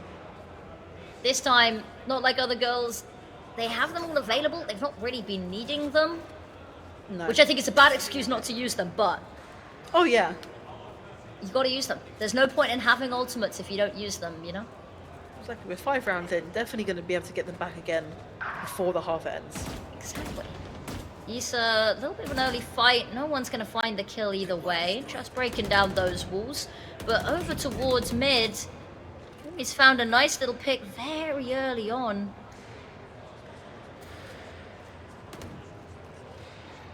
They've already swarmed A. Spike planted. Back to this A retake again. Ooh, here it goes, the Molotov. Oh, broken immediately. That is beyond useful for them. But the second one pops and they've all just got to back away. The recon dart is stuck to Yoru, and now they know where all of them are. They've just got to hold on a little bit longer, try wear that timer down, but even that, they just want to run it down with the stinger. I think Melina just flashed everyone. I think so. I think there might be a team flash, unfortunately, and that's what Packers always want, right? Is then the time's running down, they're having to retake, and everyone's starting to panic a little bit, and the flash comes through without the call most likely, and well, the round gets lost. It does indeed. And that operator is now gone, and Melina is back on the judge. The comfort gun for her, I would say. It's 2 ends of a very vast spectrum, isn't it? Ooh, early tag with the drone. Okay. That drone very much acting as a sort of human decoy, but Melina's already got eyes on 4 of them, and there we go, the flash out in the open with the judge. Close range gets 2, drops spike. Issa's found 1. Arena's found another pick, but everyone's already starting to move over towards mid and make sure that spike does not get any closer to a site, and they've had to kind of give that objective up a little bit, but a head spotted, fight taken, and Liz is going to win that one out. Reno now trying to figure out where they want to head here. A, they're worried about if someone could have pushed up, but they have nowhere else on the map they've even really explored, so Leaf going to be called upon here. Not checking for it, they line up. Luckily, only one goes down. Liz is able to stay alive a little bit, but you're right, 11 HP, and there is an ultimate available, but whether they even let the spike go down is another matter. They are trying to push it, just a bit too slow, however. And the peek out here, 1 done. Sahi puts a stop to that. I mean, we're talking about a bit about the gun usage from Melina, and the thing is, the judge and the op don't tend to be guns that obviously they require skill, but in terms of mechanics, doesn't tend to require many mechanics. But it requires you to be in the right position at the right time. Right, the judge you have to be really sneaky, or in Melina's case, running with ultimate and flashes. And the same with the operator, and now she's got it back. And I think that as a Yoru, who obviously is a duelist but also pays a lot for information, being in these positions at the right time is working really, really well. Took the words right out of my mouth, and there's the iconic voice line from Clove. I do wonder where the pet rock is. And it's straight up towards Garage. They've had a bit of success at Packer Geordies. They've been able to find opening kills, and actually it's been a weakness that's been heavily exploited, but this time Issa and Sahi, they are hot on the ball. It's 2-for-1 on the trades, but there is the lockdown coming on through. It's going to be very difficult to break, but actually they're going for it with the Hunter's Fury, and everyone topples. Yeah, I mean, they try and attack fast and then immediately met with brute force right back at them. And it is just so hard, especially when you're Package is switching it up. And they're doing well, but anything they do is getting countered pretty much immediately. Yeah. And not only does it make it incredibly difficult to win rounds, but mentally that's really got to start taking its toll. It does, and starting to slip away, not like other girls. They've already confirmed victory at the half on defense side. There's still 4 more rounds to go, and the first of those 4 rounds begins now. Dart in early, but no one's there, and that's information enough to push up further. A smoke goes out to try protect them on C, but it looks like they're disrespecting this. The jump over, the blade storm's been popped, and they saw a little bit of information, and they're trying to run on down. It's messy, but Vic falls. Sahi immediately back up, and Liz, Weeks, they're still going. They're gonna get that spike down. Retakes nearby, but it's looking a little bit weak. Trying to fire off shots with the sniper, it's not working particularly well from this angle. Julia pushing forward, they've got themselves around the corner, but now have to deal with the demons down long. There's one and the bot gone. One more available, and they've got smokes to contend with it as well. But the issue is, Julia doesn't know where to look, and there's somebody who's been sat in the smoke the whole damn time. Here's the footsteps running, pulls the gun out in time, and there it is, a shot to the face to secure themselves 3. Indeed, and 3's okay. It's not ideal. But at this point, you know, Take I what think, you can get. yeah, exactly. A 9-3 half wouldn't be the end of the world. It's still definitely doable. It just depends on how well their defense is. And with the combo they have, I don't think it's going to be great. Sadly, it's definitely going to be an uphill battle. Yeah. It's nice to see the ults getting used a little bit. Yeah, you're right about Jordies, to. yeah, Package Jordies, they've got some of their own available now, but got to put yourself in an opportune position to use them, or use them to create the opportune position. And they seem to be pushing up A long, and I like this. They've forgone this whole part of the map and early aggression. And here it is, Arena with 1 straight onto A before anyone knows what's up, but taken down by Melina and the rest of the team. They've started to appear, but as Melina falls, suddenly the defense gets a lot weaker, but Sahi steps up in this moment. Spike will not go down. Smoke is going to fade. Wide out in the open gets 1, knows where the second is, and Issa has her back for the last. I mean, it's just, it's default at this point. You're saying, you know, just the team backing each other up after kill. And they're just holding down sight so well, like you mentioned, Arena managing to go in and get 1 as the entry, which is exactly what Julia should be doing. But then the rest of the team just played it so slow. And it's really hard to, you know, that entry's kind of wasted in a way. Can't be wasting an entry. No, not at all. We have still got that Hunter's Fury. If they can get that spike down and possibly play for post-plant, should be able to secure another round. Yeah. With the camera so far along the wall there, they've got to know that somebody's been pushed into Cubby. Surely. I think they're taking the fight either way, but there's a smoke to cover Doesn't it. matter, because he's just got on the kill. Don't need the smoke to cover you if you've already got your opponents in the grave. Bit of a fight going on in Garage here, and they are just overwhelming. They found the pit once more. Yikes. There's Melina going down. One of the top shots, hot gunners for this team. The neural theft coming along, and it's going to be a second too late to save Sahi. There we go. On site.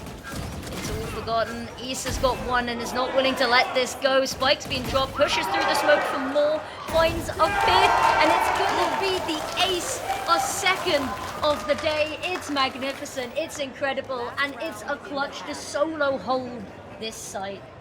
I mean, there's not much you can ask for, right? In the grand finals, and it wasn't looking great, right?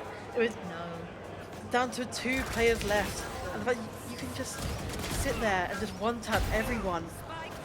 And back up so far away. Yeah, and being detected by a drone at the same time. they know where you are and it doesn't matter. The John Wick of NSE.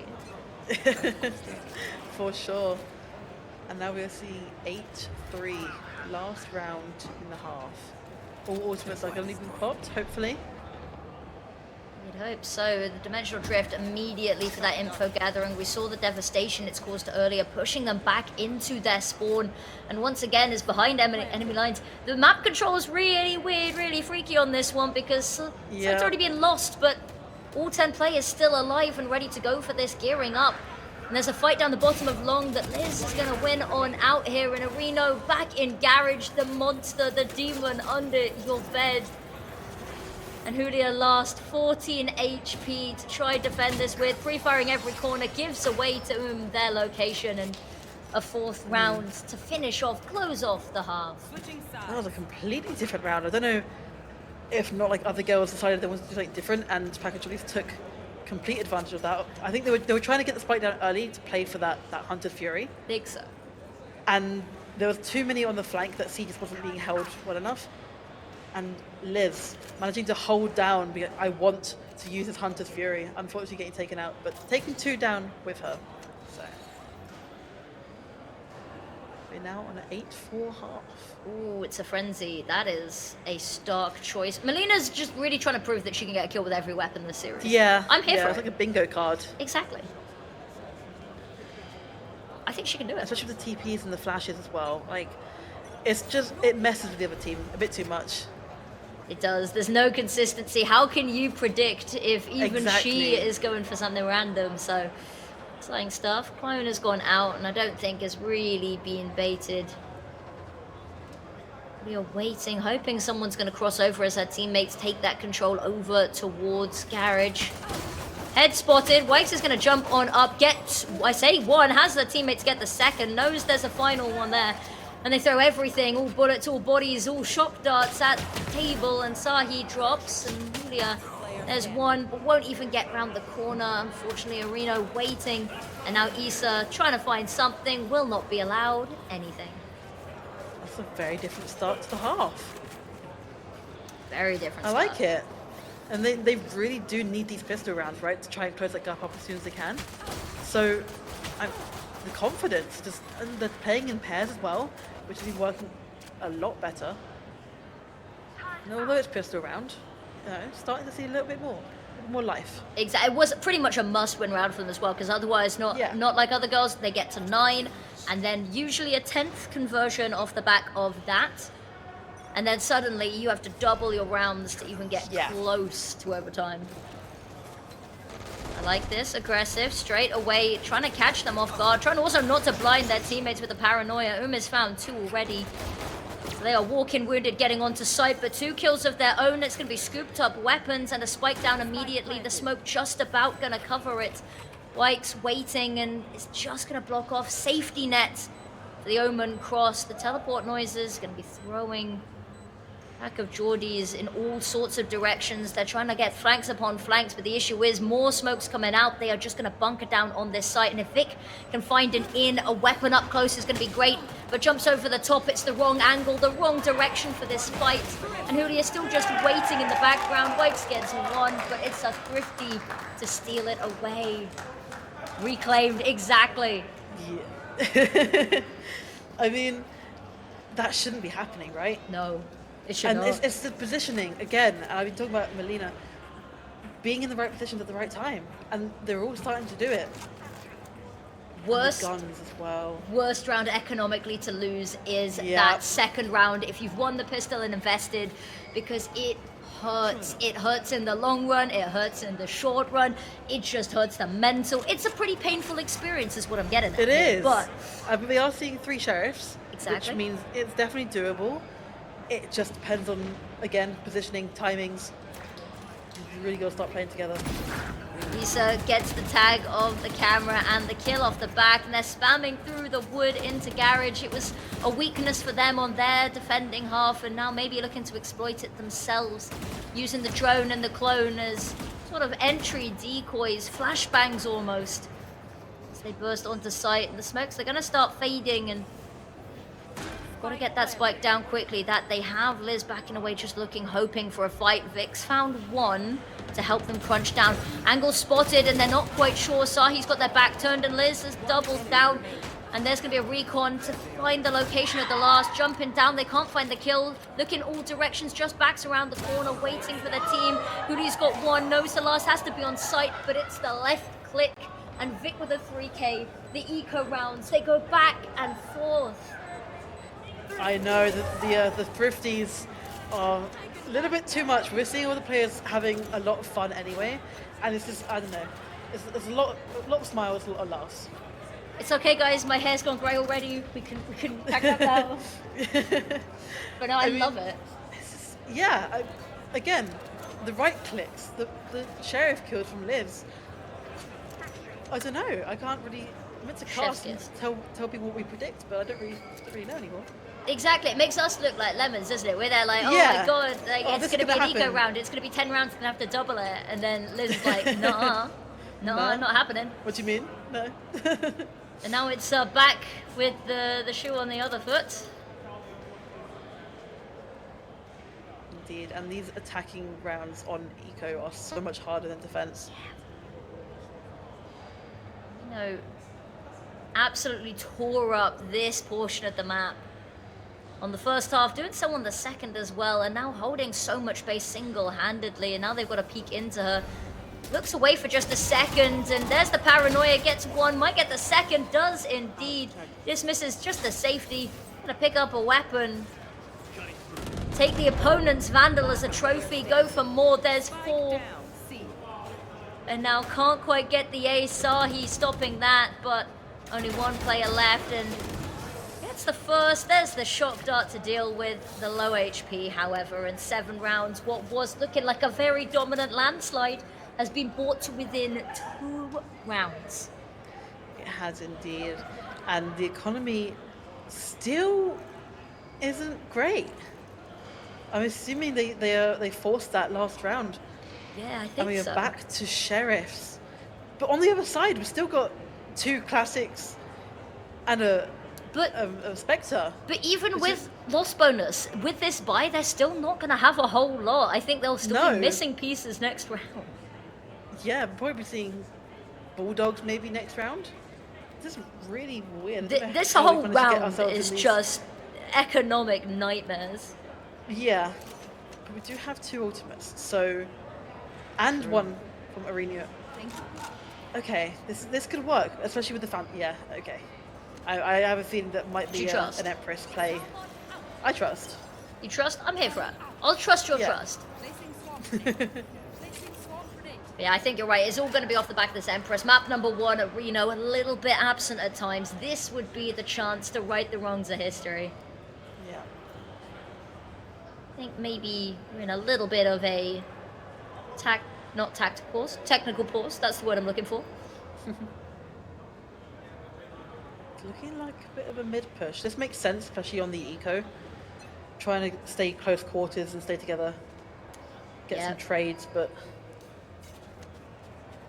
how well it works. Once again, looking to head Garage's Arena for this early fight, and they're trying to meet her there. Flash out on the side there, and unfortunately, reload Sahi leaves their teammate to die, and now both of them in a grave together. Vic has found another, and Melina tapping away, the last left alive. It's a flawless round, barely any damage even done, and it's done in a matter of seconds. I think they're just trying to get that round out of the way. Yeah. I'll be real. Sweep it under the rug. Let's take our guns. Nobody now. saw anything. Thank you. Nobody saw anything. No, exactly. Restart, go again. Exactly. But the economy's been looking very, very good now for Package Jordies. Exactly, and it was going to go either way. Both of them on a really weird buy, both of them in a really weird economic situation last round. But whoever was winning that was going to be walking away looking nicer. It is going to be almost full buy. However, you can see a couple of half shields coming out here as well. I'm assuming a couple of pieces of utility probably have been forsaken. Recon bolt is destroyed, and that's a bit of information, and they are so quick to rotate here. Yeah, they don't know what to be doing this retake on A. Turns out they're going to might have to, yeah. Allow that. There it is, the clone. Trying to find a kill here. There's the ult invested, and it's a little bit messy. There it is, all that's needed, and in a matter of seconds, they jump out of heaven. They jump out of everywhere. And not like other girls. Oof. Areno has just completely shown up this game. We didn't trust the Reyna last game, and with the lack of utility that it has, it didn't really work out. But I mean, she's showing up this game. That's for sure. And that's what you need. It may be a rough map one, but that's what it takes to win these British University Esports Championships, is having that ability to reset the mental, wipe the slate clean, head into the next map, and understand that the reverse comeback has to be ahead of you. Rumi's taking out the Odin. Okay. Oh, I see you. I see you. Oh. Ooh, that's why. Straight away. No hesitation. That's rough. That's really rough. And now Package Really Orders. rough. They've got to be smiling to themselves about this one. Rumi pushing back onto site, not willing to let them get the plant. They know that the spike goes down. That's when it's all over, but I don't think they're expecting. Trigger Discipline is going to lead all of her teammates to die, and luckily, just one peeking out from Garage. It looked dire for a sec, but the team comes together, and that's it. That's 10 rounds. They've taken the lead now. These last few rounds have happened so quick. The last 3 rounds have happened in about a minute. It's just okay. Speed running. They're like third map, chop. Yeah, but like at the same time, they're not allowing, not like other girls, to think. They just constantly. If you just keep going, you're not given a second to just cool down and reset, which is why that timeout is probably now coming through, because they just don't have a second to think. No, and as you said, they need to just chill out, cool out for a second, figure out a game plan going into this, because they've not had the chance really to build up that economic situation for themselves. They've also been on a little bit of a losing streak, and it's starting to spiral. The catastrophizing has become reality. Yeah. And just taking a second to figure out what the long-term goal is, because we're coming towards the end of regulation once again. So you've got the opportunity now to think about not only the round that lies ahead of you, the couple after that, because that's all that's left there. Yeah, for sure. I mean, double digits. Scary. To be fair, they have been considering how much pressure, not like other girls, have been putting on. They're doing incredibly well, managing to bring it back so many rounds. And as long as they can keep this momentum going, we might be seeing third map.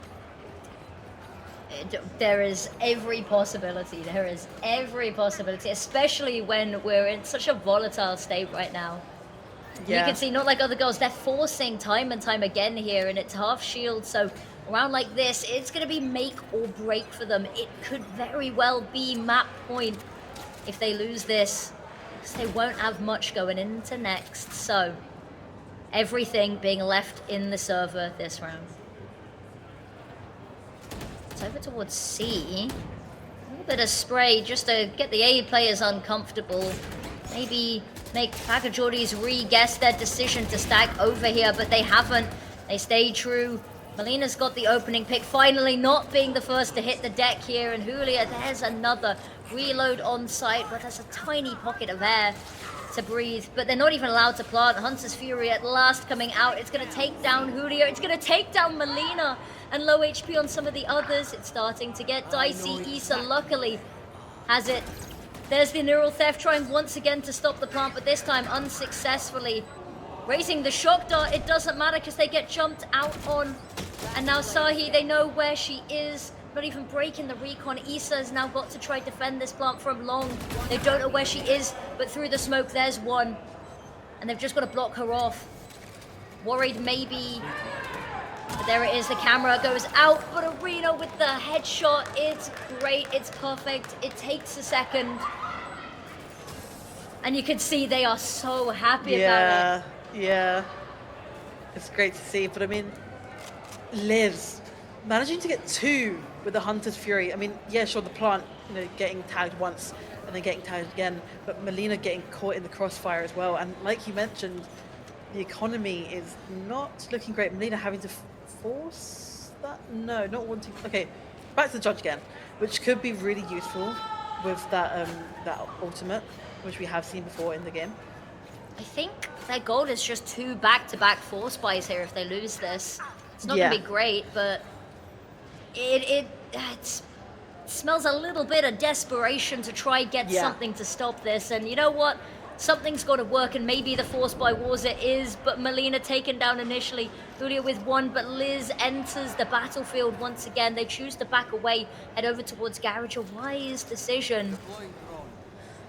But they're taking their time, and it means that the rotates, they're reading them perfectly. And the trip's been destroyed on flank as well. They know Reno is behind. They're getting herded once again here. And Areno's not spotted anything.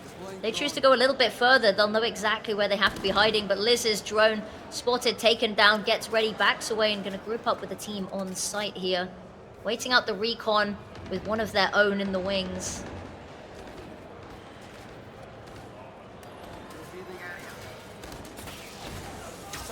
Held at bay by the shock darts, and Sahi, I like this. I like that they've left somebody here to deal with Garage, but they need to find the shot here. It's a dink, but it's not quite a kill. Not like other girls, still clinging on desperately. They've given up Garage, and now they've got to fight back for it, and it's messy, but there's the first kill. They go back and forth. Julia with another, and now just Areno left. They know the location, dismissed away from there, but now they have to wheedle out 2. Drop down to Garage is silent. Julia, the assassin in the night. The defuse has to come on through. She's going to make sure that she's not too hasty with this, but she has to get on it quickly, just in case. And if Areno had just stuck there, it would be a different matter, but there it is. There's the kill, already halved as well. Red perfectly, played beautifully. And now we're seeing match point, and the buy still isn't looking good. But it'll be probably, like you mentioned, another half buy. I mean, I get the plays, but I don't know. At this point, it's been really, really hard to bring this back. Judge on attacking side Haven is a stark choice. Yep, but it's one that's got to be made, and I think it's doable. The B push probably wasn't the play there so early on, without the teammates and the utility to do so, but the ultimate's coming out pretty fast from Melina, gathering information. A is clear. A is clear indeed.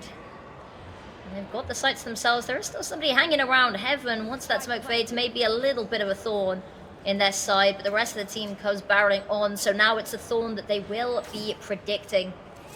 Lineups getting ready. And here's the lockdown to try break it as well. And they got the angle on it, not quite. There it is, just about gets the lockdown break, but in the meantime, the rest of the team's fallen apart around them. 2v3 available. Sahi waiting. Here's the tap, baited out. Luckily, Ultimate comes in clutch, needs to find something, needs Leaf to step up as well. Leaf has got 1, but the defuse, they're trying to stop it, but they are just going to hold, and it's the Ninja to win them the map and take us a 3rd. I mean, it wasn't looking like their map at all. No, it wasn't. That's incredible. And again, like I mentioned earlier, best of 3s, right? Both teams deserve to be here. And they're here for a reason. And it's so great to see that both teams have now taken a map each. So whatever happens in 3rd map, I think they both deserve to win.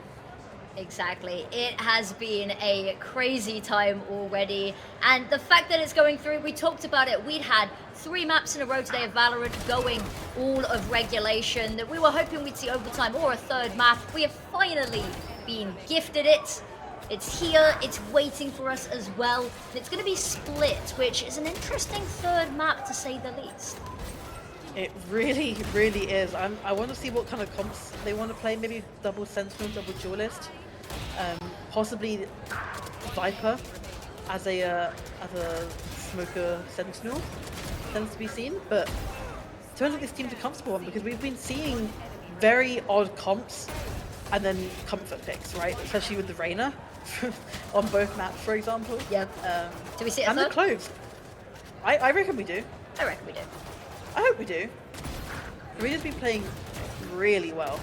Yeah, huge step up. Definitely warming into the series as well, which is great to see. Warming up into the LAN environment as well. So I'm hoping we just see this be a continued crescendo and that we see this just ramping up, and that we have a third map where Arena goes above and beyond even what we saw here on Haven. But we've done with the three-side maps. They're done. Put them on the shelf, put them out the way. All that matters is the final map ahead of us. Split is waiting for us. We're going to head to a break and get ready for the grand finale. Don't go anywhere. You will not want to miss this.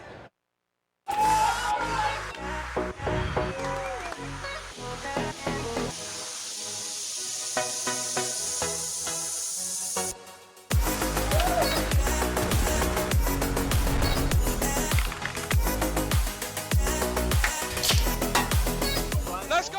Monster Black. Monster Blade! Let's go! Nice. Monster Black. Monster Black. That right there, monster plays of the week. Okay. Monster Energy is doing a monster slide giveaway.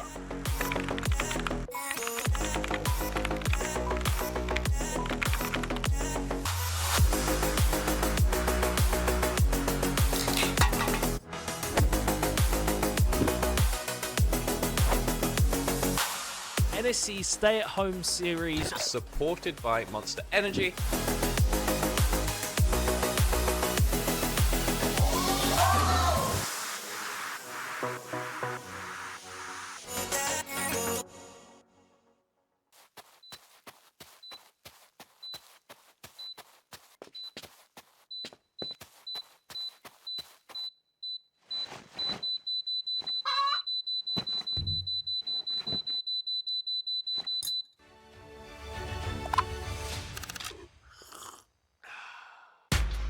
At SteelSeries, we make gaming gear so you can be anything you want, except one thing: ordinary. Fight the biggest bad guy you can find. Create something nobody's seen before. Now that's beautiful. Why waste your ammo on this guy? Be so good at games he just nades himself to death. It's up to you how far you go, but whatever you do, go for glory.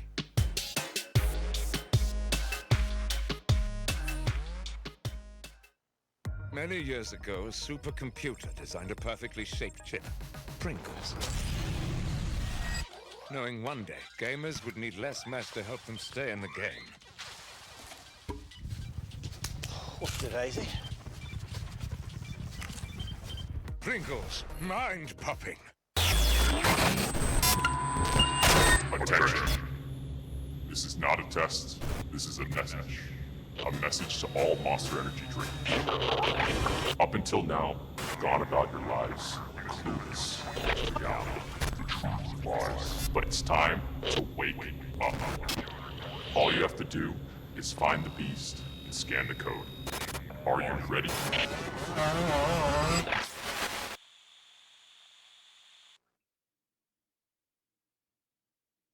Third map of the grand finale. It was always gonna go down this way, but here we are on Split now. Mads, we've seen some interesting things. We've seen some crazy things today. Tell me, what have you enjoyed? And what are you hoping for? Because I've said this every time. What are you wanting to see change this time? Because we've seen 2 maps. Okay. Yeah. Don't want as many cloves.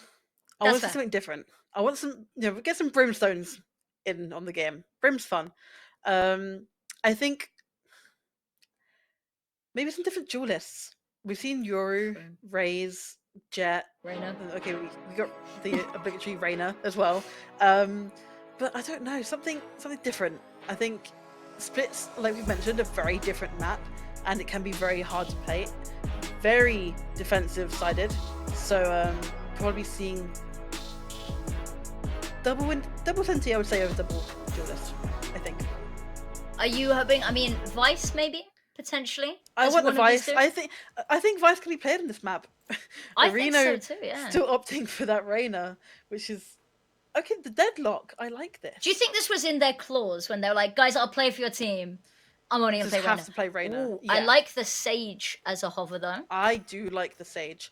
I think possibly as a double Senti rather than on her own.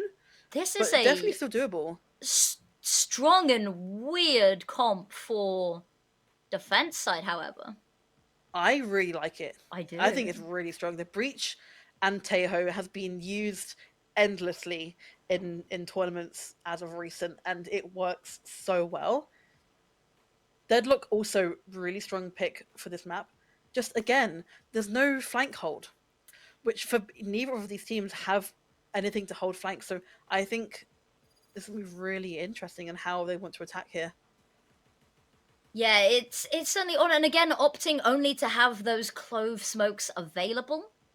I hate to say, got another clove. You said maybe no more cloves, and they've gone only clove, but it is only one. On the flip side, we have, of course, Just Omen for Julia, the player. She's been on it all evening. It's great. It's going great. We've seen some really standout moments from her, and of course, Melina still rocking that duelist. But this time, of course, only really the one duelist. Yeah. Which is obviously that difference there. I think if they're opting to have that default Reyna every time, you're going to have to play double duelist, right? Because Reyna cannot play on her own. No, it's... which, I like this, but I don't know. I also think that starting on defense side with only one duelist, it fares you a lot better. If you can get those rounds in early and often, then you are setting yourself up for a little bit of success. And I do think we are seeing, you know, a well thought out comp over, again, comfort picks, which isn't an issue at all. It's how people decide how they want to play, but I think we are going to be seeing a difference in gameplay because of it. Pushing right through the smoke there, not a care in the world, over towards A. Shadows traveling. I can see them having to retake a little bit of space, wary about how far they may have pushed. Leave lining up this flash here, peeks around the corner. Reno's good for one. Julia desperately trying to find anything. She's cleared through this space, but now knows they're all on site. The double dink works perfectly, and BUEC goes down. The paranoia to assist in the just leap forward onto site, but they're finding their kills, pack of Geordies, and now it comes down to a 2v1. They line up, and Sahi gets both. And again, that coordination is just there. They're peeking at the right times. Like, okay, my teammate's on site fighting right now. We just, you know, swing behind them. No worries. And it's working so well. Exactly.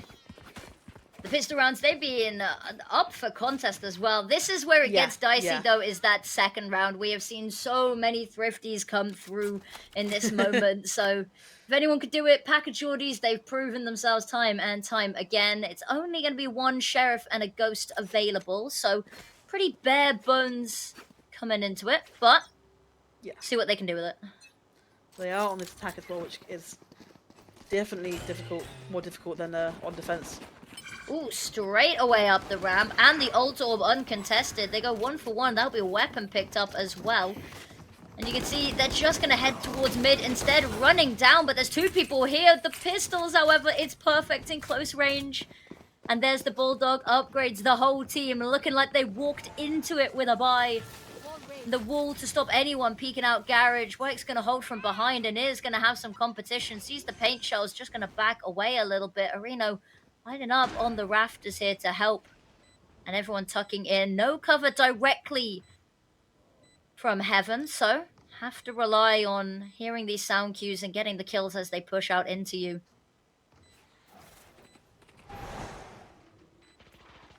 Alina, this has just got so much harder for you. Jumps out with the shotgun, can't find anything, fully blind, and Arena with the final kill. It's a thrifty. We said it was going to happen. We said it would be the Geordies, and here it is. Indeed. I mean, it was such a great play, like you mentioned. It was so fast-paced that within a split second, they're already in heaven, getting one kill, getting traded, sure, but... And then vents. It's so close quarters. Your right clicks are pretty much gonna win. If there's three of them jumping down into vents at the same time, there is not much you can do. And like you said, immediately it looks like they are on their own buy round. Yeah, tough place to be in if you are not like other girls. But they decide to go aggressive, and unfortunately it is not going to work out for them as it did their opposition. I say that actually, kills go 1 for 1. Liz deciding absolutely not, puts a halt to that. and continues the player advantage. Julia, however, now with the picked up Vandal, might get a timing here.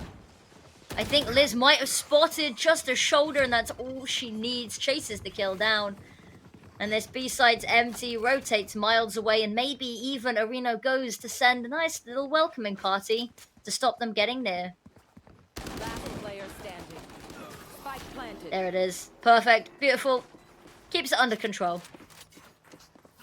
Indeed, and yeah, okay. After getting a thrifty, they're gonna have the money to win that round pretty easily. They're playing so much more aggressive than definitely the first map and even the second map. You know, they're really starting to come out of their shell a little bit more. That is what we love to see.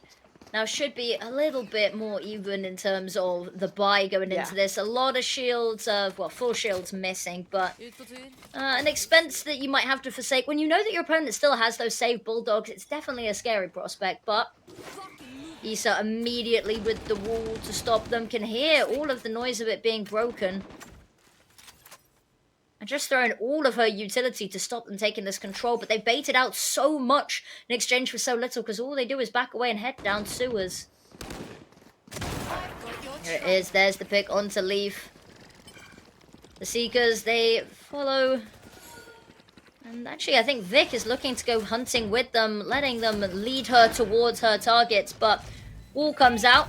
Maybe a little bit of a block of where the nade was wanting to go, but choose to throw it up in towards heaven instead. They've got players up ramp. They've got that wall defending them from screens. And Areno is on a tear. Vic knows that there's more hiding. Past the bird, except it still does blind Sahi. But Vic now left 2v2, wondering where all of the kills suddenly came from. Here's the footsteps. Sees the util being thrown. They don't clear her. And all she has to do is hold down that left trigger. Yeah, and I mean, it's a whole new game. And I think, honestly, not like other girls, are a very, very strong side, right? And once they start picking up a few rounds, I think they're going to start getting quite a big lead. So any rounds that Pack and Shorties can get now, this is very, very strong. Not to mention, they're on attack, right? This is a very defended-heavy map. So any rounds that you can get on attack, 3 is enough. 3 is the magic number. Possibly, you know, 5, exactly. 5 would be nice, but honestly, anything at this point is a bonus. I mean, technically 11's still on the table, so... that is very true. I don't think we'll see just that, but can't discredit it if they keep up with this sort of assertiveness. Toying with the idea, but actually has just been sort of left on an island a bit by her teammates here. Issa gonna be challenged in mid, needs to find at least one. Her sensor's destroyed, and I think maybe Pakajordi's, they're happy just to take that victory and leave. Break the util and regroup, knowing that there's some doubt in their mind about their presence in mid. But actually, not like other girls. Nice read coming out here. They've moved over towards A because they cleared all the way through B main. Julia with the paranoia here. That's going to get all of them. But it's fine because Vic doesn't need vision. Areno with 1, dismiss away. Empress means that she can just keep going for this. There's another. They're trying to throw util at this, trying to throw paint shells. Yeah. 1 more, and there's 3. Her team have helped her out, but it's her leading the charge to a 4th round. You mentioned the paranoia, and it was like you said, really, really strong. But if no one's going to swing off of it, then exactly, it's really difficult. And I guess it's a lack of communication there. But I mean, the Empress, so strong. Reyna is such a good agent to be able to just sit back and play on your own. And I think that's one of the reasons why she doesn't actually get played that often. But if you can trust your teammate to go off as Reyna and just kind of just get kills whenever they fancy it, it's gonna work out well. If we'd seen her firing at this caliber, we'd seen her firing at this exact caliber, case in point, in map number 1, I doubt we'd even be sat here talking about Split. So it's good to see finally online. Maybe a little bit of doubt in her mind. What if I just managed to activate over on Lotus? But it's never too late. Issa, ult of her own available, but honestly, just everyone sat looking at this wall, staring at the pretty blue lights. Yeah. Happy just to wait this one out, patience. Yeah. But look at this flank. With deadlock. They've got them Very cornered true. already.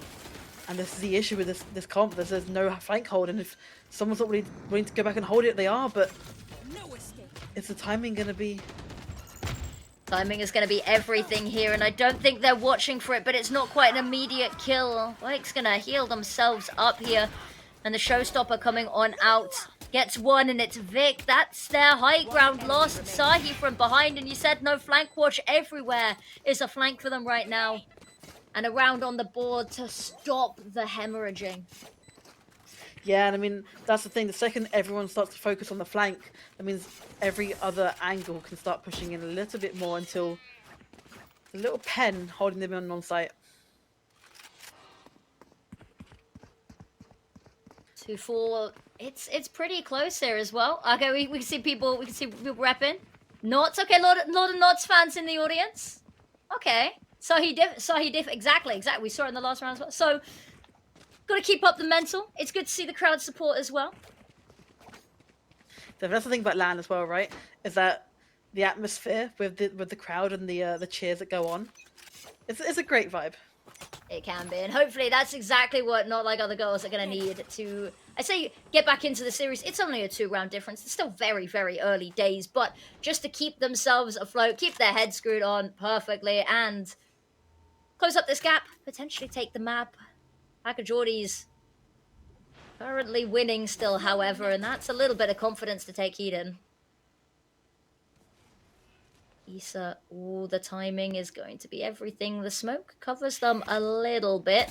There's the flash on out, but they haven't spotted Issa, but Issa hasn't been able to get a kill on them. Arena pushes forward, and the fact that she hasn't gone down has led to another one of her teammates falling. The nade's good for one, and the health, it's a little bit of regen, but it's not a whole great deal. And Umi with another evens the tables. Make all the way round the back, and this has been a crazy map for flanks. There's the res coming through, and none other than the star of the show right now. Issa pushing forward. They're trying to make sure that they do not let that player free, and it's too late already, and they lose another player for their troubles. It's just getting worse and worse. BUEC's being on low HP, maybe a little bit of a saving grace for them, especially now that Sahi's found a pick. But now, just leave left behind. Such a battle to fight, and all eyes are trained on her. And it's going to be Umi's barrel that finds the kill. Yeah, I mean, Issa having a bit of a rough round. It happens, you know, but like you mentioned, you know, not hitting those shots meant one of the teammates died. And it's just these trades that shouldn't be happening. But this is a very different change of pace. 2-5. Paladins have the advantage right now. That they do. Can they keep hold of it? 3 ultimates online. We've talked about this. There's been a lot of saving ults for a rainy day. Last map was bad. It seems to be a theme. We're building up and slowly patching the mistakes, but love to see them activating, being used early, especially on rounds like this, where if Not Like Other Girls can find an opening pick, they could very quickly spiral this into a thrifty. Yeah, it seems a little bit of a split right now. I see what presence towards mid. But look how much space has been taken by Melina. I know, they... Oh, Hulu's got the perfect angle for this. Yeah, a full sense of security. I mean, the heaven space has just been... A smoke, they don't clear it. They keep not clearing this tight corner, and it keeps leading to trouble, but luckily is eventually traded 2 for 2, but they are walking away with players on both sides hurting, and the benefit of that Sage, yeah, the self-heal's not perfect, but it's a little bit of something to work with. Now, Empress online, we all remember what happened last time. And Arena ready to go once again. Rampage through Not Like Other Girls' retake attempt. That smoke's going to fade any second, and they're not even going to let that happen. They jump on through the Clove ult, but they're stuck behind the wall. They can't push any further, and I think they knew that. And now 1v1 left on our hands, and BUEC's low HP Doesn't matter, Issa lower and gets the kill. Defuse, so much time for it. I mean, the confidence from Melina, even on such low HP, and still managing to peek and get 2 kills, it shouldn't be happening at all. But I think they're starting to, you know, find their feet a little bit more now. Like we mentioned, it's a very different map, right? Exactly. Lotus and Haven are very, very similar, and the playstyles can be done pretty much the same. Split is so different, and I think it's taking them a little time to adjust. But I think both teams are slowly, you know, starting to get the feel for it a bit more. Bit of a shock to the system as well, playing 2 back-to-back maps very similar, then suddenly split. Yeah. Okay. Ooh, fight towards mid happening early. Julia, does she toy with it? Does she go for the peek? I don't think she should, because Melina went for it. And Vic walked away as the player disadvantage. Areno, there's another to even the numbers, doubles down, and with the half health on Melina, it's going to be scary for them. Look at this, just tearing through the site. Now, there are a lot of people watching this, and they're giving away a lot of sound cues, mind you. There's the flash, double flash around the corner, and Sahi now ready and waiting. Dinked off the bat, still gets 1. Liz to trade, and now trying to hold the high ground, trying to help her teammates get Spike on site. A little bit of healing coming on through for the rest of the team, but Spike goes down, and not like other girls. They are chasing. Melina is an unknown entity, has managed to get behind them, but she can be able to do much, needs to step up in a big way. I think the Rolling Thunder is going to be invested here, but there's only 1 on site. There's the pick, Ume with 1, and there's the other, but the stun, it's worn off. Melina trying to just put some distance, trying to find out where the spike is. It's not an ideal location. Ring around the site it goes, and looking in the wrong place. All it would take right now is Waits to have a look, spot the leg, and turns the corner. And a 6th round, half won, regardless of how this goes now. Yes, I mean, this is exactly what they want, right? On attack. It's just, okay, they do only have that Sage, but even so, these guys are really taking advantage of the flanks. So on defense, you know they're going to be very, very wary of it, right? They're going to have it in the back of their minds, okay, if we can flank this much, so can they. Touche. And not to mention, they have 2 healers, which I've only just clocked, really, which you don't tend to see on most comps anymore. You know, healing isn't that crucial.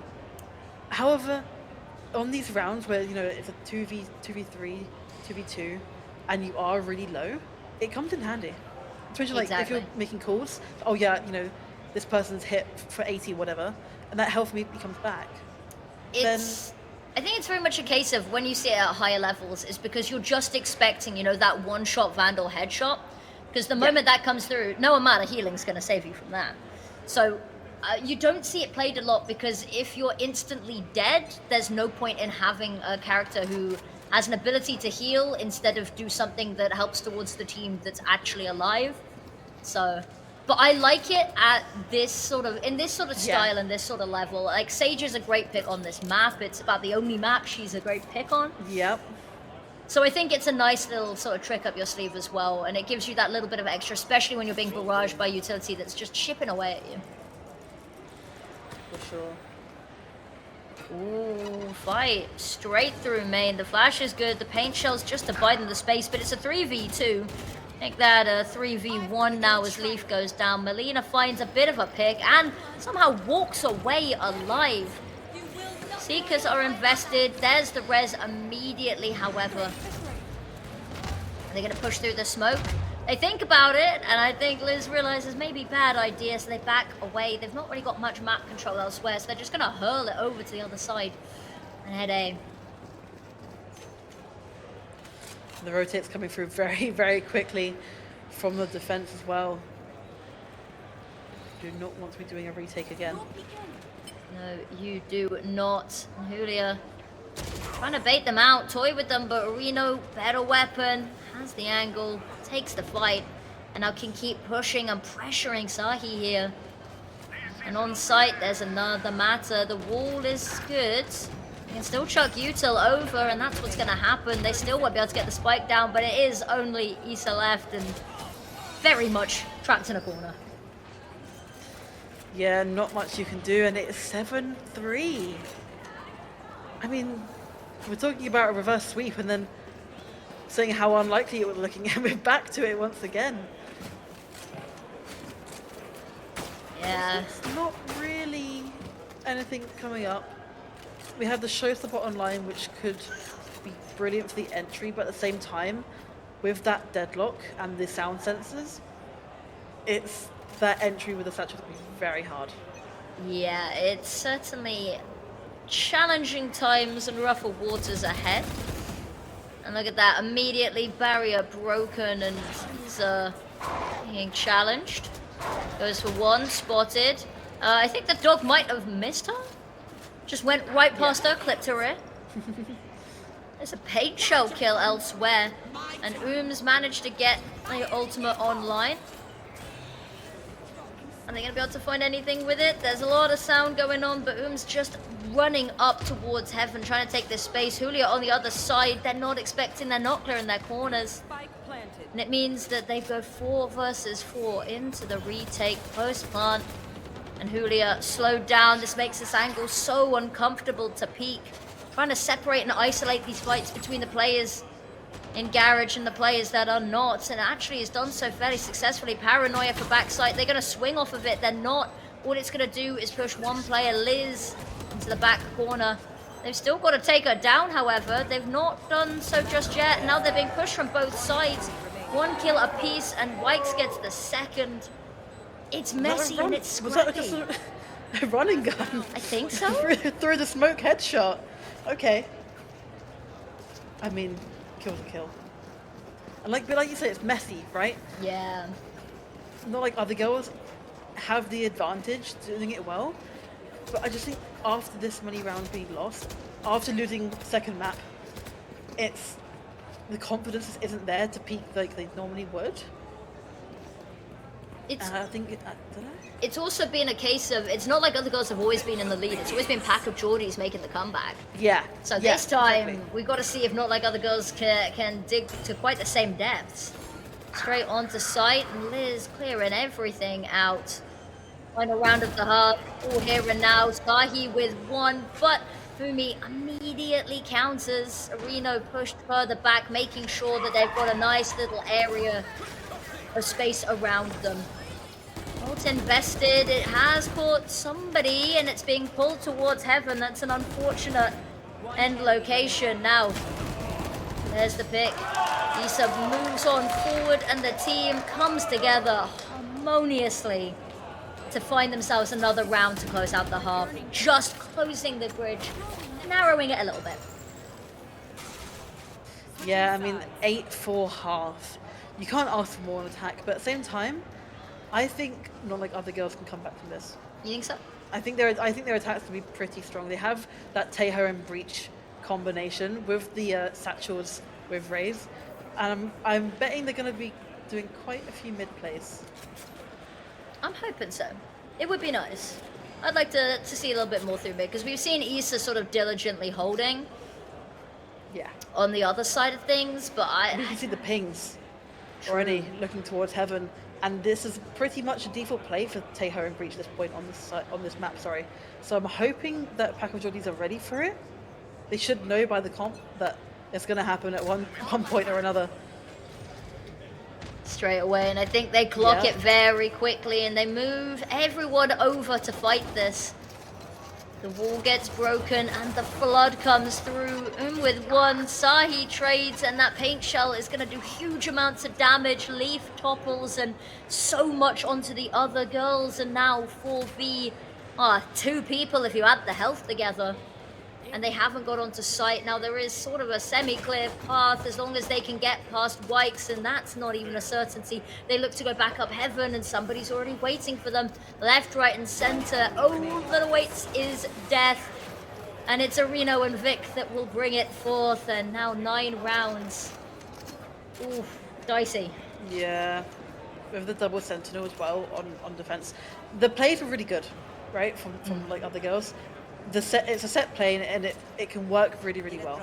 The issue is that Sage wall immediately goes up and you're having to one by one peek around it, and then everyone manages to finally get into heaven together, and then the Raze nade comes through. It did so much damage. Managed to get a kill as well. And then everyone's one shot to a pistol at that point. Oh, a pistol round. That's all you could ask for. That's all you could ever need. Yeah. Vic hits so much early aggression. manages to force one fight and isolate Melina on their own. Caught with utility out, but unfortunately Vic almost caught by the paranoia themselves there. Trying to find a way to fight back into this, but Boombot goes out. It's going to spot somebody. It doesn't matter because the player is going after Leaf, dead before it even gets there. Now, are they just going to run this down? I have a feeling they're just going to run this down. There's the flash for the corner, fully blind. They still haven't blocked it. Sahi gets one, and it's more than you could probably ask in that situation, but no cheeky conversion steals, not on this half. No, and the guns are still looking really good. Back at Geordies. I mean, at this point, the third round could go to them. I salute you too.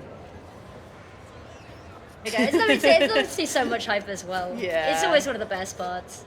I'm curious to see, you know, the demographic of, because it is, as you said, it's close to well, it's in Manchester, which is close to the Not Like Other Girls majority, their core. But I'm hoping Pack of Geordies have got somebody there. There's always one person. Oh, they cross each other. Okay, well, both jets cross, both jets die. It looks like, I said Jet, sorry, Raze. Jet was previous map, sorry. Jet was previous map. Trying to get a bit of mid presence, but it's not. That wall is let's say sturdy, but it's just so much going on. Somewhat like in terms of a map space, sorry, it's a little bit I was gonna say, out of place. So much is going on without anything happening, Yeah, which is really yeah. weird. But gonna break the silence here. And Issa, I think got spotted, is about to have a whole world of trouble lining up for them. Fires off the nade, but it's not gonna matter. No one there to capitalize. And now Spike goes down, but it's unfavorable advantage.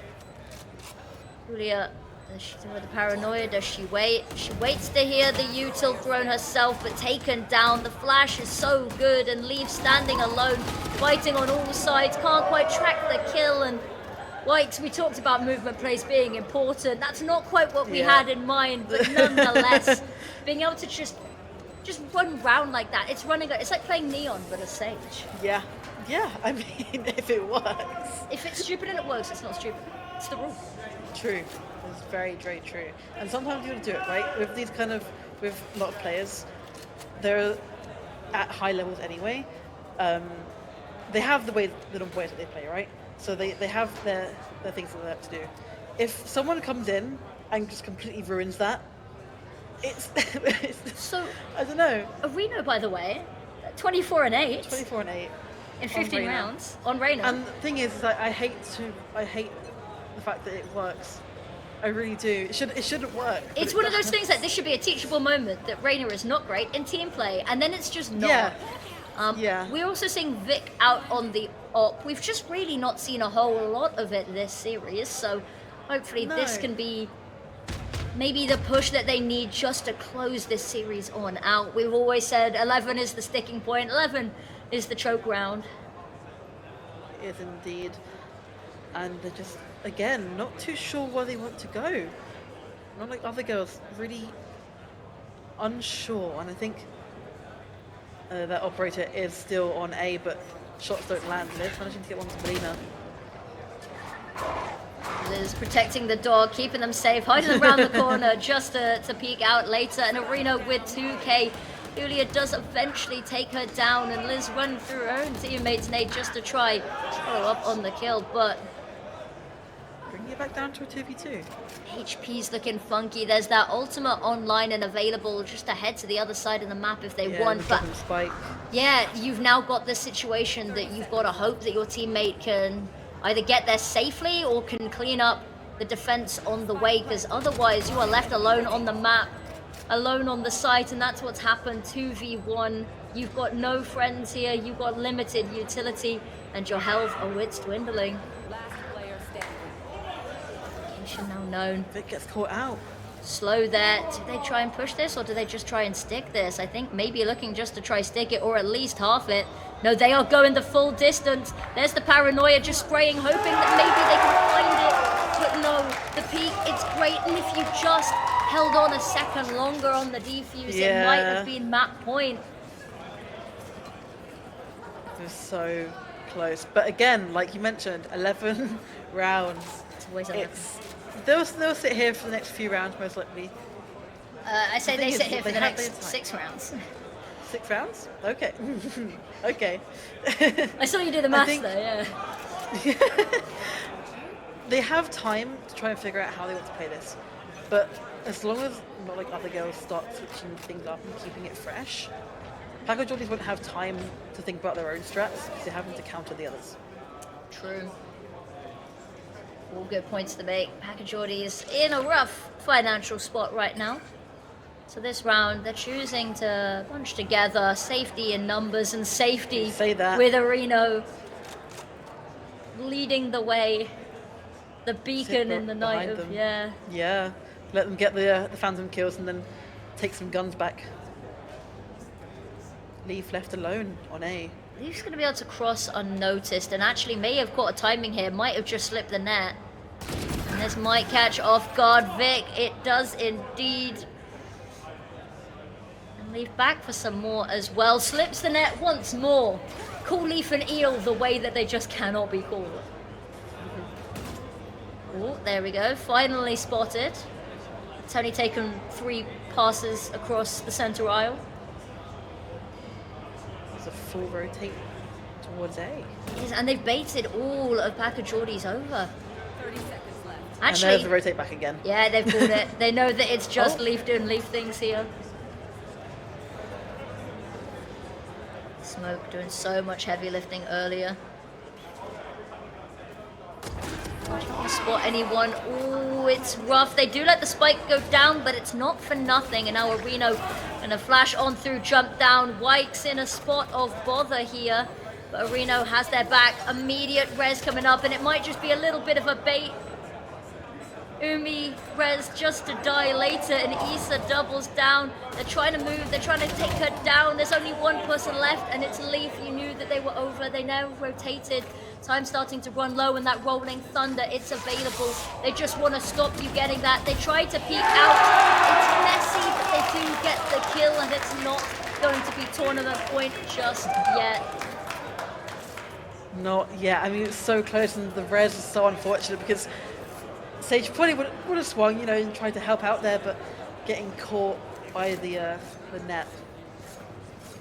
And this again, very, very messy, and the fact that you're having to solo or Rolling Thunder isn't great. Areno 30 bomb in regulation? Question mark? I mean, Oh, Melina. definitely doable. Melina's back on the shotgun. And is it straight up mid? Immediately, It is. yep. But the issue is not the best angle for it. Actually, now that they've managed to get her up into She's heaven. chasing her down. Oh yeah, she wants this. There is blood in the water and she's shocked. Oh, Leaf had a nice angle, didn't quite have the kill, however. This flash could be everything, but it doesn't matter. Blows through 2 of them. Uma back up once again, trying to help on out.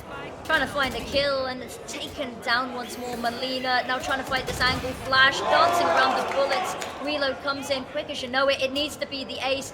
The nade goes over the showstoppers available. Goes, peeks down the side. Isn't watching. Just managed to slip underneath, and Wykes knows.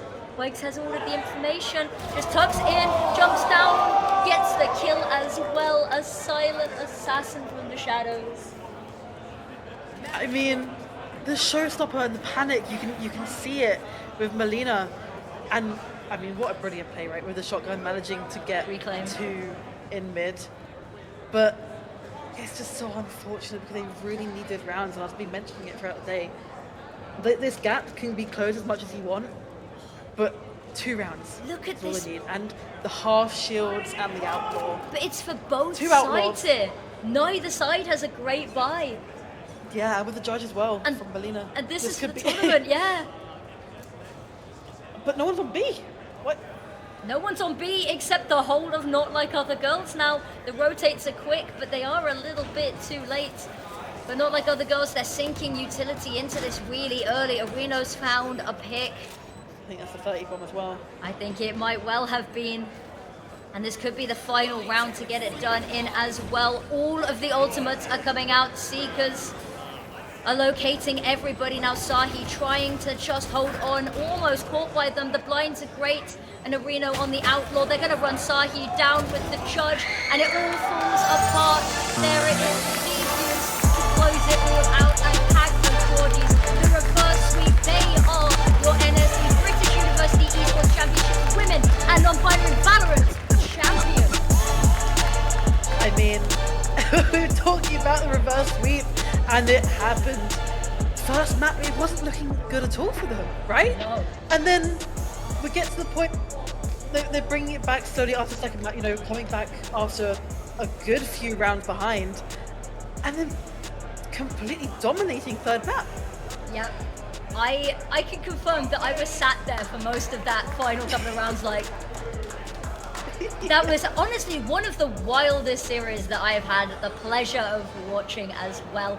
The fact that it goes 3 maps, not quite the full distance there. We didn't get an overtime, but it was well fought. And of course, it seems like always on the comeback for the side of the Geordies, but not quite able to secure themselves the running start they needed at the start there for the side of Not Like Other Girls. So close one, goes 3 maps, but oh, let's take a look at these highlights. What a so many clean shots. Yeah, I mean, we went different directions. You know, when so many clean shots, I went so many Clove plays today. A lot of Clove. We don't see Clove often, right? No. I mean, Clove doesn't tend to be picked. That's our yearly quota. That's it. That's us done for the year with Clove. We can't ever cast a Clove again. Clove again. Yeah, no. It doesn't exist for the rest of the year. They don't exist for the rest of the year. I mean, but also being able to play them so well, and on the double smokes, it's been working. And a lot of the comps we've seen in the series haven't really been typical comps that you like to see. But for some reason, they're just working again with the Reyna.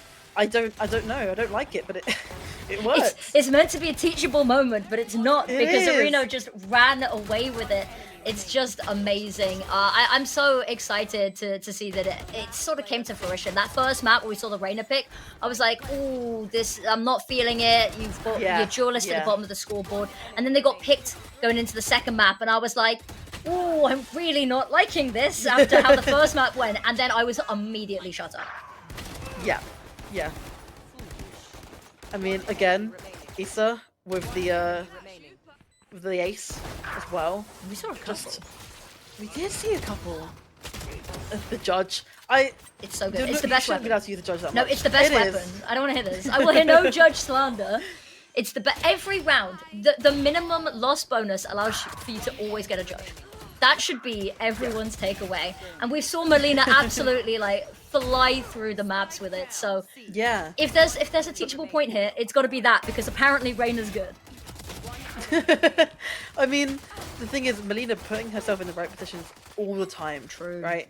And just with the op, with the judge, anything, even the frenzy, right?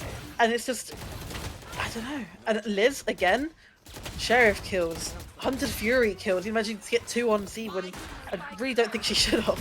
But it's just proving. I like to be proven wrong, right?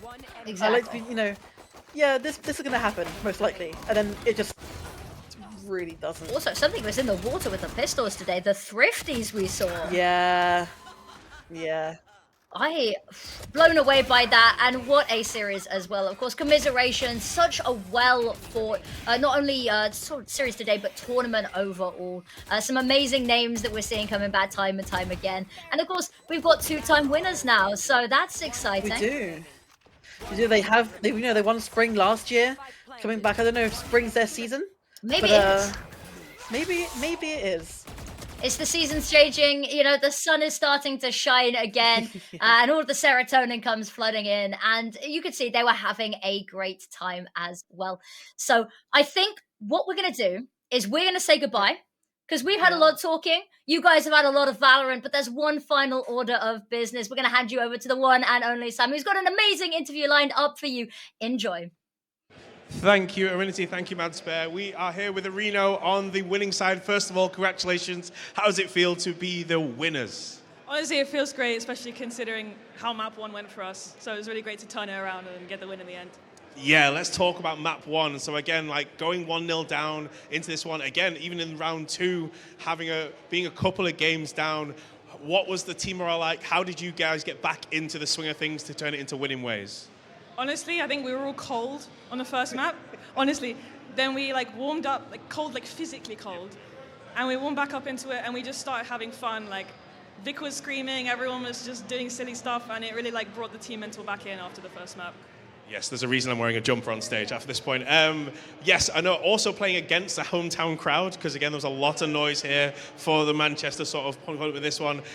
Did that factor into you guys? Obviously, you could hear a little bit of the noise, but were you guys playing like we're going to be the spoilers of the hometown crowd, or was it more a case of like, we're just here to do the job? Honestly, it feels kind of good to be like the team upsetting the crowd, so we didn't care. We were like focused on what we were saying, and you know, we had like one guy from Roehampton here. We got one supporter. That's all we need. Hey, you only need, as soon as you get a support, it kind of comes. Lastly, I think like now we've done this. What's next for the team? What's next for growing things? Like, do we just keep this momentum up? Do we have more members coming through? Like, what's the next steps going for the team? Hopefully, we come back next split and we can win it again. This whole experience was amazing. So. Well, congratulations to you and the team as well. Fantastic things to both teams. Thank you very much. You can join your team absolutely on this one. We are again taking a short break, and then we are back with our grand finals of Overwatch 2. Stick around. We'll be back in no time at all. What?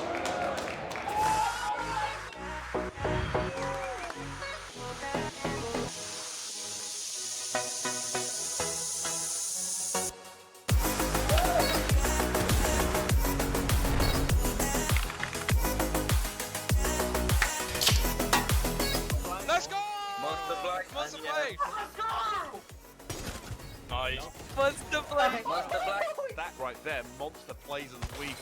Okay. Monster Energy is doing a monster site giveaway.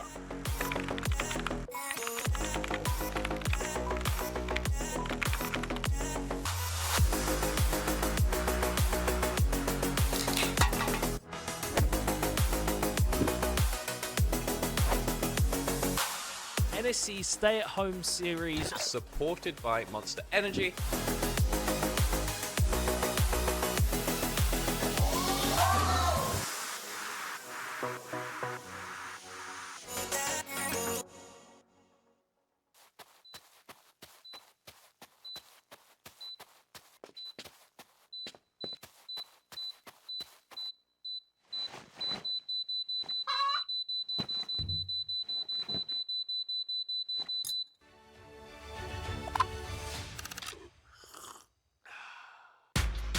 At SteelSeries, we make gaming gear so you can be anything you want, except one thing: ordinary. Fight the biggest bad guy you can find. Create something nobody's seen before. Now that's beautiful. Why waste your ammo on this guy? Be so good at games he just nades himself to death.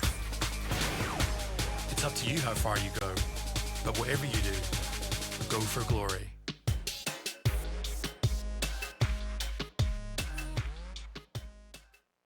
Many years ago, a supercomputer designed a perfectly shaped chip, Pringles. Knowing one day, gamers would need less mass to help them stay in the game. What's the Daisy?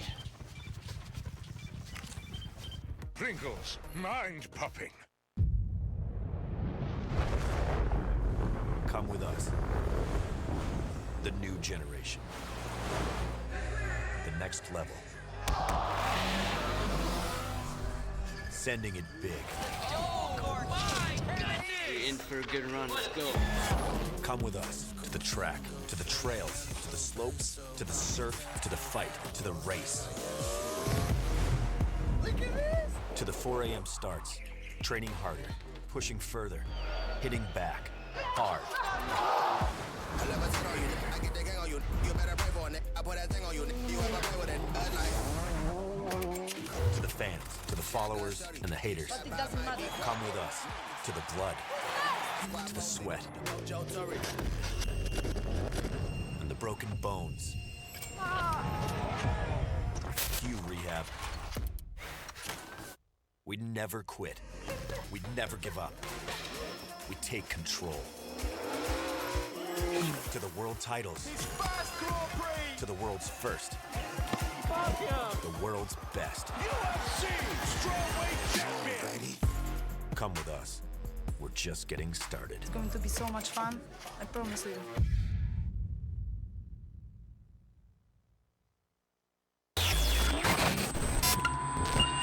Attention. This is not a test. This is a message. A message to all Monster Energy drinkers. Up until now, you've gone about your lives clueless. Reality. The truth lies. But it's time to wake up. All you have to do is find the beast and scan the code. Are you ready?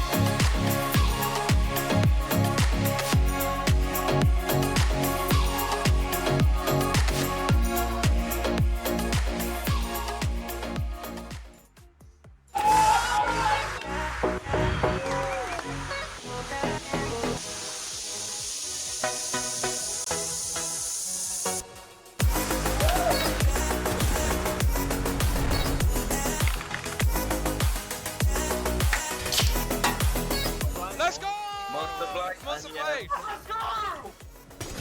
Nice. Monster Blade! That right there, Monster Plays of the Week. Okay. Monster Energy is doing a monster site giveaway.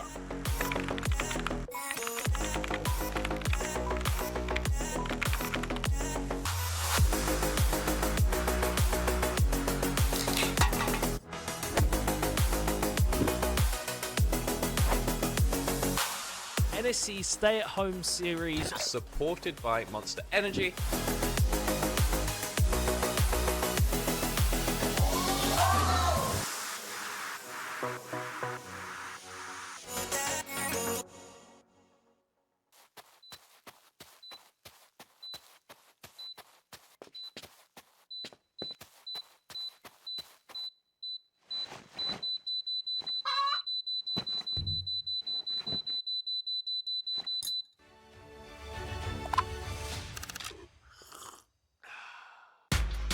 At SteelSeries, we make gaming gear so you can be anything you want, except one thing: ordinary. Fight the biggest bad guy you can find. Create something nobody's seen before. Now that's beautiful. Why waste your ammo on this guy? Be so good at games he just nades himself to death. It's up to you how far you go, but whatever you do, go for glory.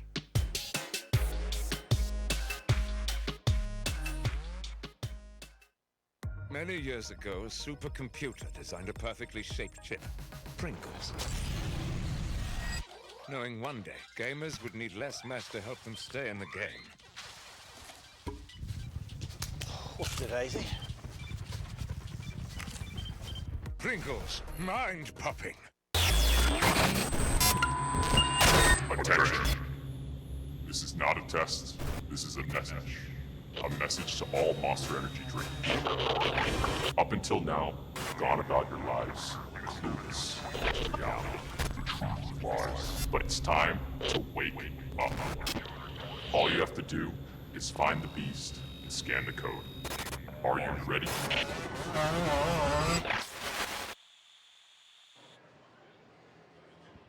Hello, hello, hello, and welcome back to the final game on the stage of our grand finals. We've had two amazing grand finals already today. We had the Swansea Storm getting a 2-0 win on Overwatch. We had the Pack of Geordies taking a 2-1 victory on our other one, on Overwatch 2. I was saying that Overwatch twice, that's the wrong game. Of course, on Valorant on both days on this one. And now it is our Overwatch 2 grand finals. Are we excited, everybody? We've got a packed house in this one. We're about a 5 out of 10. We're not quite there, but should we get the teams on the stage? That's what I need to ask you. Okay. So, getting our first team on the stage from the University of Strathclyde, it's the Strathers Onyx!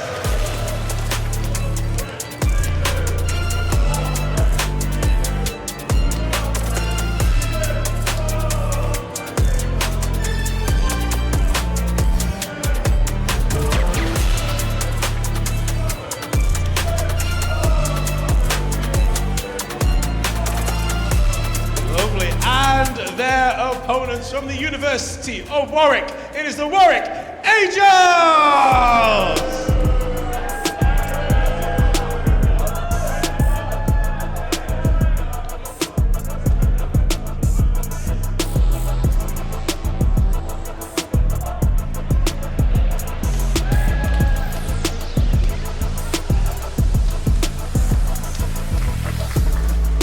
I really hope the camera caught all of that, because realistically we just got the overhead shot. But yeah, so we got Spectreon here, we've got Matt here as well. First of all, is how are we feeling being in the finals? Pretty sick setup. It's our first time in finals. We're looking to make sure it's our first time getting first as well. Okay, nice and easy. Matt, again, Warwick have done quite successfully these events so far. Does that add to the pressure, or is this just another day, another win? It is another day, it's another win, but there is a lot of pressure, you know. You can hear the crowd. I'm not sure we're the favourites to win this one potentially, but we're going to do our best. We want to show ourselves up for one last time, try and get one more win before at least me and Keydon graduate at the end of this year. Exactly. Again, it's the first Scottish team making a live final since 2020. What have you guys been doing differently compared to a lot of the other Scottish teams? What has brought you to the dance, shall we say? Okay, let's be realistic. We roll better players. Like that's what's happened. We show up, we get Envy, Umbry cheeseburger, they kill everybody. I just kind of chill on main spot and hope I don't feed. And for yourselves, I believe it's 494 days since your last NSC regular loss. How is that, having that stat put on your heads, does that add to today being like the day it could be over? Or is this, again, just 495 we go to? It's not ending today. It's not ending today. It's going to be a good match. I think Strathers have really put the work in, I think more than any team ever, maybe in NSC history, really. So we're very excited to see how the matchup goes, but we're hoping, one more day, and then we'll see how it goes next year. And a little birdie told me that during the practice before, and there was a bit of a quick game which had both teams playing. Do we say who won that, or are we going to keep that? Oh, okay, so Warwick took the dub on this one, but that could all change on the stage. Well, I'll stay out of the way. Are we getting handshakes? Are we getting fist bumps? Are we getting beautiful set of sports? Back to your sides, back to your sides. We are here, we're excited for a final! Lovely! We've got a live audience here, hopefully on the stream as well. You're getting excited. But let's go to our premium casters. Let's give it up for Natnif and Egdar! Ladies and gentlemen, this is not a battle today, this is a war. Both of these teams are here, they are ready to go the distance. Welcome to the NSE Spring 2025 Finals, brought to you by UNiDAYS Level Up, the ultimate gaming destination for students, and sponsored by Pot Noodle, Steel Series, Monster Energy, Pringles, and Scan. The best in Scotland versus the best of England. Two titans colliding today. And I'm joined by... Thank you very much, Edgar. It's absolutely wonderful to be here. And before, I was coming into this thinking, what should I talk about? What narratives are important to bring up? But already in the crowd, you could feel the energy boiling up, bubbling up. And you can see already who the favorites are, who the dominating forces, the underdogs versus the dynasty that Warwick have been building here. So yeah, it's going to be a great matchup here. Two super stacked rosters across the board as well. And let's get to talking about some of them here. Warwick Angels, they're a team that need no introduction. You heard it there, 494 days since their last NSE regular season loss. They are a titan. They have proven themselves time and time again to be the best team that we have to offer. The talent on display, they're pretty unique in the sense of what they play. They're always rocking with the Doomfist style, but no one's beaten them on it. You know exactly what they're going to play, but no one's figured out how we're going to beat it. A couple of teams have come close. A team like Oxford in the past were somewhat close, but ultimately Strathers, I think if anyone's going to win, they have the best shot of any team, I think, in the past year or so, of actually beating Warwick out, sending them down to their first loss. Yeah, like you said, it's been that Doomfist style, the Iron Fist they've ruled over the NSC bracket for so long, and they're looking to continue it here. But Strankline, they have some firepower, they have some stars of their own. Umbry, I think, is really going to be the spear, going to be the Python, the flexibility to allow for their own styles to really wrap around and constrict Warwick and really not let them play the ideal kind of game. Hero Band, especially, going to throw a real wrench into the work to work that to overcome here. And as well, we like to talk about hero pools here. It's a common phrase you'll hear referring to the ideal styles that mostly the tanks like to play. But when it comes to the side of Andreas, it's much more about hero puddle. But if you're going to talk about the defining factors when it looks at styles here, you have to look at Cheeseburger for the side of the Onyx, because while hero pool might be applicable to most, a vat of mad and wicked science is what Cheeseburger's going to be pulling his pecs out of. Symmetras, Tourbillons, Junkrats maybe, all across the board. A whole host of mischief and mayhem to bring us some wonderful Overwatch. Yeah, right here you can see the lineup for the Warwick Angels. J9, of course, going to be repping Pot Noodle. Good on you, big lad. Matt Murray has to set the controller up, as you do. It's what the top players do nowadays. And the bans have come out. Sigma banned from the side of Warwick and Ash banned from the side of Strathclyde. Pretty interesting styles there. No Doomfist ban, that's the key one, and no Sojourn ban either. When you're thinking about both of these teams and what they might ban up, those would be the key characters, right? Andreas can play the Doomfist and sometimes the Hazard, but mostly the Doomfist. So that's going to be a ban that you want to keep in your back pocket. Taking Matt Murray off the Sojourn as well is also going to be a pretty big deal. And now as we have a look at Strathclyde, I don't think that you can talk about the team without talking about Professor Spectrion. Everyone sits down when that man starts talking. He knows the game inside out like the back of his hand. His rank, his mechanics, don't worry about it. It's got a brain the size of Jupiter, that lad. Yeah, and I mean, as we head into our first map here of Nepal, I think keeping your eye on the backgrounds of the teams will be a good litmus test for the rest of this matchup. If Spectron and Tartan Boss can keep up to scratch with the side of Warwick Angels, backline should be Kido much more proven, much more experienced. But talking about the backline, an interesting frontline pick we had a little bit of a teaser for, but I honestly thought they were joking because Umbre is rocking the Roadhog. It's grand finals, brother. Are you sure about this? I mean, Strathers have made their name on the Wrecking Ball style, but is this the answer to their problems? Have we all just been fooled for so long? Whatever happens, it's going to happen right here, right now. Welcome to the NSE Spring Finals, Strathers versus Warwick, leaving it all on the table. Yeah, I mean, Andreas has been playing with fire and fury here. As a hook, there's a flashbang in their way to really ensure that it's absolutely disastrous for him to play into. Unfortunately, we seem to be looking at the second quarter right now. Warwick are all about this first point here, the backline, the Ana Kiriko, but it's Kido and Shubi in that backline talking about finding the initial first blows. I'm not sure what's going on the technical side, but right now it's business as usual for Warwick, finding the first 2 kills. From what I could tell, it was a big anti-nade that came out from the backline, and yeah, players going to be pausing, waiting for things to get resolved. A big start, but that Roadhog. So, I mean, you can hook Andreas in, sure. That doesn't mean that you're going to kill him. It also means that you're going to be very susceptible to the anti-nade. Yes, you have a Kiri on your side, you know, to Suzu that. I'm intrigued. If this is the work of Professor Spectrion, they might want to take away that man's doctorate effective immediately. Yeah, I must have missed a couple of those lectures because it does feel a bit of a wild right hook, to be honest with you. And yeah, that backline, I think, for Warwick as well, the Ana Kiriko, have very little to worry about because, again, there's really no dive pressure on them. Yes, Cheeseburger has up to TP, but immediately we've seen them recognize the error of their way, go onto the Diva. So now the greed of this backline could really be a punishing point for Umbre to focus in on him. Very surprised at the lack of Wrecking Ball from Strathers Onyx. Again, it's the style that they've really gone through. They're actually going to force Shubi out. Nice TP, and the Suzu as well. So those are some key resources. But anti-nade onto Cheeseburger, also going to be Suzu. But Spectron was flying off the map. No idea what happens there, but it does mean that your Lucio is gone. You've lost a lot of healing and a lot of speed for your team as well. Late kill onto Matt ain't going to be worth a damn thing.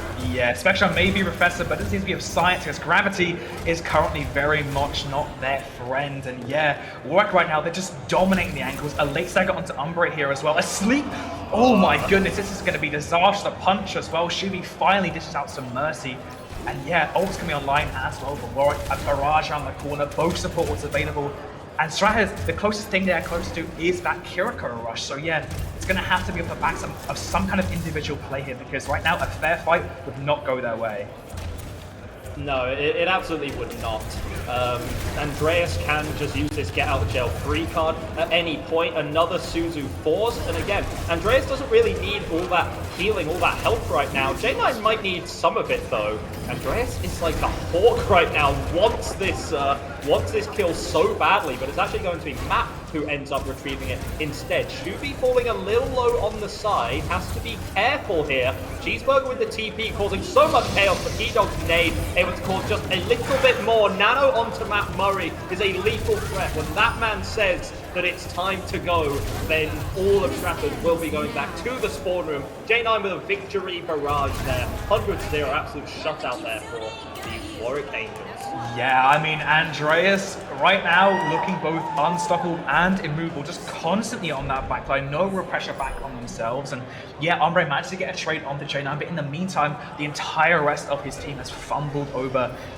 And yeah, I mean, right now, Warwick are just fully able to play their exact main style of game, and Stratlers are just fumbling in the water. They need to find a clear win condition. They need to get some kind of enabling force here. And right now, maybe it's the aggression from Cheeseburger, TPing on aggressively. Maybe it's a good shot from Envy, and the Lucio in the mix should be better supporting those off angles. But right now, Warwick just controlled the entirety of the map, and of course that means the point, and there was a 100-0 start here. I do also think there's an element of getting snowballed there.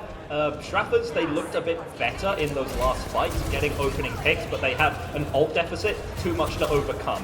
They can change things here, but they're going to have to prove it. They're going to have to not be scared. Warwick are a good team, but you can possibly be even better. They're actually chasing Warwick. On this rotation, Keydog is getting lower and lower in the fight for the time being. Warwick, of course, healing well. J9 doing even better. That Sim very vulnerable to a ranged threat in the sky. But Strathers, again, still not scared. Still going to keep advancing here. That is going to halt your advance just a little bit, though. When one is put between the eyes of your Lucio player, you can't continue to walk. Yeah, some few trades could be here. Maybe Keydog a late trade would be quite impactful, but no, J9 bails them out in time. And yes, Strathers, there's really nowhere they can play easy. They want to try and hit Warwick's rotations, but now they have to come in with Warwick having a setup advantage. They'll be walking into whatever kill box Warwick is setting up to dive into. J9 as well, putting a constant pressure on that, a ticking clock, knowing the longer the fight goes on, the more J9 can pummel away your resources, and the higher chance of Matt Morrow finding a rail headshot to really just end things there and now. Recall that there's no Ashe either, so that's going to help J9 a little bit. Sojourn, still a hit scam, but maybe not the most effective. Oh, Keydog getting the ankles absolutely broken there. You don't have another backline to work with, but Warwick recognized that when their backline's going down, they're just going to go even harder on the enemy backline, and it seems to be working out well for them. Umbre does have this get out of jail free card, a bomb to survive, but can you get back in the mech? No, not quite, and that could have been your saving grace in that fight for Strathers, and you're just going to keep looking at that clock ticking down. Yeah, Umbre found 3 now, but right now it does feel like it's Umbre versus the world. The rest of Strathers, they have to get warmed up, they have to get into the fight. They do have double DPS ults and a Kitsune Rush coming up, but Warwick have just as much and even more to answer with here. Amara with the overclock as well. Umbre needs to shut that down with a good defense matrix, and Nade as well, pressuring them out. It's just rough at the moment. Andreas falling. That's a crucial domino that could really spiral down. Cheeseburger is using vision and space and eyes as a resource right there. That being said, what's a better resource than Matt and his giant railgun? Not a lot, to be honest. Umbre can still get a late pick. You do flip the point briefly here for the side of Strathers, so maybe you're able to get yourself into one-fight territory. Definitely not much more than that.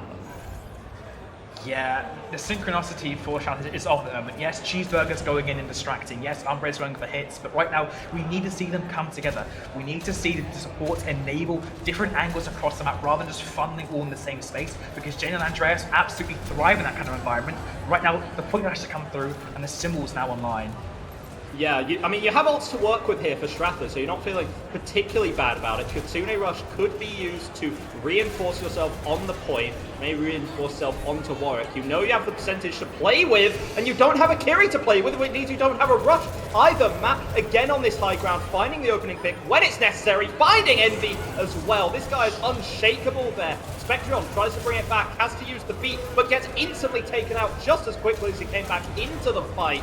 Warwick, again, proving utter dominance. Umbre still. This guy cannot do anything more. Tartan is back. Kitsune Rush is on the point. Can you reinforce Umbre enough? Not quite. I mean, Tartan's taken out of the fight briefly. Able to TP away means that you are alive. You're just about able to stabilize here. Andreas getting closer and closer to that Meteor Strike. You're going to briefly give point away to Strathers, but you're still feeling good about this fight for the Angels. Yeah, it was absolute dogfight, but now it's a powered punch around the corner. Andreas going and looking for a target. Nano Boost as well, absolutely obliterates Tartan Boss.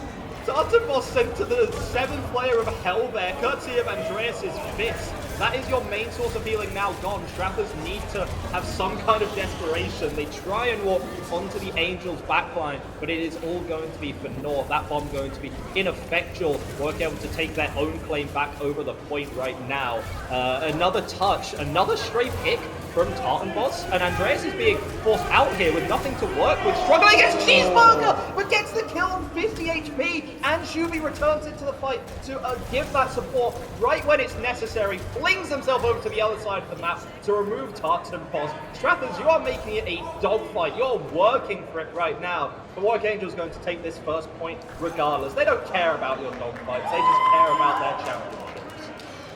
Yeah, and right now we are seeing why they have been undefeated for so long, back to many other back champions, just dishing out fire and fury. J9 player of the game so far as well, just absolutely uncontested, considering how they look into this Symmetra as well. There's no real force to threaten him out of the air. And you were talking about dogfighting.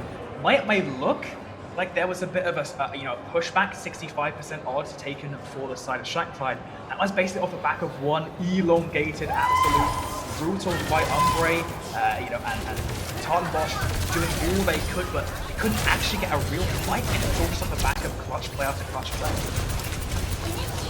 Umbre is really trying right now. I did see someone in the crowd with a Spectrion 1v9 sign, but that might be more of an Umbre 1v9 sort of case happening right about now. But no, I don't hate that. I don't hate that performance from Strathers whatsoever. I think that there were some issues with their ults and their ult economy specifically, in that they just weren't charging them up fast enough. It felt that Warwick were often getting bailed out by the strength of their ultimates, but they were able to get, say, on the indoor map Sanctum, they were able to get 2 cycles of all their ultimates, right?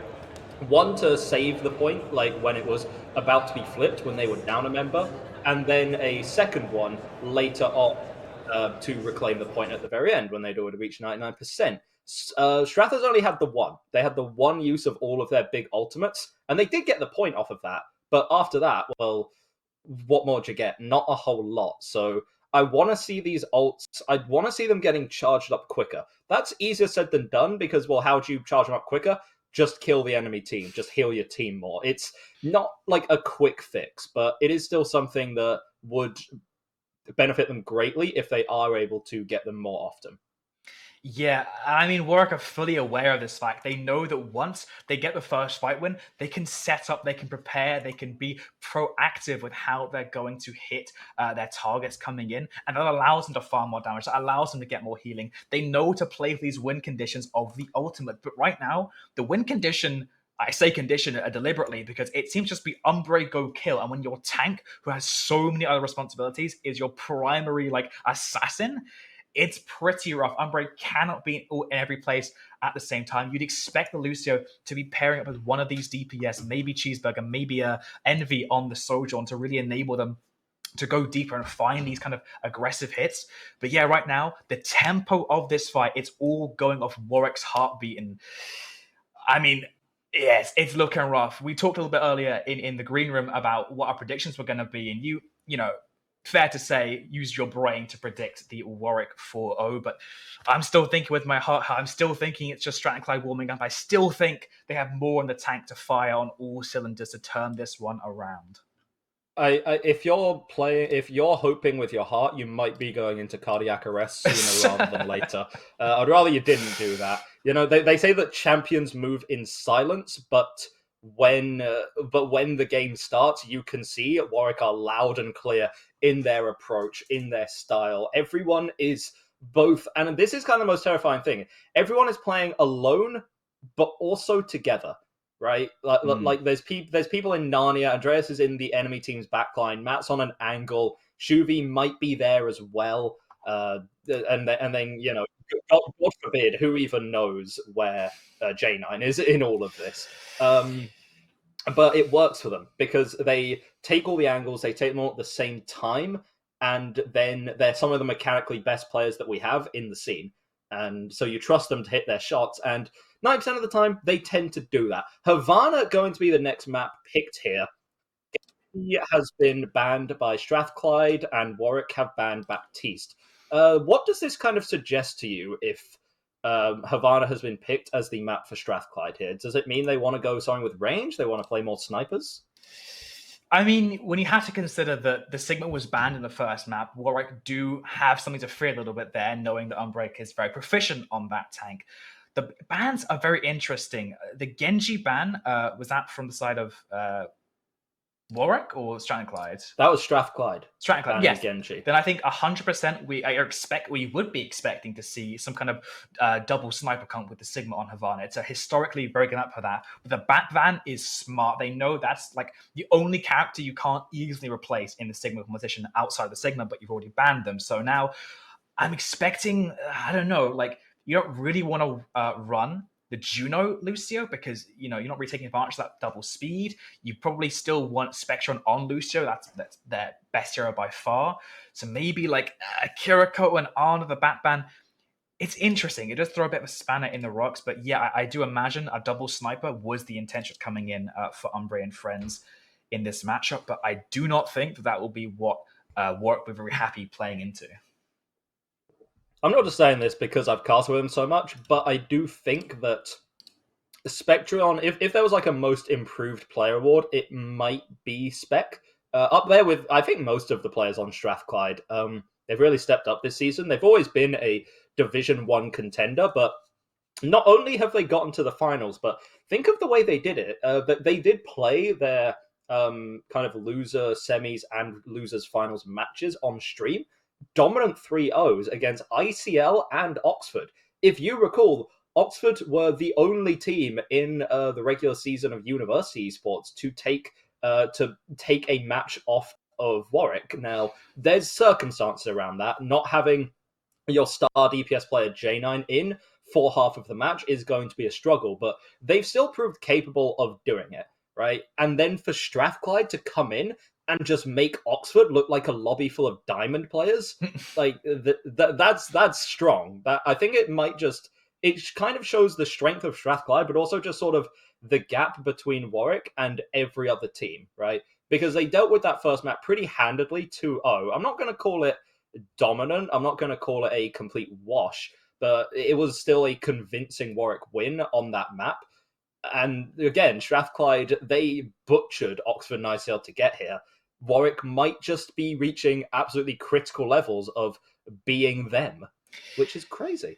Yeah, I mean, it has been an arduous pathway for both teams to be here, maybe much more for Strathclyde having to come back with some 3-2s. But yeah, that win over Oxford is the shining hope for all these Strathclyde believers out there. Warwick, though, have a lot less irrefutable evidence to currently back up the performance they are giving here.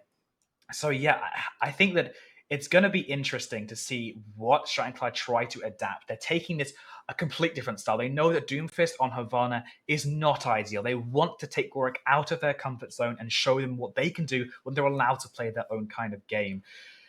Yeah, like Strathclyde, I think as a whole, have been the underdogs of the season. We looked at, I believe, the previous results, and Warwick were like, back-to-back champions appearances, championship wins. And like you said, Strathclyde have always been teetering on the edge of the upper echelons, but there is no higher echelon than, well, being Warwick.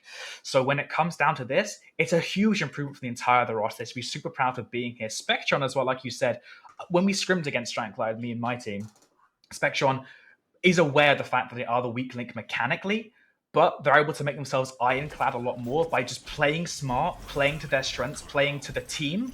And I think that's where the strength lies. But yes, it's going to be the Sigma look coming out and the Hazard look coming out from the side of Warwick. Yeah, and Andreas' hero pool is Doomfist and also Hazard. You want characters that will jump in and punch slash someone, then that's what he can do. It might just be It might just be a thing in his genetics. I ain't got a clue here. Strathers pretty solid on their defense. This is a very standard setup for Strathers on the defense. I also like the Torb, mostly because if we recall earlier, when Hazard was hard meta for so long, that meta only ended because of the rise of Torb and Sim, characters which do surprisingly really well into a Hazard. And now this Torb is going to be here to deal with that threat of the Hazard. Yeah, I mean, honestly, wish maybe you'd be able to duplicate Cheeseburger for that exact reason here. But yeah, it does also mean the RR-specific range advantage against this Widowmaker. And what a great move to open things up. But the Suju's there just in time. Spectacular wall, but forcing the Suzu is really rough news for Strathers there. Means that BUEC should be happy to get a little bit more free push here. The problem that happens as these teams are going to be traded out, and another great wall takes Cheeseburger out of the fight. I mean, that's going to be things a retreat forced here for Strathers. Yeah, I mean, Andreas is most known for their Doomfist, but the hazard of knowledge that you can just make that entire chokehold that defenders love to play through and punish through into a dash trap with that wall is absolutely what you need to see to continue this current reign. The backline for Warwick as well really punish Strathers from staying back and staying past. They don't have the sustain to get against the Discord, the anti-nades as well. But right now, Strathers are on a limited time back, and Envy's already fallen and found by Andreas. No help in sight, Spectron as well. Spectron and Envy were playing the high ground to try and, you know, buddy up with each other, but it didn't quite work out. Andreas, the backline from the Angels is incredible, but not even the United States of America had enough resources to keep Andreas alive there. But it doesn't really matter for them. They're going to be taking this first point. Envy's posturing as if you want to come back here, but no, first point going to be an absolute shutout here for the Angels. I think we're also kind of seeing the ban on the Baptiste come into effect, because Strathers are kind of playing the faster comp here, but they aren't able to just... Well, like, you don't want to play the faster comp with the Sigma, but they're kind of being forced to with this backline from Warwick really punishing you sitting around, and without the Baptiste, don't have the regular sustain to come through. The Kiriko, that's not the ideal environment, and I mean, talking about unideal, J9 finding a first pick again is quite the opposite. They can just shoot the tank. In a comp like this, you need a lot of healing output for your tank, and they just don't have it because the BAP has been banned out. So that means that Umbre is kind of a bit useless here, and then is walking into the backline. Brother, you're not on Wrecking Ball currently. I think someone might want to tell Umbre that. Yeah, Umbre's best course of action here is maybe try and rock the engage from Andreas and look to shut off the healing, shut off the anti-nade, shut the Discord with a good shield. Right now, it's not happening. Warwick are uncontested on all these side angles, and that's pummeling them. There's only some directions Umbre can shield from. And again, not playing their win conditions, but there's another great wall. What a slash! Yeah, huge spikes going through the ceiling there, just destroying the laws of physics in order to get the kill through. Umbre does sink the prophetic flux into the equation, but the numbers are not in the favor of Strathers for now. 5 minutes on the time bank for the Angels. Okay, well, talk about the ball, and the devil shall arrive. Umbre now, this is the pick that's kind of been known and feared throughout the rest of NSC. They look so dominant on this, but on this point, it's pretty rough. There's a Discord as well, making life really hard. And only one ult to work with as well. Cheeseburger invested in Molten Core to affect that last fight, so Strathers really on the back foot here. Umbre going in with no HP.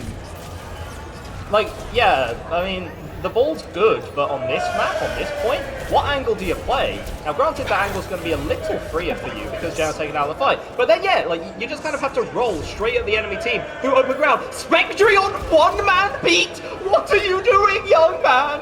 What is this professor doing? Someone please take his credentials away! That is not the kind of individual plays we need. We need people stepping up, not beating down, and I mean, MV got so many good picks through that, and that's all we can really ask them to do, but in the meantime, the rest of their structure is crumbling around them here. And there's still a Bob, still a Nano Boost to throw in, and there they both are. Yeah, I mean, that's some great damage on Andreas. It does force the issue, but MV pokes ahead on the angle just a second too long. That being said, it's not hopeless. You're not out of luck or out of time here. Vorstrad's Onyx with that late pick onto Shuvi, but losing both your supports late in the fight could be a problem. Umbre can come through with the touch, and you have a Kitsune Rush to reinforce yourself. There's the infra sites trying to grab some more intel though. They do have to walk into a Transcendence and those Hazard Spikes. There's the first one thrown now early into the spawn. Aggressive Andreas is hungry, frothing at the mouth to win it here and now, but they'll force themselves to get bailed up on Transcendence. Envy again, the guy's a freak of nature. Like, had played flex support historically for so long, but with aim like that, why would you not put this guy onto the winner, right? That being said, you still need to get the rest of these key picks. Andreas again on a crazy angle, and again being bailed out hard by the rest of the team. What do you even do here? The hazard goes in, is an unkillable monster, a cyber demon in your backline. The rest of the Angels run this through. 2 minutes 46 on the time bank there finishing their attack round. This is looking dominant here. Look at J9's keyboard. That is so sick. Yeah, almost ridiculous as that tie back. It's very rare to see a full cap coming through. On that third point, Havana historically so dominated by the snipers, and when Envy was doing that, you know, they know the power systems to play, but they just entire rest of the team got fought out. This is the strength of Warwick. Yes, they have their star players, the entirety of the team know what to do. They have the experience, they have the championship backing them up there. I mean, Shuvi Keydog were able to dominate completely. I think they were the real unsung heroes. Yes, Andreas is the one, you know, getting down and dirty there, but Shuvi's the one keeping them up. By the nades, Keydog, the discords and the targets, making those kills so much easier to happen. And Strathers, again, they have to rely on this Pure Lucio background. They have no other tunes to dance to, but right now, Warwick is just dominating them on any matchup. I have seen footage of Strathers trying to play the Ana Brig. It is a little bit like watching a newborn toddler like trying to walk for the first time and then like repeatedly falling over. They're not great at it, right? You put them on the Lucio Kiri, they're a few better. However, Warwick are maybe one of those few, which causes you some issues. And something that I was going to say in the last half, when you come to Havana, the problem is, okay, the Doomfist, you know, it becomes a struggle to play. Andreas can play the Hazard just fine. It also enables Warwick to play their double flex backlines, which they love to do. Keydog and Shubi, yes, they can flex over to characters like Brig or maybe Lucio, like if the situation calls for it, but ultimately, they are at heart flex support players. And they see the opportunity to play an Ana Zen, and they just start salivating, they just start foaming at the mouth. It's a truly slightly scary, but also wondrous sight to see. Yeah, even into the Kiriko, if they're smart with their cooldowns, which they are, Keydog and Shuvi, Keydog especially, I think probably like the best support in the NSC league by, you know, a fair bit maybe. That's unfair to say, but you know, I had my own personal biases. But as long as they are aware of the fact that Suzu is in play, they're going to be smart. They're going to know that a nade in, force up the cleanse, that cleanse is done up there for Andreas' gauges. They know that the Discord also is like to not be cleansed as long as Keydog can find the right angle to step that in and again make those kills so much easier. There's just nothing there. Stratglide, they have to utilize the mobility and they don't really have the tank for that. I mean, they do. Umbre has to more act like a rock, you know, the rest of the team can kind of work around, like the eye of a storm in this situation. But we're seeing all these, again, side angles. I've said that word so many times. Stratglide, they need to hear this. They need to watch these side flanks and deny them, enable their own DPS to shine. And also, like you said, just shoot the tank. Andreas should not be able to get into these engagements with full armor. That makes him way, way harder to kill, way harder to punish. Even if a rock hit comes through, it's just a disaster. But yeah, I also saw, I don't know if you saw it as well, I'm hoping it was maybe a brief shared hallucination, but I did see the Roadhog being hovered, and oh no, it's so poor. It's in your play. Dreams can. The problem with your dreams is that sometimes they become reality. And Umbre is back. There's no Doomfist in the lobby, little bro. So you're going to be running the Hog into a map with one of the longest sight lines into an Ana Zen backline. Yeah, you can cook. I mean, you can live for a long time as Umbre, right? Like, yeah, you can take all that damage and then just kind of retreat with the bait and live with that take a breather for quite a lot longer. That being said, you can't do anything to protect Envy from J9's arrows. Umbre is sneaking inside, maybe a good hooker, but no, gets scouted up by the Sonic. And yeah, Andreas knows now that he basically has to sit back and do nothing. Like, he doesn't get hooked, doesn't get, you know, forced in. It's fine. Even when he does get hooked, he has a block, he has a wall, there's a counter nade, there's everything back to throw at Umbre and zero pressure put on this frontline from Warwick. Yeah, I mean, you know, both of these tanks are just playing the unkillable freak role right now. That being said, Umbre still falling out there. And Envy actually collecting two, never mind, goes up onto the high ground. The support is good from Tartan. Envy's able to get picked off there. Shubi is still on a good angle. But Strathers at least have a little bit of breathing room, at least for the time being. Tartan can definitely take your... Matt Murray can definitely take your breath away very quickly. Not just because of how handsome he is, but he is also quite handsome. Yeah, but it's going to have to be more than good looks, and hopefully someone looks at him. He's going on the flank currently, but no, gets scared out. Tartan was closing in on back his Sune Rush. Best option for Stratus right now.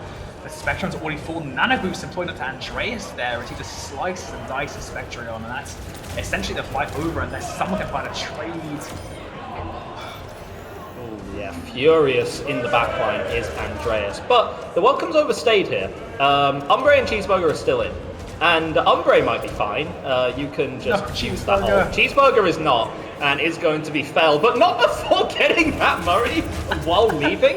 And Umbre anti. Oh no, the anti-nade was too much. If that anti didn't connect, Umbre lives there. You have a whole hog to push the rest of BUEC away. You got a chance, but chances are a fleeting thing in this Overwatch game.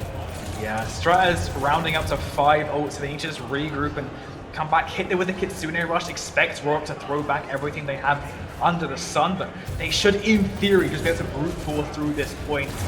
Won't be a reliable strategy, but the best chance they've got. Ooh, and the angle of that ult was just a little too much for the members of Stratus to bear. All locked down, all planted in the ground, and then planted in the ground again when they're killed and sent right back to the spawn room. Umbre decides, you know what, maybe this Roadhog character ain't all what it's chalked up to be. Yeah, they throw up a whole hog there as well. They still have 4 ults, but now Warwick coming up so blazingly fast to another Nano Boost here. It's going to have to be an Overclock or a good Molten Core. Maybe you combine the two. But there's the first always the Bob thrown out from Matt Murray. Yeah, and the Bob itself, not particularly effective at getting anything, but it splits Strathers so much, and Matt can take advantage of all that free open space to take Tartan out of the fight. Without Tartan, that's the backbone of your team, and without a backbone, the rest of the team surely crumbles quickly. Yeah, Shubi is about to lap right now Strathers in ult usage, getting their second Nano Boost online before a single one from Strat has been thrown out. It's do or die, 18 seconds left. They have to hit it now with a Dragon on the rotation. Yeah, Spectron takes a lot of damage on the engage, gets closer to that sound barrier, does use it, does get everyone, so you even out Warwick with the use of the defensive ultimates, keep yourself alive for a little longer. Nano Boost and Kitsune Rush, it's a epic rap battles of history type situation. Which one of them will win? That has yet to be seen, and it might just be the Kitsune Rush from Strathers on it, combined with some nice high ground maneuver in the middle of the fight from Strathers to break the ankles of Warwick for a little bit longer. Andreas lived and still lives for even longer, but eventually something's got to kill that absolute freak of nature. Yeah, Strat the winning play that was getting their hit scan up onto that right side high ground. There's no one that Warwick can send up. They lack mobility. That's the strength there. Apart from Andreas, you can't afford to divert your tank from contesting the front line that much. But it does cost them everything there. Umbre getting towards under Gravitic Flux. It's going to come down to maybe a skill play from Shubi to sleep it, or a good hazard ult to find the win early up here. But Stratus here, they recognize they're taking these side angles. Tartan Frost and Envy going on these angles to really enable them. Envy's been the star of the show so far. They're going to have to keep powering up to make sure they don't get ended here and now. Oh, Matt, what are you doing there, buddy? Very interesting, as Cheeseburger just collapses onto the hit scan threat. Means that they're not a threat for very much longer, and they can continue to stagger out into this one. Cheeky use of the graph to deny the ultimate from Andreas there, and an even cheekier use of the wall to protect yourself from the ult, but you're still going to... I say you get wrecked anyway. Turns out that's Umbre's displeasure to be dealing with regardless. Matt taken out on the side here. Envy in a precarious position, but actually able to find the tank threat. Umbre can only float slowly back to the spawn room, back to the fight, I should say. Gets onto the wrecking ball to try and get back, but this could be a bit too little too late. Spawn's not great for either of these teams here, but at least you have someone back for Strathside. And the alley-oop, the 1-2 punch, Cheeseburger and Umbre together, looking like peanut butter and jelly out here. Yeah, that's what you need to come through here, but there's a nano boosted Matt Murray being a real thorn in your side, and Shubi as well, the recipient of their own nano boost and making full use of it. This ball again, such a cramped space to try and make work. I like Cheeseburger though on the Symmetra, really able to punish the static nature of Warwick's combo a fair bit, but it's still so risky. They have 2 big ults coming up, the Transcendence in the way, and maybe a Dragon Strike throwback from J9 here as well. And Umbre's just being poked out before the fight even begins. You can kind of roll around and get another Mega, but that's the issue. You don't want your points too open or too cramped for a Wrecking Ball. This one, far too cramped to deal with. You are looking at Envy with this overclock to make the magic happen. You drop back, try and start taking down Andreas. Both DPS ults are out for Strathers Onyx and a sound barrier too. Warwick just kind of walk backwards. They're not threatened by this whatsoever. They have a Transcendence in the mix as well. They're not going to be dying for a damn day of the week. Overtime situation now, and more desperation. Spectrum gets a nice kill onto Shuvi. It's a 2v2 right now, but the old Andreas is just a bit too good. It plants them all. The members of Strathers Onyx, solid as rock, they'll be in the ground when Andreas is done with them. Warwick going 2-0 up in this series. Yeah. No hesitation, just execution. That's just it right now. Strathers are on the chopping block. They might wiggle a bit, try and break free from their shackles, but over and over again they know it's a certainty that Angels will be swinging on down their Envy. Tried their absolute heart out, but again, it's just a macro at the end here. Warwick see, they see the wall come up, they see the overclock, they see the beat, but because of how they're laid and where they're positioned, they can just walk back once, and that's 3 ults dealt with. And then when the actual hit comes through, the Transcendence to mitigate any and all impact, apart from the one-shots that come through. So, yeah, a bit of miscommunication, maybe a bit of just an overall team understanding difference, but Strathers did look a little bit better there. Hopefully. I'm hoping a little bit, maybe quite a lot, but it has to be now or never. Warwick 2 maps away from just taking this in a clean sweep. Strathers have to be showing more signs of life than just winning with, a 5-ult fight every other point. I think the bat was really clever. It was really, really clever from Warwick, because they judged Havana, and then they also judged there's no Genji, means that they want to play snipers. If they want to play snipers, they want to play Sigma. Now, they couldn't ban a DPS because Strathers had already banned out a DPS. And they were like, okay, well... And they also couldn't ban Sigma because they'd used that in their first map. So it's like, well, what about BAP? And then they do that. They get rid of the BAP, and suddenly the BAP comp has to play a lot differently. With the BAP, you're content to just put yourself on the high ground and bunker there, right? BAP has more than enough healing output to sustain a... Sigma on the high ground. A Kiri doesn't. So that forces them into a really awkward spot. Again, then you try and adapt maybe the Wrecking Ball, but it's not really a great Wrecking Ball map. You just kind of got outclassed there in a lot of different aspects, both the mental and the physical battle, won out there by Warwick.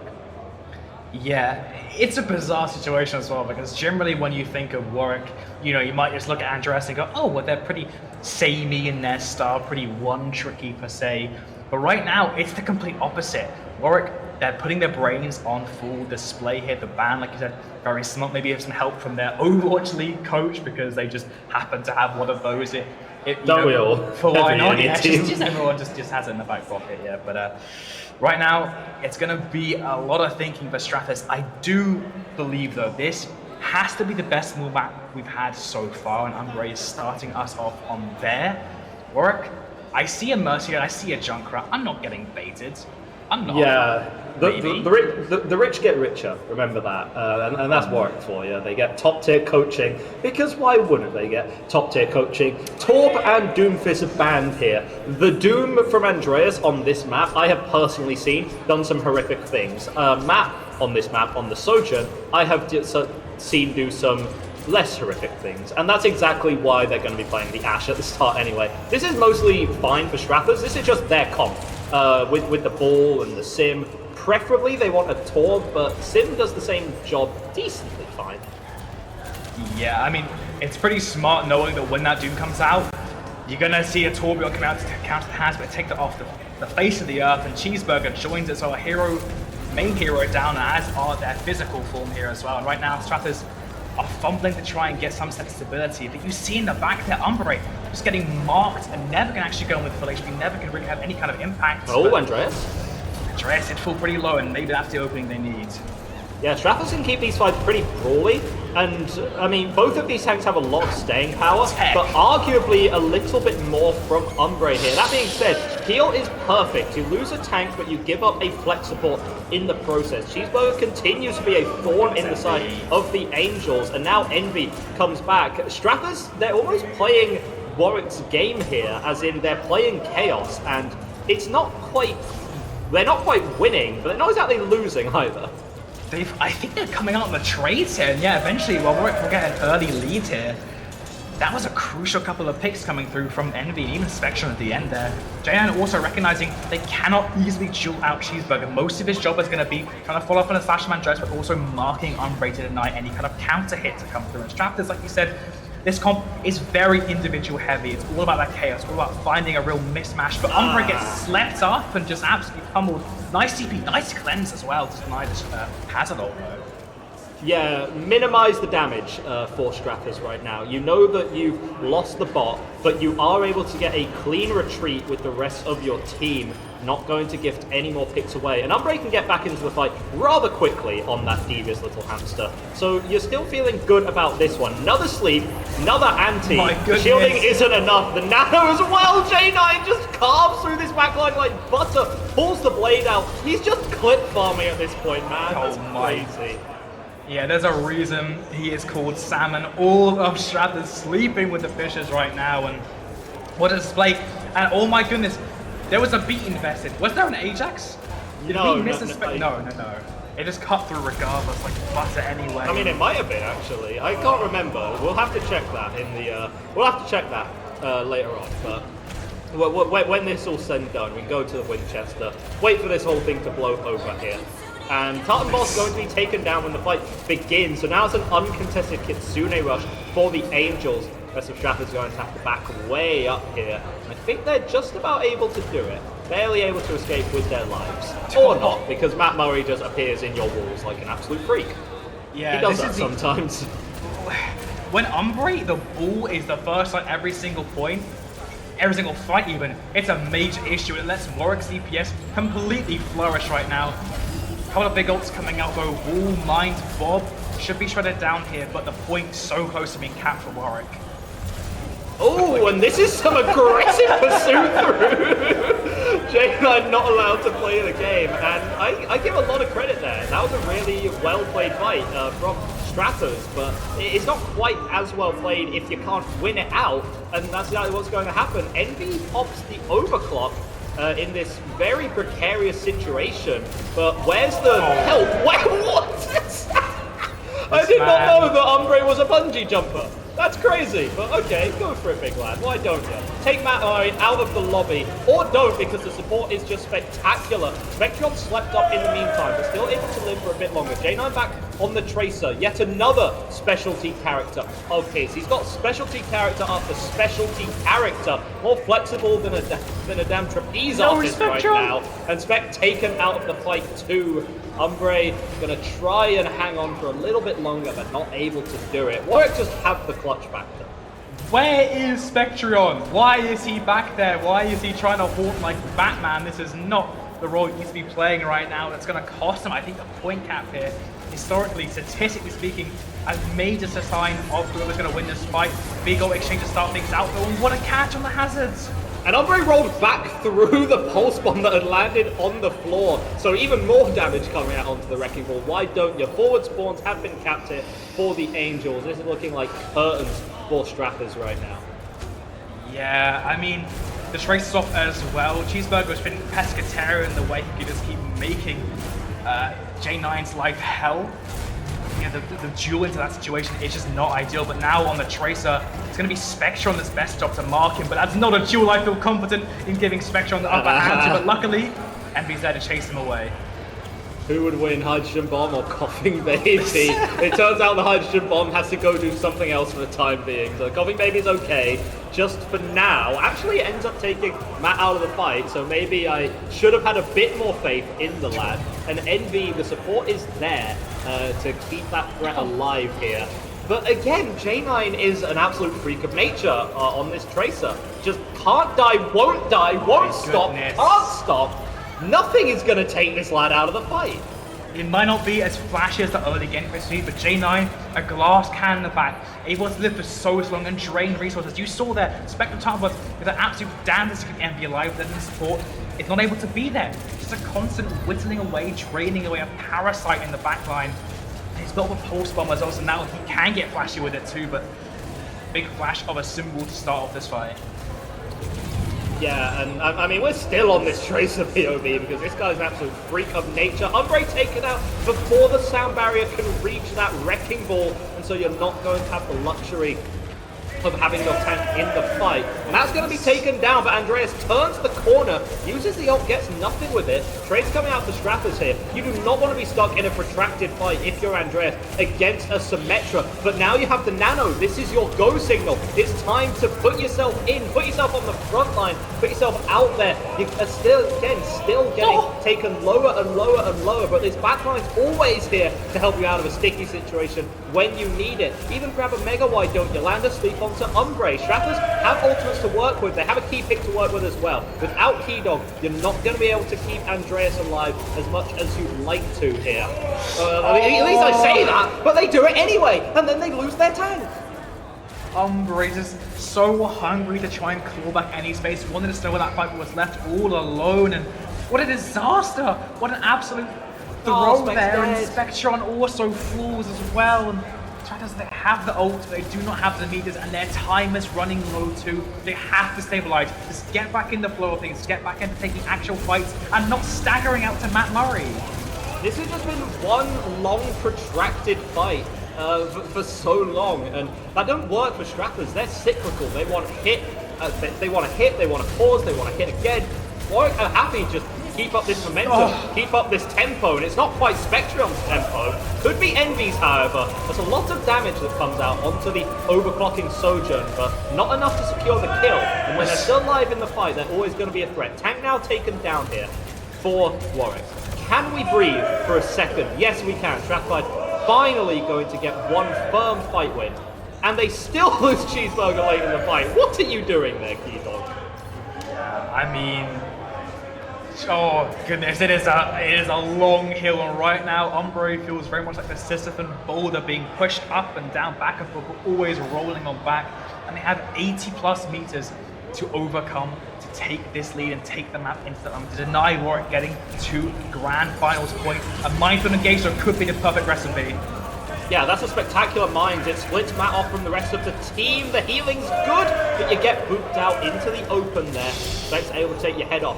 2 ults invested there from Strappers versus 1 from Warwick. They did put the downpour into that one. You still have a Kitsu rush, and you need this sound barrier. You need it yesterday if you're Spec. They still have the nano, kill onto Jaina. Warwick did also invest 2 ults, but I think it's a bit of a hubris maybe. You recognize as they're pushing the advantage, you want to force the team on the opposing end to make as many ults as they can and win the fight actually matters when deny the lead and deny the point cap. But right now Warwick invested a fair bit there, they only have the nano boost, but maybe it's going to be enough. Yeah, they do disengage well, but Spec's taken out before the beat can come online. That is a big problem for your team to deal with. Dominant fight when Warwick have the spawns, they have everything on their side here. And the Kitsu Rush was invested from Strappers too. They didn't even get the point cap, so no forward spawns, and again, it's going to be reset back to this neutral. Yes, they did get a fair meters, 40 plus, but it's all about those last few points. Whoever gets the lead, it could be by 0.01 meters. They have to keep winning these fights back to back. That will be in overtime if Stratos can finish this out. But it's going to be a long journey. And Umbre!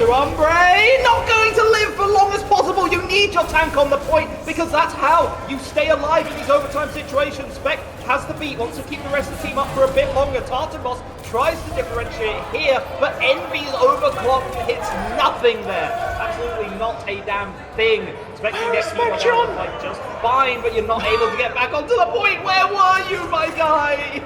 Warwick got 3-0 up in this series, put themselves on match point, look to extend that streak to even more days in the regular season. Undefeated, insurmountable. This threat from Warwick is ludicrous.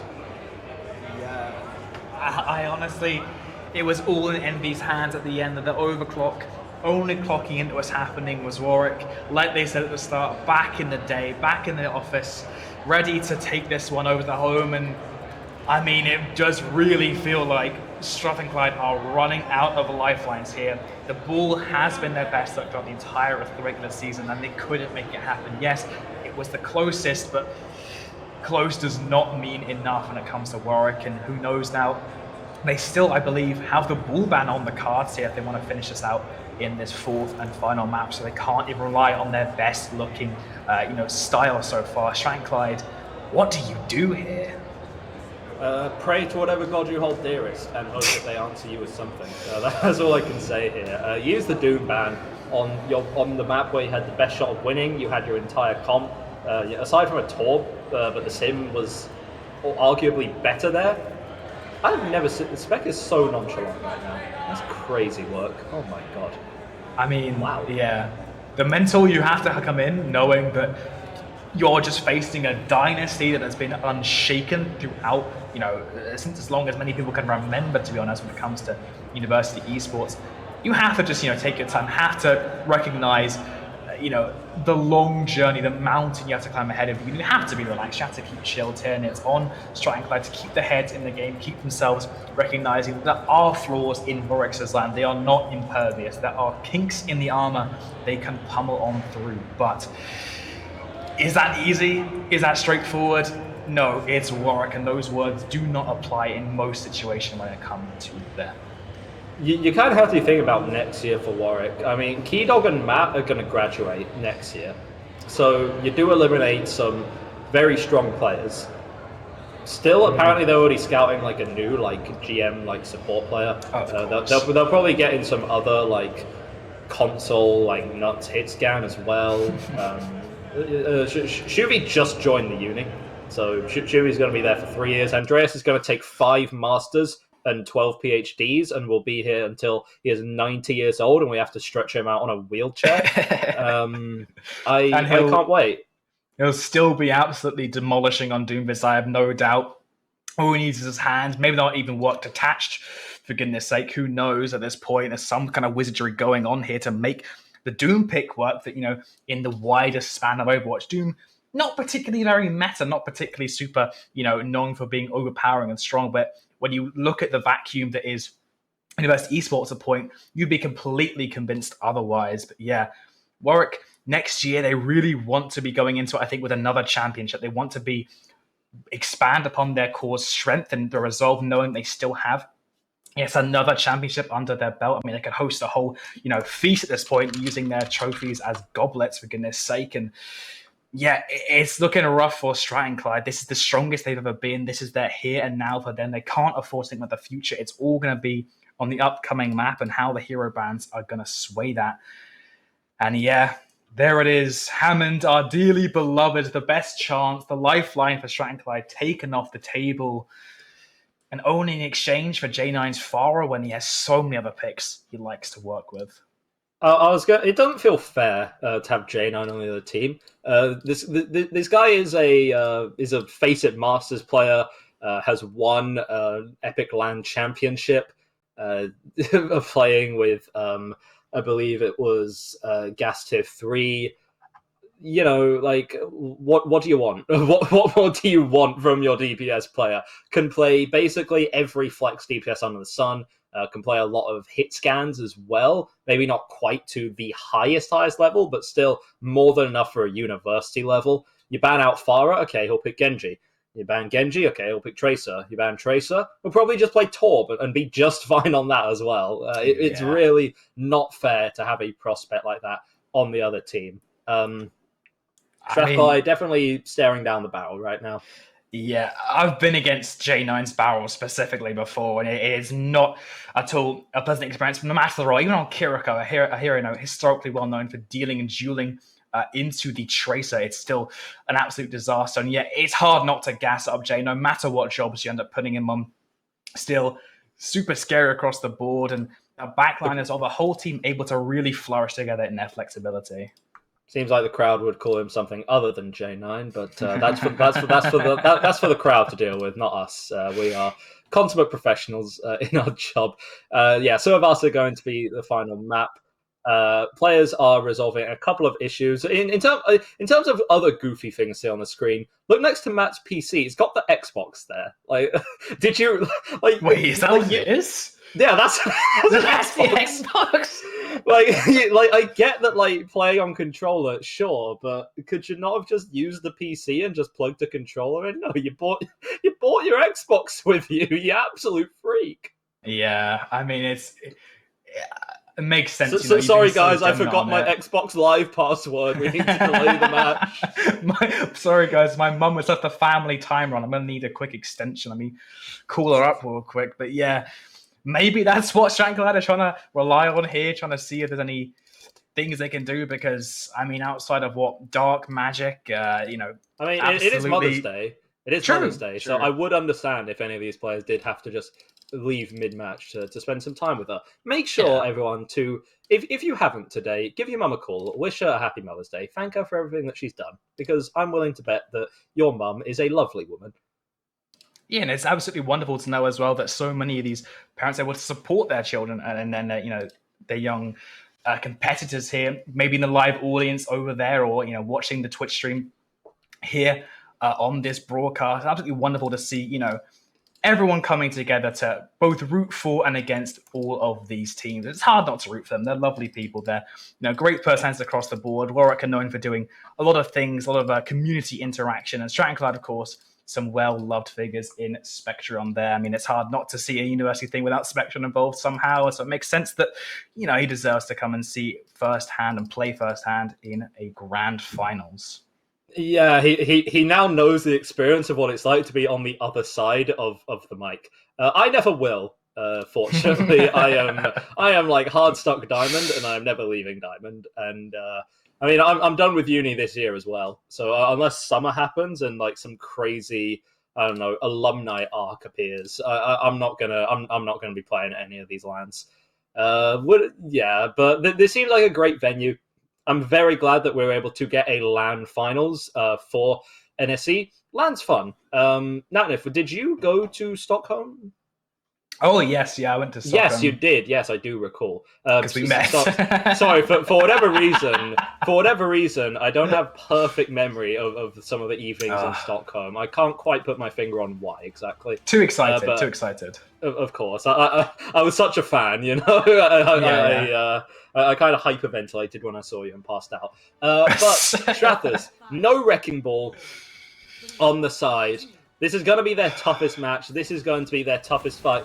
But pressure makes diamonds, right? These players definitely a lot better than Diamond, but hopefully they can put on a strong performance to close things out here.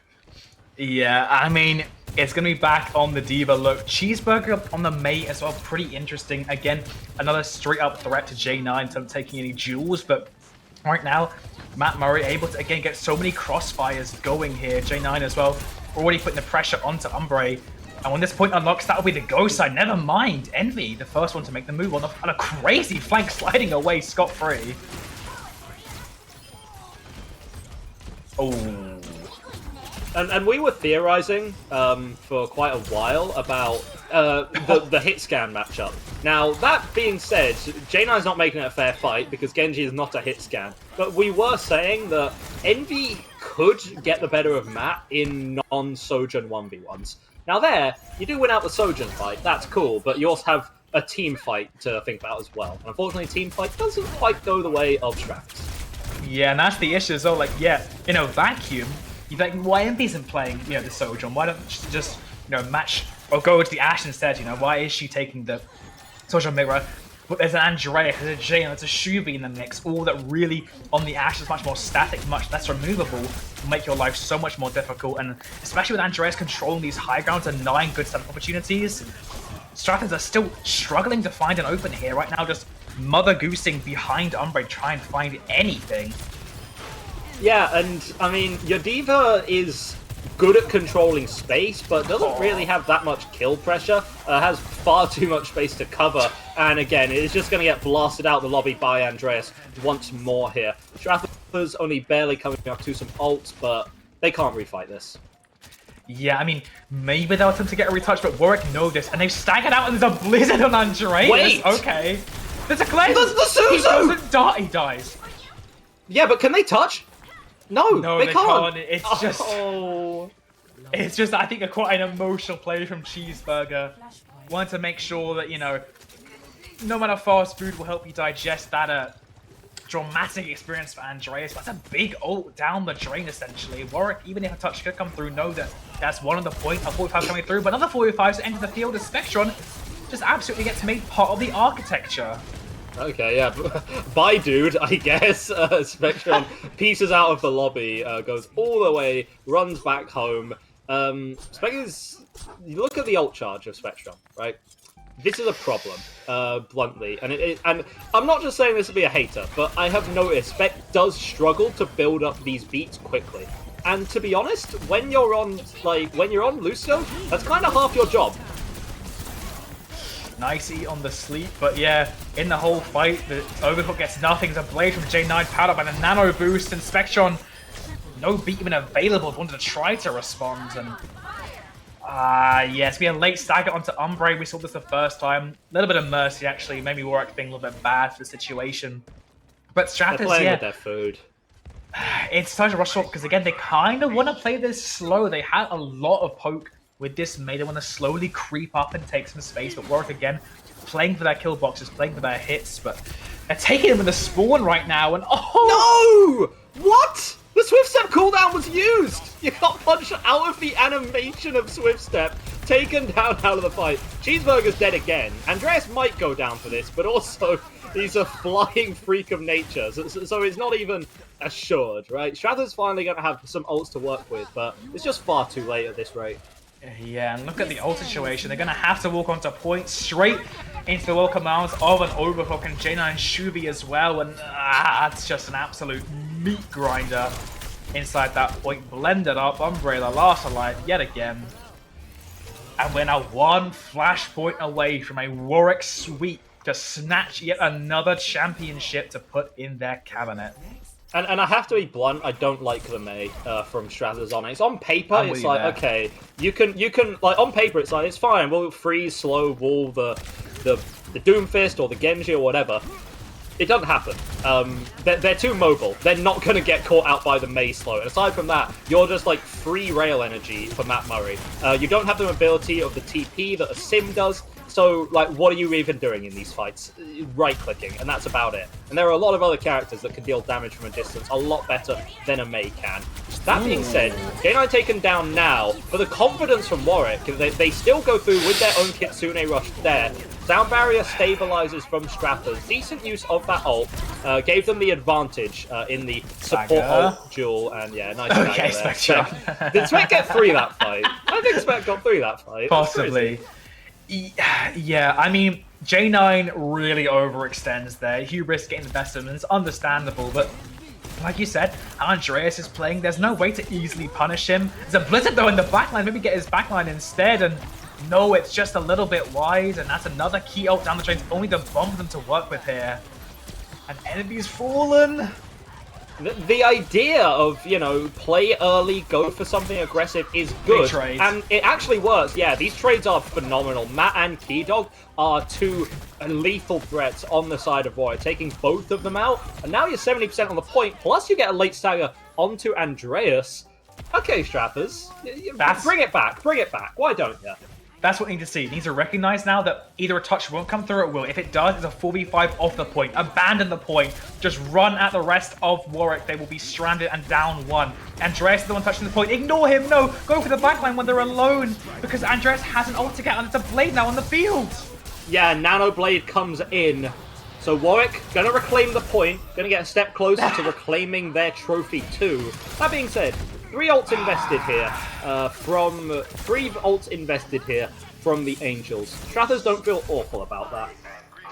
Yeah, I mean, they're gonna have time to build up to some ults, but in the hands of Warwick, they know they're gonna go early. They're gonna get a setup going, a nade from one angle, Shubi on the flank with another, a J9 engage, and actually going over onto the Symmetra to really make Umbre's life difficult. You think you're Cheeseburger, little bro? You think you're him? Okay. I'm willing to see it. I'm willing to put some money into this. Even more interested, band for band, Matt Murray and Envy What a nade! with these overclocks. The nade is huge, but Andreas 13 HP and a dream. The peel is phenomenal, but the damage is just even more so. That's a great opening pick now. Matt still has the overclock though.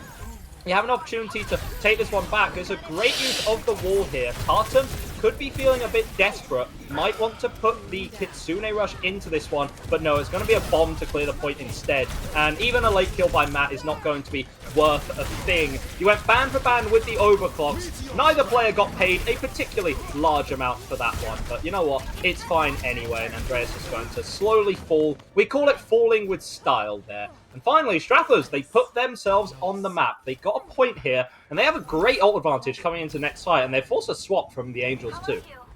Yeah, the Key Dog moving over onto the Brig really just show they just want to make Umbre suffer. There's a Sim, there's a Brig, all the in-game's going to be booped away when you even get involved with that beam whittling you down. There's so little to work with. They can't afford to overuse them here. They need to think of the long term here. But Jitten's going on a flank, I think, with a TP and maybe taking Matt Murray with him. Yeah, Cheeseburger going to toss things, this Blizzard, into the equation here, make things a bit messy. And J9 can't TP out quick enough. Umbre gets demech though. So you really need a trade, and you need it desperately for Strathclyde. Umbre not going to get that mech back, and you're free to go back in. Good Kitsune Rush from Tartan, however, doesn't stop Andreas from getting the big punch, but all of that damage is just overwhelming. Yeah, great wall there. Cheeseburger making me eat my words, showing some solid value with the Mei here. And Keydog taken down means that Strathers, again, they get to put themselves back on the map for once more, and they should, in theory, get some stagger kills out as well. That's not a bad 2-for-1 deal. Yeah, this is what we need though. Cheeseburger is the wild card, I believe, in this match. Umbre, steady, reliable, but we need Cheeseburger to keep stepping up. Envy did their part on the pass outs and continues to do it here. They'll have the overclock cell, the main piece of building the puzzle that gets them a second flashpoint and gets them into maybe taking a map is going to be Envy or Warwick. Will have the overclock coming up, but here's a hit from Umbre, but there's the wall in place. Oh, yeah, that's aggressive, and I don't think they were quite expecting the wall to come out. It's caused several problems, and Umbre not quite able to charge up to that bomb to get themselves back in the mech either. Warwick, they don't just win the fight, but they win it economically. That's the power of having Matt Murray on the team, I guess. The economics student teaches the rest of the team how to do it. Yeah, and it's left them with 3 ults to come up. Strathers will be coming up to almost all of them there. Maybe the Kiriko will be a little bit late into the fight, but 5 ults, again, they can just brute force this there. Maybe a big skill play. Maybe Warwick are happy, though, take a fight, leave it, and then come back, because they can afford to lose a fight. They can afford to give a flip on the point, and they come back and take it when the fight actually matters. But there's the first ult from Envy. Aggressive, really early use of the ult there. Try and catch Warwick with their pants down. Why don't you? Force out a rally too. Make Andreas a little bit scared. Plus the sound barrier too. Matt on a flanking overclock, but isn't going to do anything. Huge punch comes through, however, and Keydog is in there with all of the damage. 70% on the point. Now Warwick, things are looking worse and worse for Strathers here. Umbre in the mech has to get back into this one, but even if you do, what can you do? You're not going to be able to touch the point. You're just going to be taken down again. This is desperation time here. Envy has swapped over to the Tracer to try and get a touch on this point. You're going to do it, but you're fighting into an uphill battle right now. Late Kitsune Rush from Tartan has to be everything here, but it ends up being nothing. Ladies and gentlemen, Warwick Angels once more going to be taking the title, taking the crown, one straight from the heavens, and they're proving that this isn't just ascension, this is domination. Warwick Angels once more going to be winning another championship. And they're just so nonchalant about it. They've done this time and time again. They're like, yeah, another title. Happens to them. I mean, yeah, I truly believe this Strathclyde to be a wildcard, to be a mix-up, but they just looked absolutely dominant, did Warwick. A true force of nature, unearthly and absolutely unstoppable there. A well-deserved win. All of the members there played their parts to absolute perfection. Strathclyde should be proud of the fight they put up. I know they were hungry for more. I knew it was win or nothing when it came to them, but still making it to grand finals, falling to the one that fells all. Warwick there at the end. Take home yet another win. Still the best team in Scotland. how much that's worth. I'm sure that all 7 people in Scotland are going to be very happy about that performance. I know they don't have working internet up there, so they couldn't even watch into the stream. Pretty sad for them, but it also meant they couldn't scrim as much as they wanted to. It just kind of happens. But no, they did a good job. They were making these maps a bit competitive. They weren't completely out of it. I do think that of all of the teams recently to have faced up against Warwick, they have looked the best. They weren't able to take a map like Oxford were able to do, but let's be honest, the map that Oxford took a few weeks ago, that was more Warwick going into silly mode, and here they were locked in from the beginning. And I think that Warwick are just kind of dominant there. Of course, everyone, thank you for tuning in. They saved the best finals for last. That's what Overwatch 2 does. We're just kind of the GOATs in that regard. Of course, huge thanks to our headline partner, UNiDAYS Level Up, the ultimate gaming destination for students, along with our sponsors, Pot Noodles, Steel Series, Monster Energy, Pringles, and Scan. And we are going to send it to Sam for a quick little interview. So take it away. Thank you, Edgar. Also, thank you, Natnif. We are here with Key Dog as part of the winning team on Warwick. I know the team were very calm, very confident, but how does it feel to be officially the winners? Feels really good. This is now my 13th win, so I'm feeling pretty good. And it's good to, this is the end of my last year of uni, so it's good to end on a win. And really glad to do it at LAN as well, so really happy for that. Sick. Amazing results again, like a very comfortable win it kind of seemed towards the end. I know I'm obviously taking away from the game because they did play relatively well, but was the strategy pretty much the same way through? Did anything have to change in the game you guys were playing against, or? We actually practiced the walk-on more we practiced for this game coming up. No hate, they were good. We knew that the Hog was in, we knew they were playing Hog, so we kind of prepared for that. We really like the Ana Kiri double flex. It plays to our strengths. I'm really going to Ana. Shuvi's amazing at the Kiriko. So we just played to our strengths, At the beginning of the season, we were just on that Brig Juno. We can't really carry at all on that composition. So we just switched over. Allows us to hit nades, and that Hog can't really do anything at that point. And all Andres needs to do is dodge those hooks, and we should be able to win. And when you did as well. Obviously, if you can't give yourself an MVP, who is your MVP on your team for today? Because again, the whole team played with great unity, but if you had to pick someone else, apart from yourself, and the audience might be swayed on this one, who's your MVP for today? Does it have to be on my team, or can I give it to the enemy team? You can give it anywhere you want. I think it's got to be Spectre. It's first LAN. It's what the audience wants as well. Spectre gets my MVP. And Spectre did a phenomenal job. I can't take anything away from Strathers. They had a fantastic game. Massive applause for Strathers as well on this one. But once again, your winners, 495 days plus undefeated for the Warwick Angels! More than welcome to join your team, sir. Great job as anyway. And that is us done. Thank you, NSC, for the British University Esports Championships. My name has been Sam. Hope you had a fantastic time here at the UNiDAYS Level Up event. Thank you to our sponsors, Monster Energy, Pot Noodle, UNiDAYS as well, Steel Series, Pringles, and of course, Bucks. Hopefully, you've had a fantastic time. Hopefully, you've gone away with crates and crates of Monster Energy and some Pot Noodle hats, and you got to meet Pistol P, and you got to meet TJ from the Scan Computers. We will see you again very soon for our next time as well. But that is us signing out. We'll see you again soon, and bye. Peace.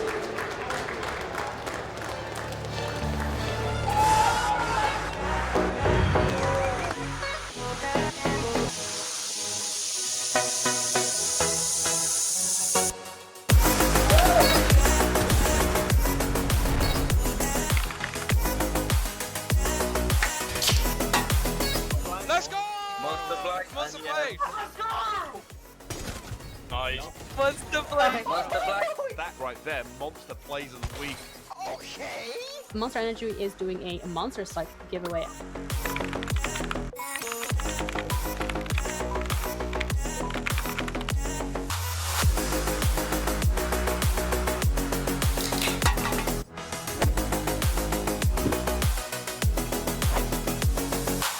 NSC Stay at Home series supported by Monster Energy.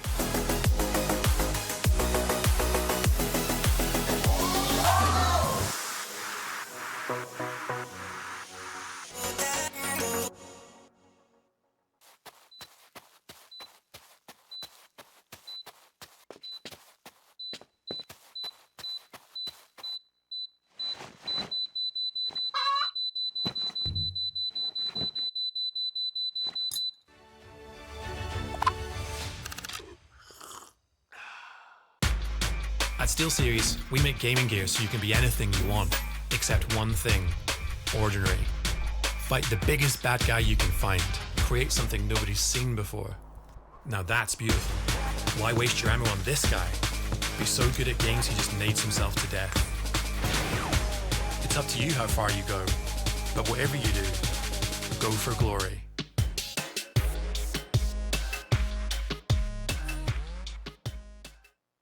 Many years ago, a supercomputer designed a perfectly shaped chip, Pringles. Knowing one day, gamers would need less mesh to help them stay in the game. What's the daisy? Pringles, mind-popping. Attention. This is not a test. This is a message. A message to all Monster Energy drinkers. Up until now, you've gone about your lives clueless to reality, the truth of lies. But it's time to wake up. All you have to do is find the beast and scan the code. Are you ready?